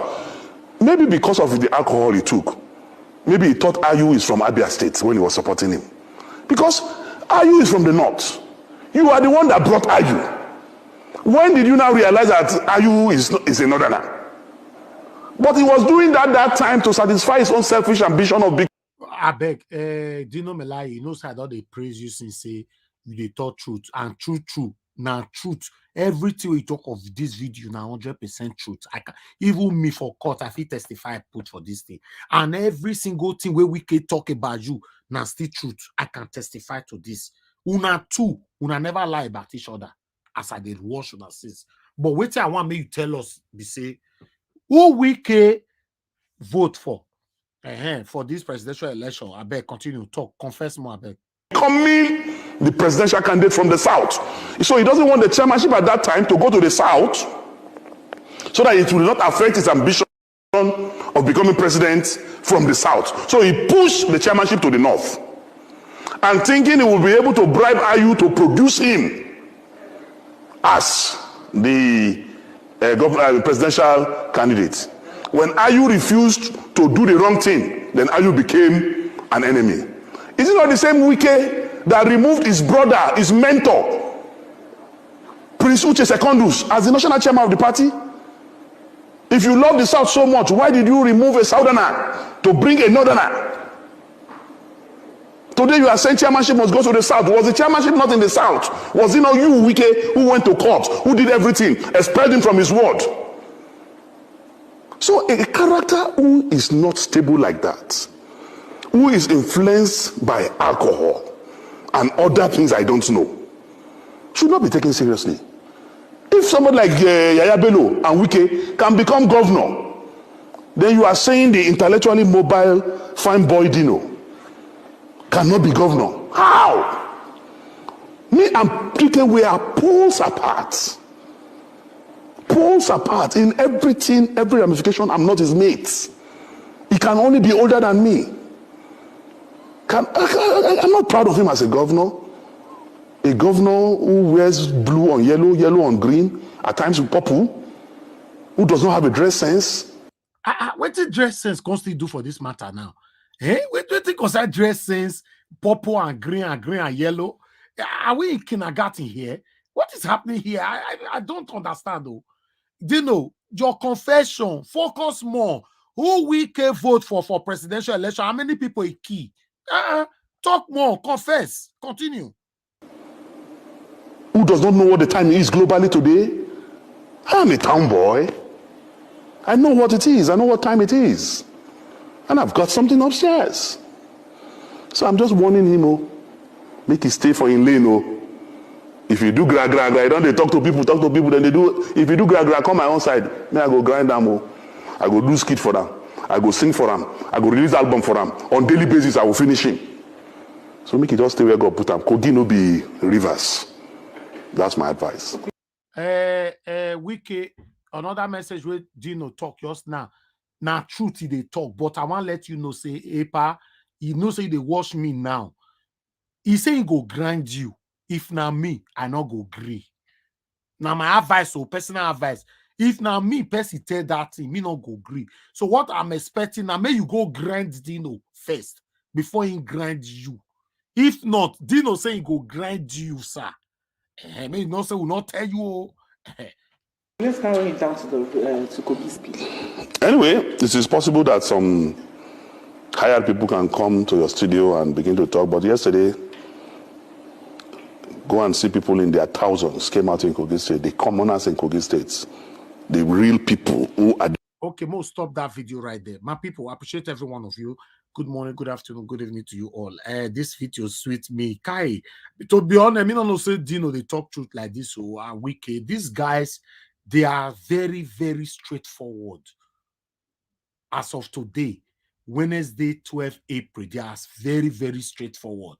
From tomorrow, 13th of April, my straightforward don't expire, where they talk about, as of today, these two people, Jesus, they're not like about each other at all. Every single thing where we can talk about Dino is true.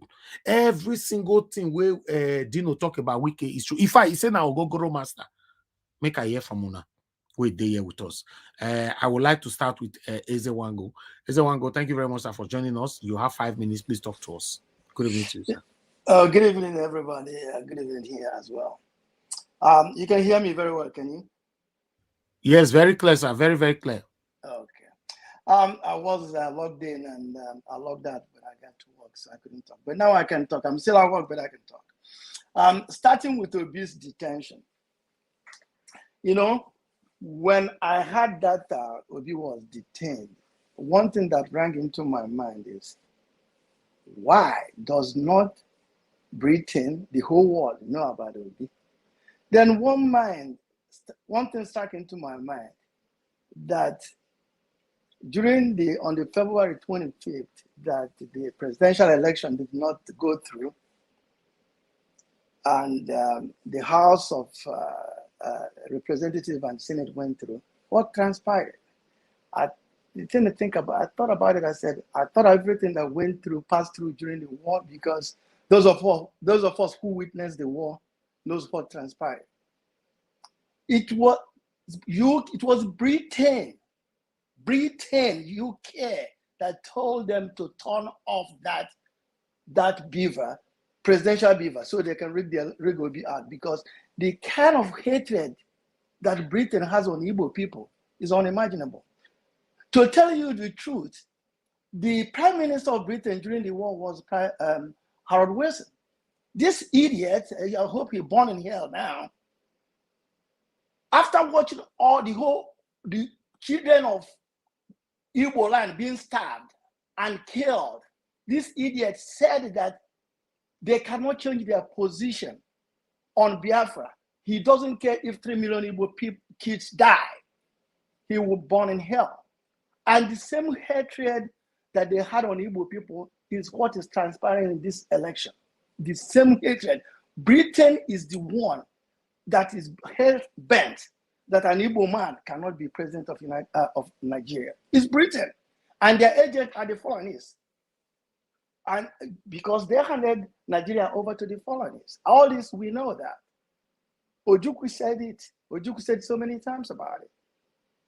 So, my people, if we have to talk to people that are holding Nigeria to ransom, it's Britain, UK. I'm sorry, Elvis, I know you are in their territory. I don't mean that to offend you, but they are evil. The British people are devilish. Look at Nnamdi Kanu. They went, British citizens, they went all the way to Kenya and kidnapped him. And Britain didn't say anything. Look at when this guy was, Omar Diko was kidnapped by the same Buhari during the time of Shagari. What happened? They have to severe diplomatic relation with Nigeria for 2 years. And those people who perpetrated that act, they were Israelites, they were jailed. And after their jail term, they were repatriated, they were deported. And Omar Diko wasn't even a British citizen. Now a British citizen is being held unlawfully. And even the law court released him and they still hold him. And he didn't say what? That tells you how devilish and evil the British people are. Okay, so all these things we're talking about whatever, they will make sure that Tinubu will be the president of Nigeria, and they will make sure that Obi doesn't smell that thing. But God is going to fight them this time around. God will fight the British people. The British people are our problem. They are the people holding Nigeria to ransom. Unless they take their stupid hand out of Nigeria, Nigeria is not going anywhere. And they can. We can say no, Britain. So all this is we are talking internally, fighting each other. Yes, we are our own problem too, but Britain is the major problem we have in that country. Okay. Okay, I'm not done yet. My 5 minutes gone. Regarding drug trafficking of Agbado, we were talking about it. That, my people, drug forfeiture is criminal conviction. I am sitting here in the city of Chicago. I Googled it. It is a criminal conviction. And somebody was responding to me in the chat section telling me that it's a civil offense. Does that person know the difference between civil offense and criminal offense? He's telling me, oh, it's a civil forfeiture. It's not a drug-related charge. It's not civil offense. It is a criminal offense. It is. You are right. Somebody telling me it's a civil forfeiture is talking rubbish. Okay. No. It's okay. No need of insult. Anybody. I'm sorry. I'm sorry. Okay. Let me talk briefly about Wike and Dino. You know what? I love the war of words. Let them continue to fight each other. Wike and Dino, I don't like any one of them. They are both the same, first of the same feather. Okay? They can fight as long as they want. Like you said, Mr. NAIJA, let them continue to talk and expose each other. You know? I love that. Let them keep fighting. They are both evil. They are both devilish. Look at what Wike did to Obi. The same thing his brother, Salo Wiwa, he did that. Do you know guys know that Wike is Igbo? But he denies it. His name is not even Wike. It's Wike. Wike, any Igbo man knows what that means. But he denies Igbo, his Igbo heritage. The same thing happened during the war when they sabotaged us, and that's why we lost the war. The people from Rivers State, especially, I know everybody, we sympathize with Salo Wiwa, but Salo Wiwa was the major saboteur that we had. Ojukwu came here before his death. He came here in the city of Chicago and told us he went to jail when Salo Wiwa was there. So I told you, Salo Wiwa, I told you. Look at what is happening to you. So when all these people that call themselves, oh, we are not Igbo, they're all Igbo. I met all these people, all the people that have governed River State since after this 1999, they are all Igbo. All of them, from A to Z, you name them. Odili, Amechi, Wike, they're all Igbos. They're denying. Ask Wike what is his mother's tongue or his father's tongue. That's why he sabotaged the same hatred they had towards us. That's why he sabotaged Obi so that Obi would not become president and rig him out of River State. I like their fight. Let them keep fighting. I don't give a damn. Wike need to be in prison anyway. He stole too much money from River State. The only reason why we don't notice it because River State has a lot of money. All that money he's spending like his own personal money that belongs to River State.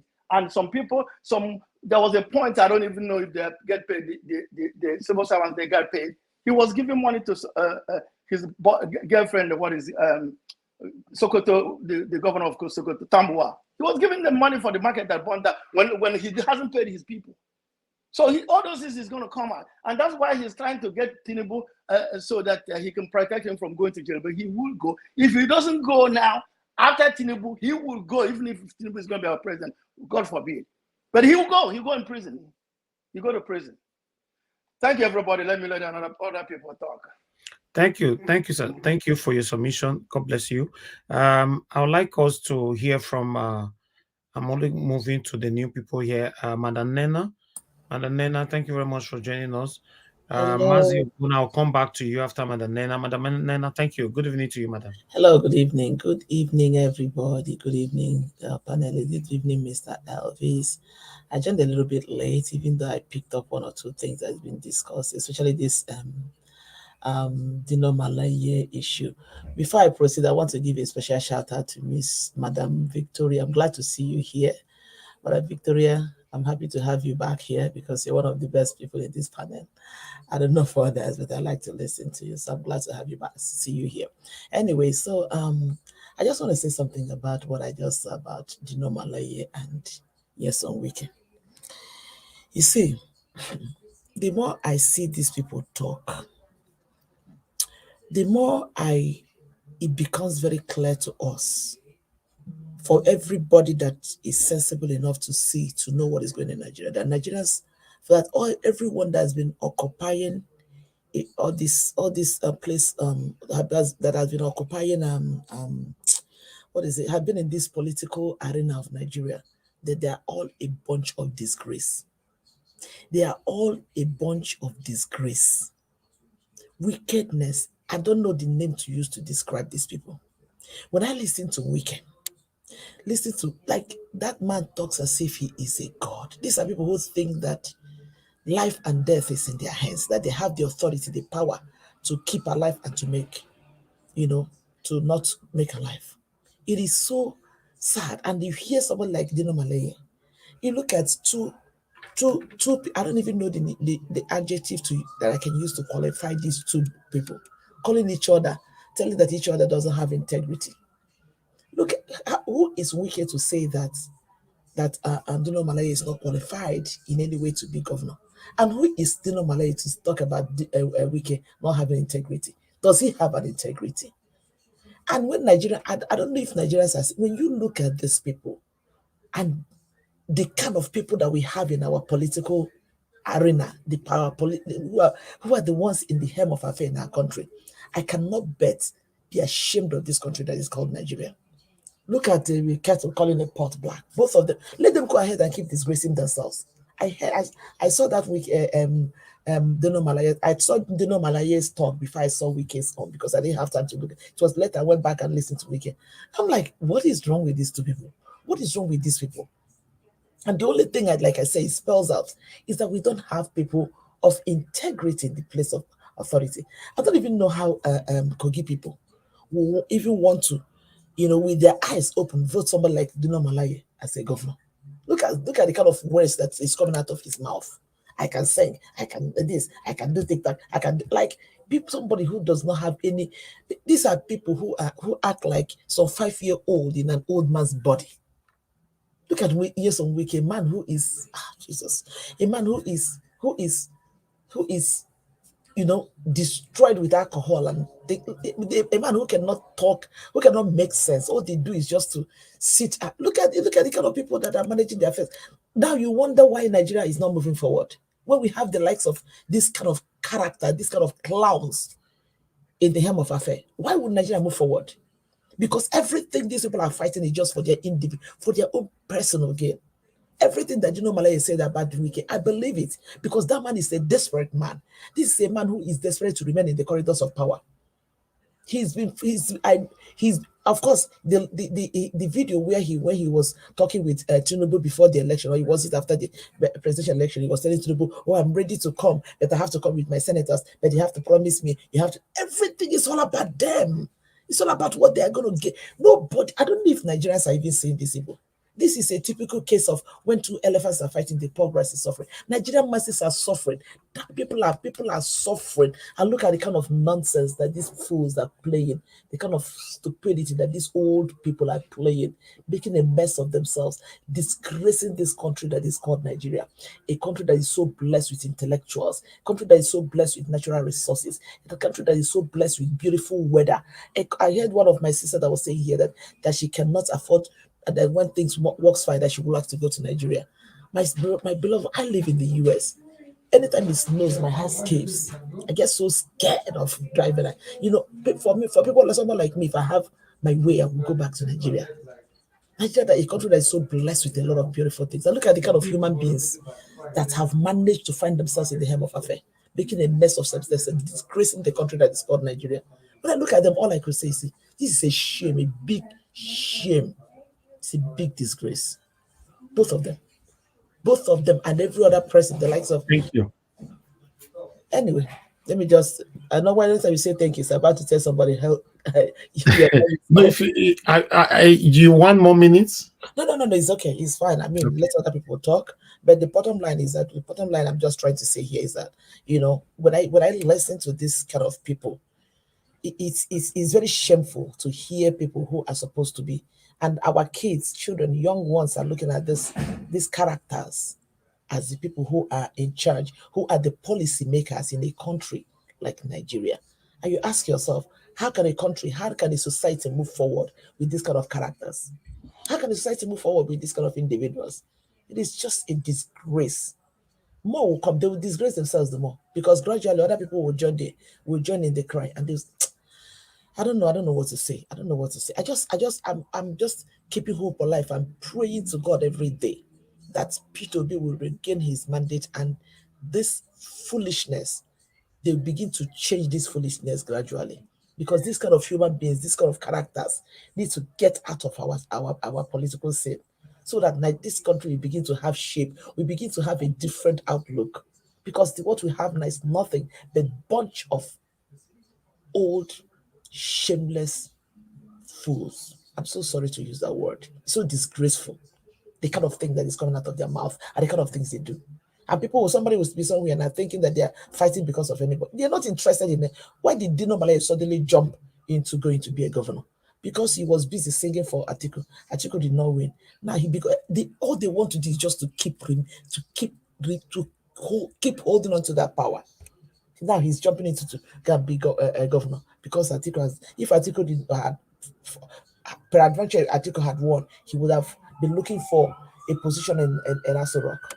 Now, it's just annoying, honestly. When I listen to these people, it bleeds my heart, and I cannot wait but to see things change. That Peter Obi takes over the mandate of this, the mantle of leadership in this country, and begin to change the face of this country that is called Nigeria. Because this country is blessed, over blessed. But when we have this kind of shenanigans, this kind of characters, this kind of clowns in the hem of affair, there's no way we can move forward. So unfortunate. Anyway, I'll just rest my case for now. Thank you. And again, I just want to ask something. That guy, I don't know how true that is. That guy that came yesterday, was it yesterday that was talking about him and Shawolu not picking his call and everything? I don't know how true it is. So somebody said that guy was seen at APC Easter party. This past, I don't know how true that is. And because I heard somebody that was saying also that he's not sure. Because when I listen to that guy, something tells me that guy is not saying the whole truth. I don't know if he's sick, I don't know if he's not sick, but whichever way it is, he's not saying the whole truth. There is something lacking in whatever he's saying.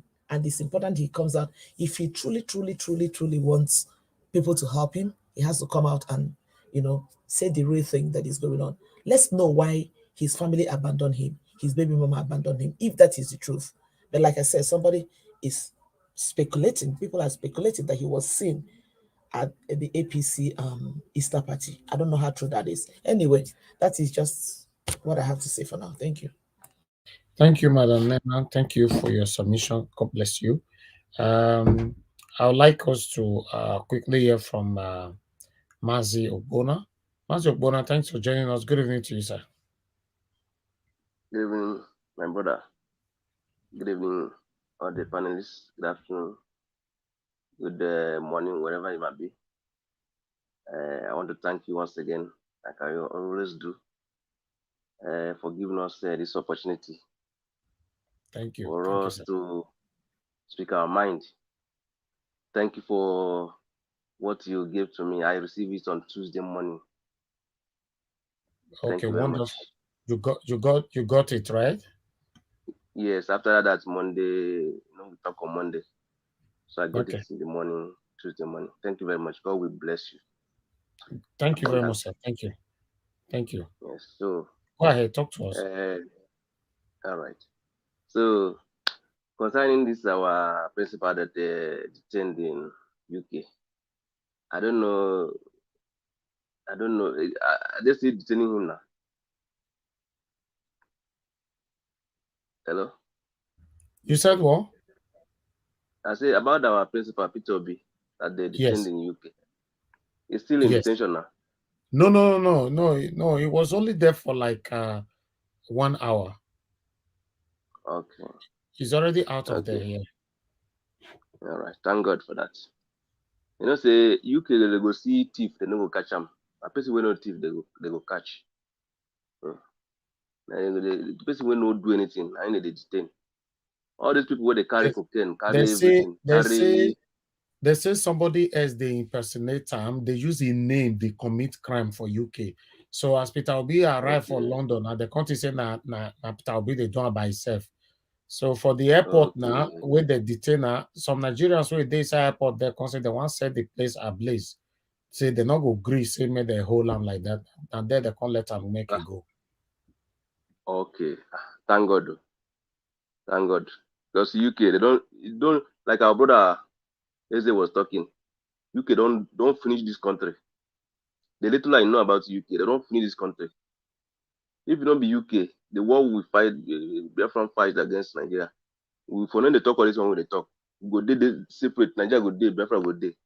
But because of the Wuru way, they want to they are suppressing Nigerians. Performance is down to gain their distance. But it will not work for them this time around. I believe our mandate is sure it will get to us. It will get to us because we have suffered a lot. Look at ordinary light. You cannot get light for 24 hours in a day. Imagine as big as this country is, you cannot make most of light for just 24 hours. You cannot. You don't even try it. You don't even try it. On Saturday when we were discussing, somebody was talking about US or that most of you are in there. So he said that they would like to come here. That some of them come home to gap for us here. That I say there's no way to compare Nigeria with US and other places that you are there. There's no way. You stay here in a week, you don't have light. So how will you feel? You that are coming from where they doesn't take light for a second, you come and stay here for even if in a bush, if there's light there, you feel comfortable now. So my people, this fight we no go stop until we get our mandate. No matter what they are doing, all the judges that are appointing, all the people that are going to see for this petition, I believe they are living in this country and they know how it is. They have to say the truth. They lie. They've been lying since Nigeria is existing till now, and keep us in this dungeon. They're supposed to. They have to say the truth this time around. And somebody will tell me that youth of this country is lazy. Well, how are they lazy? Somebody will struggle to do business in this country. You know how much you have to have in hand so you do business. Correct business that will make good gain. There's people struggle a lot to make business to make ends meet. There are people that if they don't go out for a day, they cannot see something to eat, and they tell them they are lazy. That's not laziness. We are not giving equal hand to do business.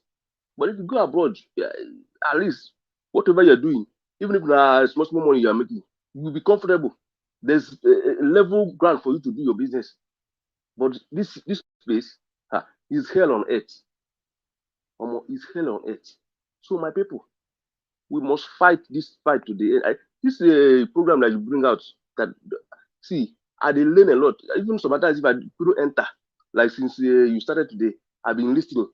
I couldn't enter, but at least I'm gaining something. I'm learning from people who experience more than me. I'm learning from them. If not do me any good, I'm learning. And I know how other from this place, I know how other countries is doing this thing. They have system there. You do this, okay. Maybe they don't catch the former president of US. Now here now they will not do anything. They will not even talk of taking him away. But the person who does not do anything, they will catch the person. So concerning Dino and Wike, I don't know that Wike is a corny man. Even Tinubu telling him that you are a chameleon. I don't know if you watched that video, Mr. Elvis. Tell him that you are a chameleon. You change in the morning, you change to another color. In the evening, you change to another color.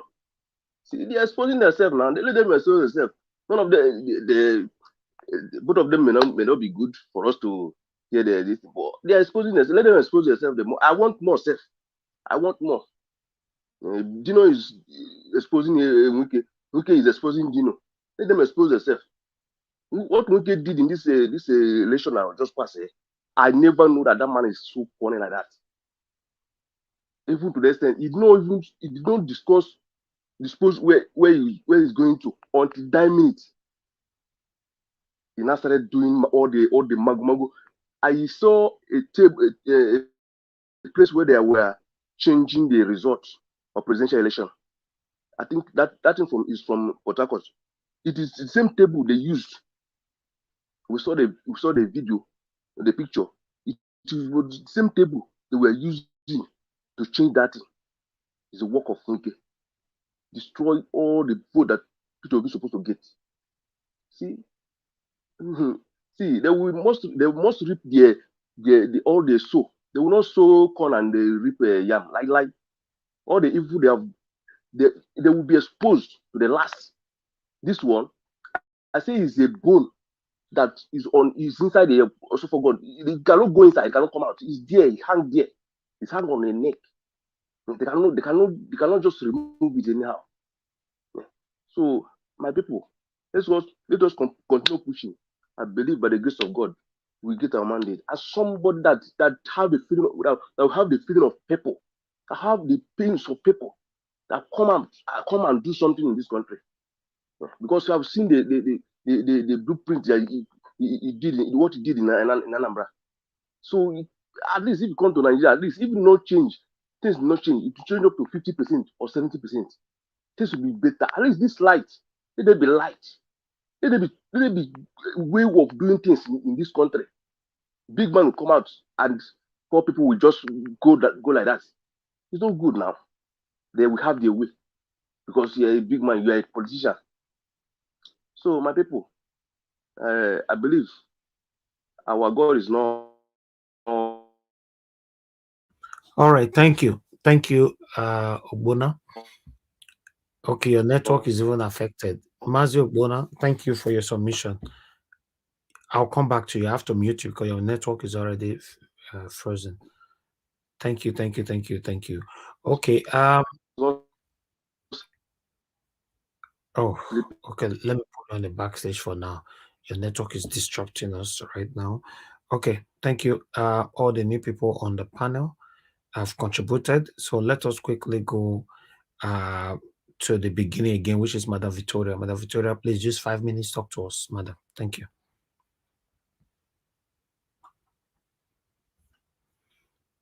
Madam Victoria, are you there?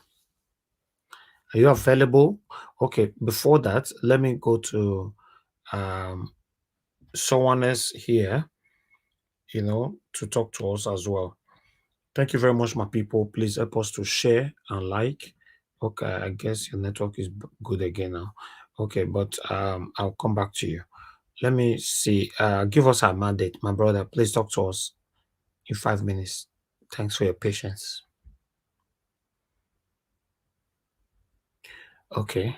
Many of them don't sleep. Did you just call me?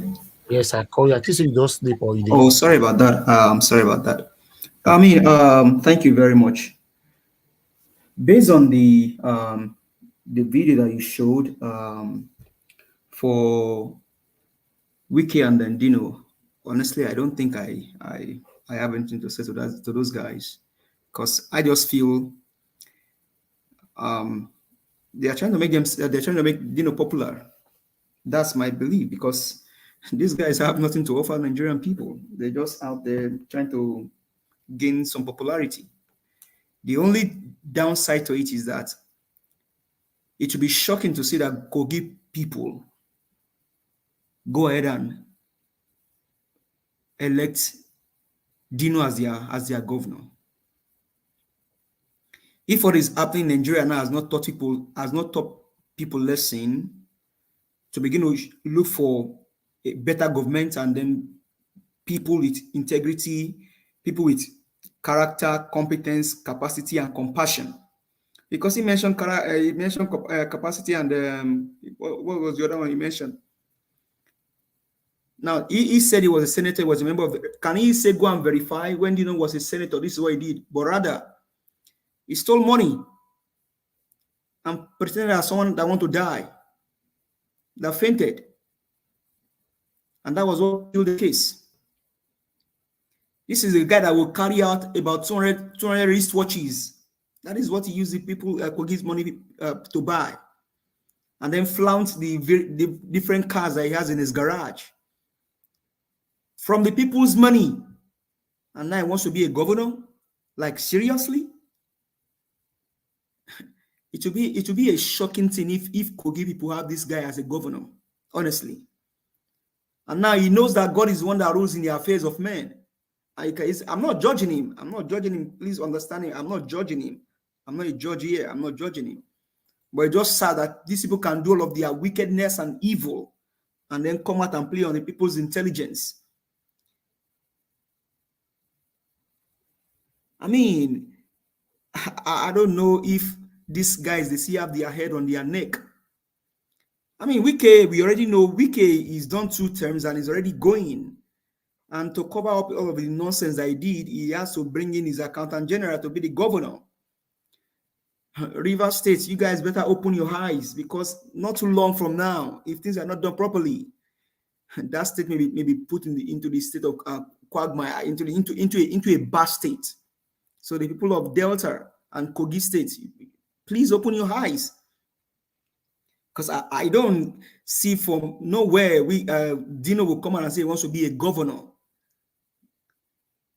The only go and verify that Dino can say is he wanted to faint when he stole money. The only go verify that Dino can say is he has over 200 wristwatch. Verify that Dino can say is, oh, he has a Lamborghini in his garage. What hospital did he build for his people? What road did he tar? What water system did he provide for the people of Kogi State as a senator? And you're coming out to be a governor? You must be a joker. Dino, you must be a joker. And whoever is backing you, they must be a joker with you. I don't care whoever is coming out, but they need to look for somebody that has compassion, character, and competence, man of integrity in Kogi State. And don't tell me you don't have 10 of them in Kogi State that can put your state in order with what Yabelo has done. All of the wickedness. This guy, Yabelo, all of a sudden go dig the road, spoil the road because he won't want people to go vote for someone. These are wicked guys. And you want to be a governor of the people, Dino? Ah, man, these guys are, I don't know how to classify them, honestly. I don't know. Okay, what can he say? What can he say? What did he do for his people when he was a senator? Did he build any hospital? Did he tie any road? Did he provide anything good for the people? Let's even go and vote for this guy because of what he did before. Nothing. But rather, taking money, flying over the places on a private jet, spending money on even foreign women, foreign ladies. And now you can talk about, I don't know. To me, I think it's a discussion. The main thing is how this guy how Peter Obi, how this whole tribunal thing will play out, and then we'll begin to have, because they need to torchlight the judiciary, torchlight everything. Like somebody said here, the Britain also they have a case to answer. What do you guys want from Nigeria? That you are perpetrating this evil and some sort of cabals taking over the country. This is wickedness. So to me, Dino and the Wike, honestly, their movie should not even fly at all. It's just a distraction to Nigerian people and a way to put Dino Melaye out there. For me, Nothing. Zippo, zero. Wickedness. That's what I see in what they are doing. Thank you. Mr. Elvis, are you there? Thank you. Thank you very much, my brother. Yes, of course, I'm here. All right. Before I move on to the next person, you know, let us go back to divert a little bit, go back to Olamide. Information reaching me now that maybe there's some psychological issues right now, joining the illness and everything. I don't know what is actually happening with him anymore, but I want us to watch this video. Mr. Elvis, sorry. On that guy, I mean, whatever APC cannot fake does not exist. Okay. Whatever APC cannot fake. Let's watch this video. Thank you. Let's watch this video quickly. Because I don't know what to say again.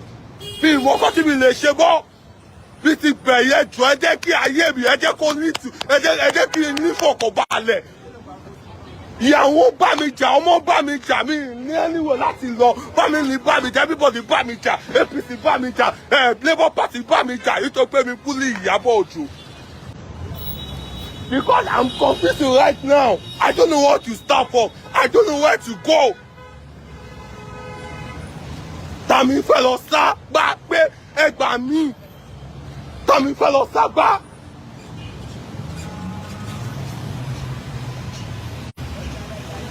Ẹjọ́, I am kneeling down on the puppy.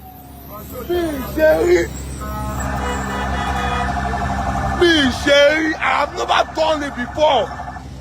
Me, Sherry, but I have to do this. Take back kule. Don't do this. This is a puppy. Go bring me there, patapata. If you allow me there, kule. Don't do this. Oh, don't do this. Me, why you me kule? This is a less person kule. Bye. Gbogbo ẹ̀yin ní kí àtẹ post video mi ẹ bọ́lá post video yìí tẹ́ bá post video yìí that means dem pay partial. I am kneeling down to beg everybody mi ṣẹ̀yìn o mi ṣẹ̀yìn o èyí tí mi mọ̀ pé mi ṣẹ̀ o èyí tí mi mọ̀ pé mi ṣẹ̀ o ẹ jọ kí Ọlọ́run I am begging you forgive me ẹ dáríjì mi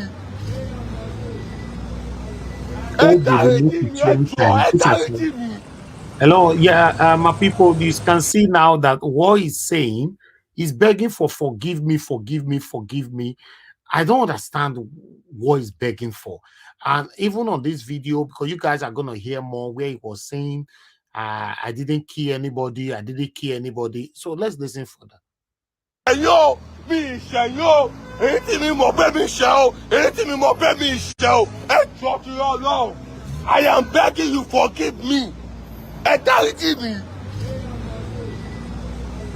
Ẹ dáríjì mi, ẹ jọ̀ọ́, ẹ dáríjì mi.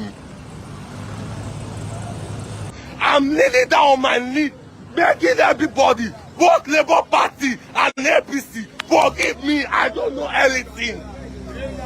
Wàhálà yìí ti pọ̀ jù, 20 yìí ti pọ̀ jù náà yé mi. Election ti tán. Election ti tán. Èèyàn mi ìpààyàn, I did not even murder anybody. Èèyàn kọ́kọ́ òkú látọwọ́ mi. I did not murder anybody.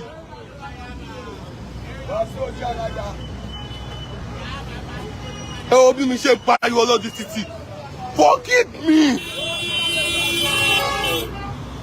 Forgive me. Kò tẹ̀ tẹ́lifọ̀n tó fẹ́ lísì sí mátà mi. I called Aunty Yinka TNT. Mi mọ̀ pé she's a good mother to me. Àwọn ọlọ́dẹ kì í wà lórí Facebook. Ìgbà tí mi gbọ́ pé wà Nàìjíríà, I been sending her a message, calling her on WhatsApp, be calling me. I know she's gotten angry at me. Aunty Yinka TNT ẹjọ́ tu Ọlọ́run. I am begging ẹjọ́ tu Ọlọ́run ẹjẹ́ ìkúlẹ̀ lójú títì. Tẹ́lẹ̀ rí pé I am sorry with all my heart. Tẹ́lẹ̀ rí pé I am sorry with all my heart. Ojú títí mi wà yìí. This is Ikeja Bridge. I am sorry everybody. I am sorry. Kneeling down on the Ikeja Bridge. I'm kneeling down on the Kenya beach, begging everybody. I am sorry with all my heart.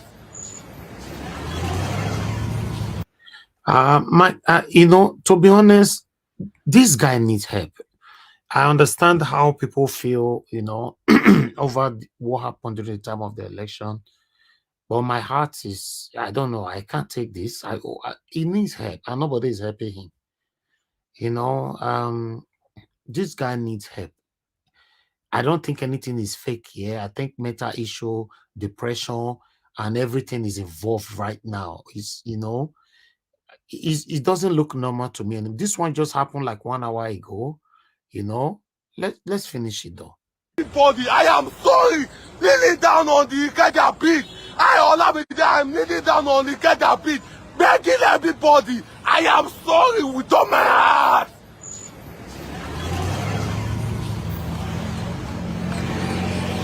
Èyí tí mi mọ́ wọ́n bẹ̀ mí ṣe o, àtẹ̀yí tí mi mọ́ wọ́n bẹ̀ mí ṣe o. I am kneeling down on the street of Lagos, begging you, both Labour Party and APC. I am sorry.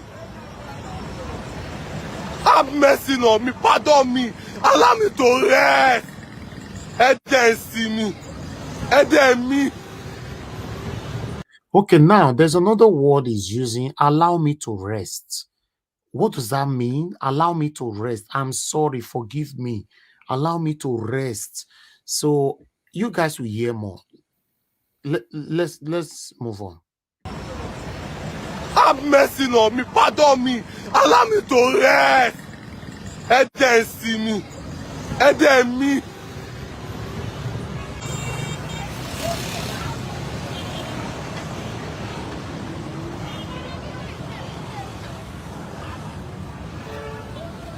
I'm kneeling down. This is me. I am kneeling down.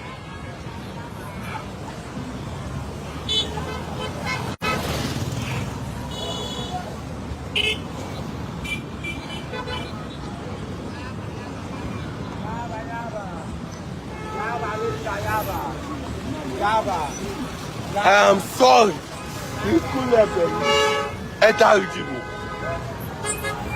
Ẹ jọ̀ọ́ gbogbo ẹ̀yin YouTube creator, gbogbo ẹ̀yin Instagram creator, make sure you post the video. I'm colonizing.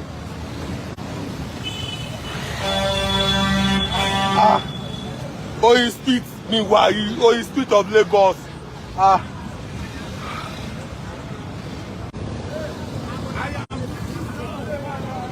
Walking with my leg. I want to be there for my mom. Living down, walking with my leg.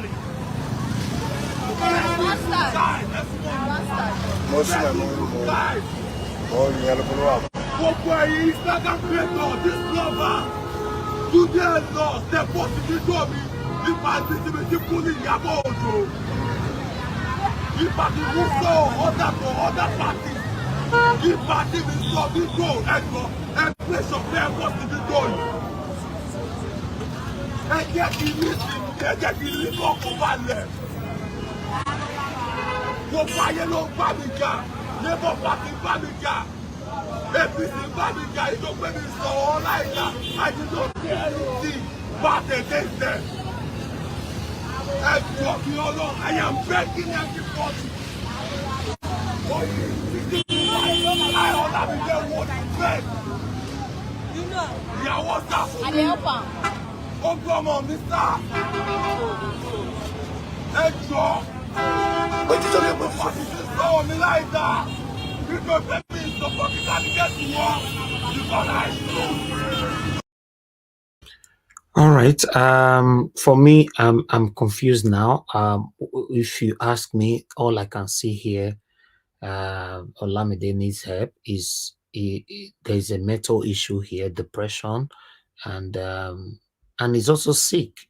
He's sick, and all is combined. But the question is begging for forgiveness continuously. What's that thing that is actually begging for? I think we need to hear more. But let me pick this call. Let me hear from this person that is calling in right now. Hello, yeah, good evening to you. Please. Hello, turn down your device, please. Hello. Hello, madam. Yes, Thank you. I already turned it off. I turned it down. Thank you, madam. Your Mr. name and where you NAIJA calling from? Watch. Yes, I greet everybody, and I want to say something quickly. Where are you calling from? I'm calling from the US. My name is Joy. Okay, go ahead, madam Joy. Please, I'm begging. Just let me calm down. Please. I'm begging everybody. What I want to say now is a little deep. Sometime November last year, in my workplace, before I get a PTO, you book almost 2 to 3 months. And the Holy Spirit told me, it was more than 2 weeks. And I'm like, what am I going to use this for? He never told me until I don't listen to, I'm just one conservative person. For me to get to this TV thing, this is the only, I sit down and I watch, I listen. And why I'm saying this is we need to be careful, please. And when it was the time for that, I had that PTO, I had no reason for it, and I knew I had it from God. And it was like it's gonna be a retreat. I said, okay, let me go out. He said, no, stay in your house. It is a warfare. I didn't know it was about Nigeria. And when the election started out, I heard a lot of prayer points I had in my own ears and praying that almost like I'm like, wow. So what I'm begging everyone here, and I know that everybody here, there are a lot of, I know there are some infiltrations, I don't care, a lot of people that want to hear what obedient people are doing or saying. But I want to beg everyone that is obedient, before you go out to help anybody that has dipped their hand in this blood, please pray about it. Don't do anything out of sentiment, please. My heart is out for this young man, and I feel it hurts to see a fellow human being, denigrate. He is already degenerating. It's painful to watch. But I pray and I ask you, please be careful. Let us pray for anything that you want to do for anybody, especially anybody that dipped their hand in the blood that is doing this to Nigeria. Thank you. Thank you very much, madam, for that advice and the message. I really appreciate this. Thank you. I know they give money to me, but please hold on. Wait, Elvis. Yes, mama. Nobody should give money to any person that spilled the blood of my children. Okay. I ask the blood of the innocent to fight. I ask their spirit to take vengeance. Hello. Yeah, please hold on, madam. You remember, right? Okay. Yes. Did you people remember that prayer? Yeah. So when the blood of the innocent and their spirit is asking for vengeance, why will you rescue those who killed them? Please be warned. Okay, Mama Isho, let me come back to you. Somebody's still on the phone. Okay, madam, I just want to appreciate you. It's similar thing that Mama Isho is saying now. I think the advice is deep. Thank you for passing. Yeah, it is deep. It's deeper than I'm saying. Just let us.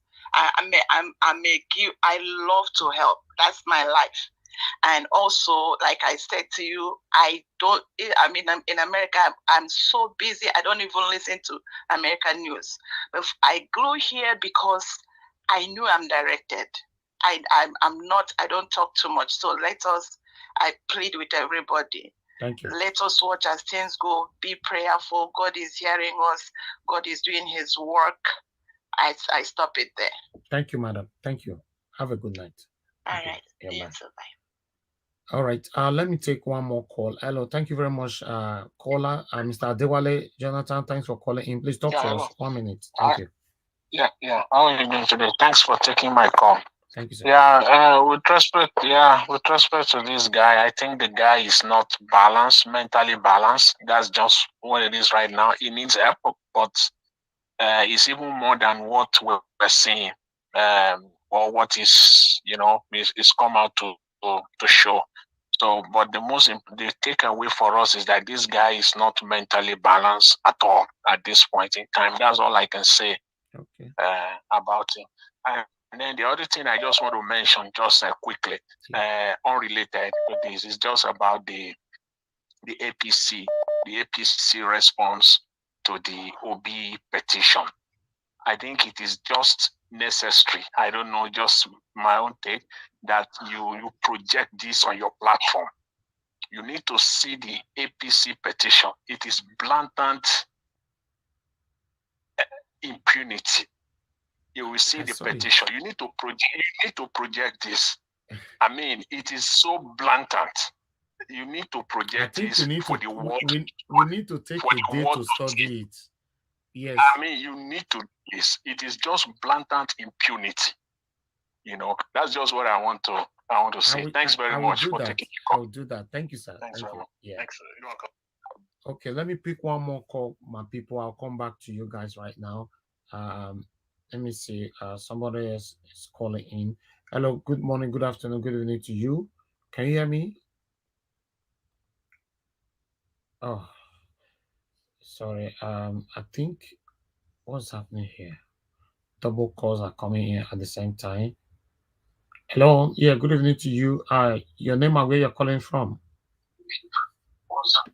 Hello, turn down your device, please. Yes, sir. Good evening, Turn sir. your device Good down, evening, sir. Mr. Turn it down. Turn this thing down, madam. Yeah, Thank you. Okay, go ahead. yeah. Sorry. Good evening, Mr. Elvis and all your panel members. I really appreciate what's going on today. You are coming up with so many wonderful, wonderful things that I'm sure Nigerians, wherever they are, will be glorifying God. Like the madam that spoke just the last minute, you know, God is working. God is working. Prayer started even before the elections. A lot of people right inside their home. I was in Nigeria before the election started, before I came over back to the United States. Now, looking at that young man there, yes, he's a pity sight now. He needs help. But like Mommy, what's her name now, Mommy told you Yusuf. there. Yeah. Yeah, don't dip your hand in anything that he may say, I didn't kill anybody. The comment of his mouth killed so many people. I've been watching and listening to most of the clips you've been playing concerning him. The comments he made when he talked to the Igbos, it's a terrible murder. You don't need to carry cutlass to kill before you know you have killed. The blood of people are on his head as you are seeing it there. Many of us love to help. That thing touches. Anybody that watches him, we feel like helping him, but he doesn't deserve that help. Now just watch him and let's see where. Look at what happened between Dino and Wike. Is another revelation. Wike and his group there are the problems we have in the East. These are Igbo people. Even though their language is corrupted, but they are Igbos. But do they agree they are Igbos? They start changing names, adding arrow to virtually everything.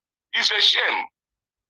That being as it may, we talk about the Nigeria Constitution and the British, representation in that Constitution. Our problem in Nigeria today, in case we don't know, is the British. The British believe they can manipulate the North against the South. And that was how it started. Then the military assisted them. Look at that very decent constitution. It is, made the way it's made for certain reasons. Check the geopolitical zones. They created those zones because of what? The same Igbo people. During the Civil War, before the Civil War started, they had to split the East, West, and the North. And created states so that they will do what? They can just cut off the East completely from their brothers and sisters by the River Rhine. And for that reason, they quickly utilize those people to execute the war. It's a shame what is happening. People have seen what had happened from time. They know it. And yet, they pretend they don't know what is going on. For instance, look at the Bola Tinubu you are talking of and his case in the United States. What Bola Tinubu did there was what we call plea bargain.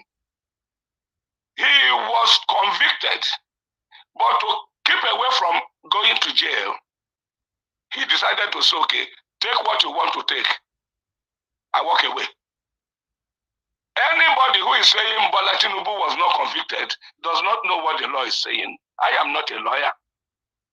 But we have to help ourselves. This your outlet is giving a lot to Nigerians, and people should not come here to mess you up or mess this program up, and nobody should come and take it as if it's an Igbo thing. This young man, what do you call him? Carlos, somebody was saying earlier, we have to be helpful. We have to, what did they put?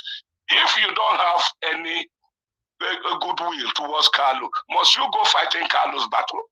Every Nigerian has seen Obina as one single soul that came out to help the country, and they supported him, and everyone is back. We start from there.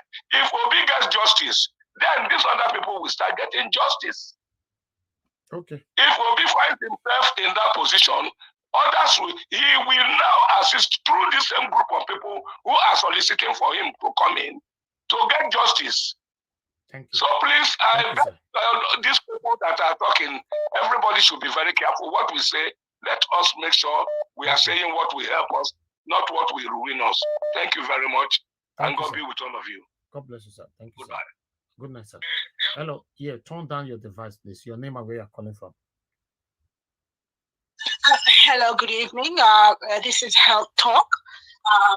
Good evening, everyone. I think I usually comment sometimes. Good evening. Yes, yeah, so thank you. Thank you. Yeah, so thank you, Mr. NAIJA. You're doing great work. I'm really, really happy to see this kind of platform. You know, so I just wanted to support what the last caller said and the other woman and Mama H.O. You know, when God is working and you intervene and start asking, you know, doing something that counters what he's doing, he will just, you know, just sit back and watch. We've been crying and praying. You know, my children went to Nigeria. One of my daughters have never been to Nigeria. I grew up in Nigeria. My children, the rest of my children, they went when they were like 4, 3, 11 months old. They have not set their foot in Nigeria since then, you know, and it's because of the way the country is. So because of the rulers, each year it gets worse. So God is now, that man is truly ill. We cannot intervene and start helping him. You know, if the vengeance of God will fall upon them one after the other. So it's not like, I'm not a wicked person, but you should know when you don't, you know, you can forgive him, but let him drown in the blood of the people that him and his group killed. What does it mean that he didn't kill anyone? So who killed all the people that we watched on screen? Who injured that woman that had to go to the hospital? Because on the day of that election, I didn't sleep. I'm calling from London. I didn't sleep. I was up from 7 a.m. to nearly 4 a.m. And when I saw how things were going, I was so much pained. I just switched off my telly. I didn't want to see the announcement. Thank you. You know. Thank you. So yeah. So you know, we can say, oh, you know, he's a human being. Yeah, but you should, you know, let him drink the blood of the people he killed. You know, he can't just finish what he did. That is still very wrong.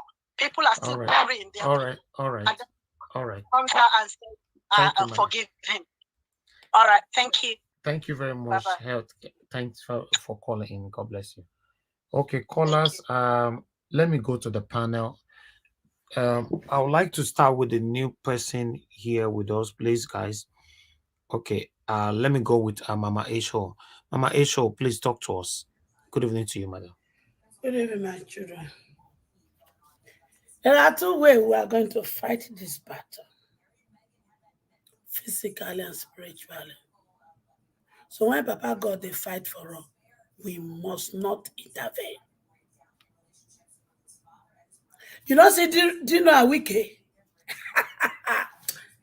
Abasi ayaya o, ayaya o, Abasi ayaya o, ayaya namando. The Lord is so good. He's so good. Our God is so good. He's so good to us. Not see confession. Una not see confession. Hey, you people can have peace. You cannot. The blood of the innocent and the spirit of the innocent that you people terminated with your atrocity in Nigeria can never give you people peace. Never. The calabash has been broken. The calabash has been broken. Nigeria wicked people. Olamide, oh, this sunkún. Ìgbẹ̀yìn ayé rẹ̀ rèé. Gbogbo òṣì tó ṣe fún APC. Oṣó ti dójú ẹ̀. Did I warn you people? Did I not? Oh, you people think I was just talking. After starring with God for 1 good year, I did not go out. I did not speak to no one before election period. Because I was tired of the inhumanity my children have become in Nigeria. Olamide, you and your people, did that tell you do not allow them to use you as orange? That after sucking you to do the evil, they will abandon you? Where are they? Where are they? And you mugo fake borrow. Olamide, you can't get out of this. I'm sorry. The blood of the innocent and their spirit must take vengeance. So, if it resolve for you to go 6 feet, so be it. Because some of you need to be used as a scapegoat to teach other lesson. I love all of you. But I will not love any child that opened his eye crow to go join the Egbek kingdom to destroy other of my children property in Lagos and destroy other people's life, other places. But Bonyi that participated in this, directly or indirectly, vengeance must take place. And none of you innocent one must contribute a dime. If you do, sorry, you don't partake of their evil. If you contribute money to these people, if you try it, you're a partaker. Don't tell me, don't say I didn't warn you. When they come with it, their crocodile tears, and you contribute your money, you are a partaker of their evil. Avenger will come up on your head. I am not putting words in my mouth. Shebinas, I tell you now the teeth when dog they following children, they play. Now they bite there. So that is all this go for nothing. All of them that partook of it, they will drink the blood. They will drink vengeance. And you jati. This is a fight to finish war. No retreat, no surrender. Dino Melaye, Wike, Ashiri, I never confess finish. All of you, one by one. One I don't finish with our confession. And we don't take our mandate. We go call Wikoboko of the prison against all of you. And all that you have stolen from me and my children, home and abroad, I promise you now. I tell myself, go collect everything back. This is not business as usual. Because my children see this street. A lot of them are in the village. They don't even smell primary school. They're not sure myself at the place. So I go collect everything from una hand, home and abroad. They build community school for them. They build adult school for them. That is the best. And you lorry buruku, una get the audacity to bring una child to come up with you to come go school. Who is a Nigeria that is more than one a Nigeria? We go collect her. Now just start. Very soon, Una go turn up here with each other. Una go carry cutlass against each other. Una introduce my children into fraternity. Fraternity that is making them to kill themselves. I got this on a go scot-free. Lie. We are fighting this to finish. I may not be there physically, but spiritually, I am there. This battle, we will fight it to the end. And I will deliver my children from all of that wicked people. Thank you. All right. Mama Isho, thank you very much for... Mama, the greet, the greet, Mama. Yes, the greet. Yes, I never wanted to stop at all. Anyway, I understand everything that everybody's saying. I feel really sorry for the guy. I understand, yes, that you have committed sins here and there. This is one of the things we're talking about every time here. But instead of them to listen to us that, to do the right thing, they'll be insulting us. But look, I know that I may not even understand this karma myself. The karma you queer activate this time. I don't understand. Normally, karma not the queer activate like this, But it's okay. I would like to hear from another Mama. Elvis, when the blood of Abel reached out to God, he cried for vengeance. What happened to Cain? Now today they're not the king for Nigeria. Is it today they're not the buy people for Nigeria? Now today women that got those children in pain, in humiliation. Is it today they have been crying to God? Is it today? You know how many women when they don't humiliate for husband house, some of them they throw their load out, they still carry them back until they get that child again. Do you know? That when the woman don't suffer all those ones, then they can suffer pain of 9 months pregnant. Sometimes miscarry, sometimes this. Then the day of delivery is between life and death. Then he can't born picking finish. He can't raise her. There's some wicked people. Say the PAPC talk. I be waiting, where anyone. They can't buy those children.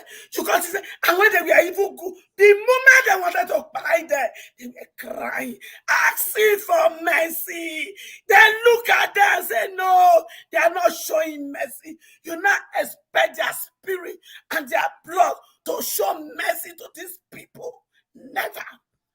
But all of them, the one that they do ritual to that power, all of them they cry for vengeance. And see, that like this, all the money, all the power go yaga. Now beginning with this, we are fighting this to finish. I must deliver all of my children from their grip, and we go cleanse Nigeria with their blood.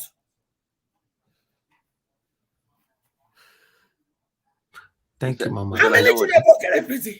How many they kiri innocently? How many they for Enugu prison? How many they for Kaduna prison? Tell me how many innocent people they there just because they carry a laptop, just because they just throw up, they lock them up. Just because they not get 5,000 to pay themselves, they lock them up. They wasted their life, and you can't see now what go happen. We just start. We just start. When the thing says, all my innocent children in the prison, we got discharged there and rehabilitated. People like Dino, Melaye, people like Wike, people like Erufai, people like Otto, when they pretend when Tom Benue State and my country to non-entity. None of them now they escort into those prisons. My children must come out. We go rehabilitate them. We go prepare them to fulfill their God-given destiny. That is I'm joking. Now me and them. Now we don't wear what trouser Nigeria wicked people. They couldn't look me well. Look me very well. Go and consult against me. Travel to 7 River. I don't reach there, come back before you. That they catch wind, I've been wind. Now they hear me? I am wind. No person I they catch wind. I am an occultic lady, confirm one. My kappa of my occult group is God the Father, God the Son, and God the Holy Spirit. When God meet Shekele court we bow in this journey. I am the Deborah of our time. I am born for this purpose. I shall rescue Nigeria. I shall rescue Africa. That is what I am living for. No retreat, no surrender. This battle war has been drawn. Africa continent must be great. Nigeria currency must be go back to what it used to be. I was told in history that our currency was greater than the pound, than the dollar, than the euro. How come it is the other way around? I am taking us back to when our currency could begin to make sense to the world. Who born Yipoma, na not kolo, na make mistake for allowing me to enter on our country to learn the secret of this place. I am going back to Africa. Africa must be great again. And we don't great finish. We did relocate back home. Our continent is sweeter than where I am now. All right. Thank you, Mama Isho. Okay, my people. I noticed that none of you is pressing on the like at all. At this particular moment, I'm expecting for us to have more than what we have right now. Please, if you know you're just joining, can you press on the like? Let's see if we can take that to 600.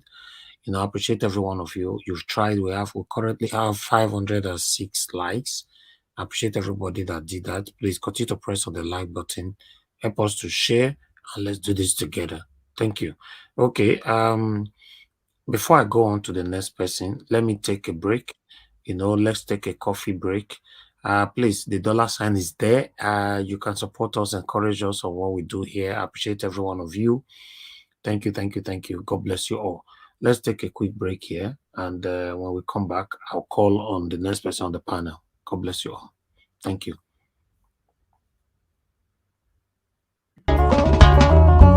You are the pillar that holds my life. You are the pillar that holds my life. Master Jesus, you are the pillar that holds my life. Lily of the body, you are the pillar that holds my life. You are the pillar that holds my life. You are the pillar that holds my life. Lion of the night, you are the pillar. Chica, you are the pillar. Daddy, you are the pillar that holds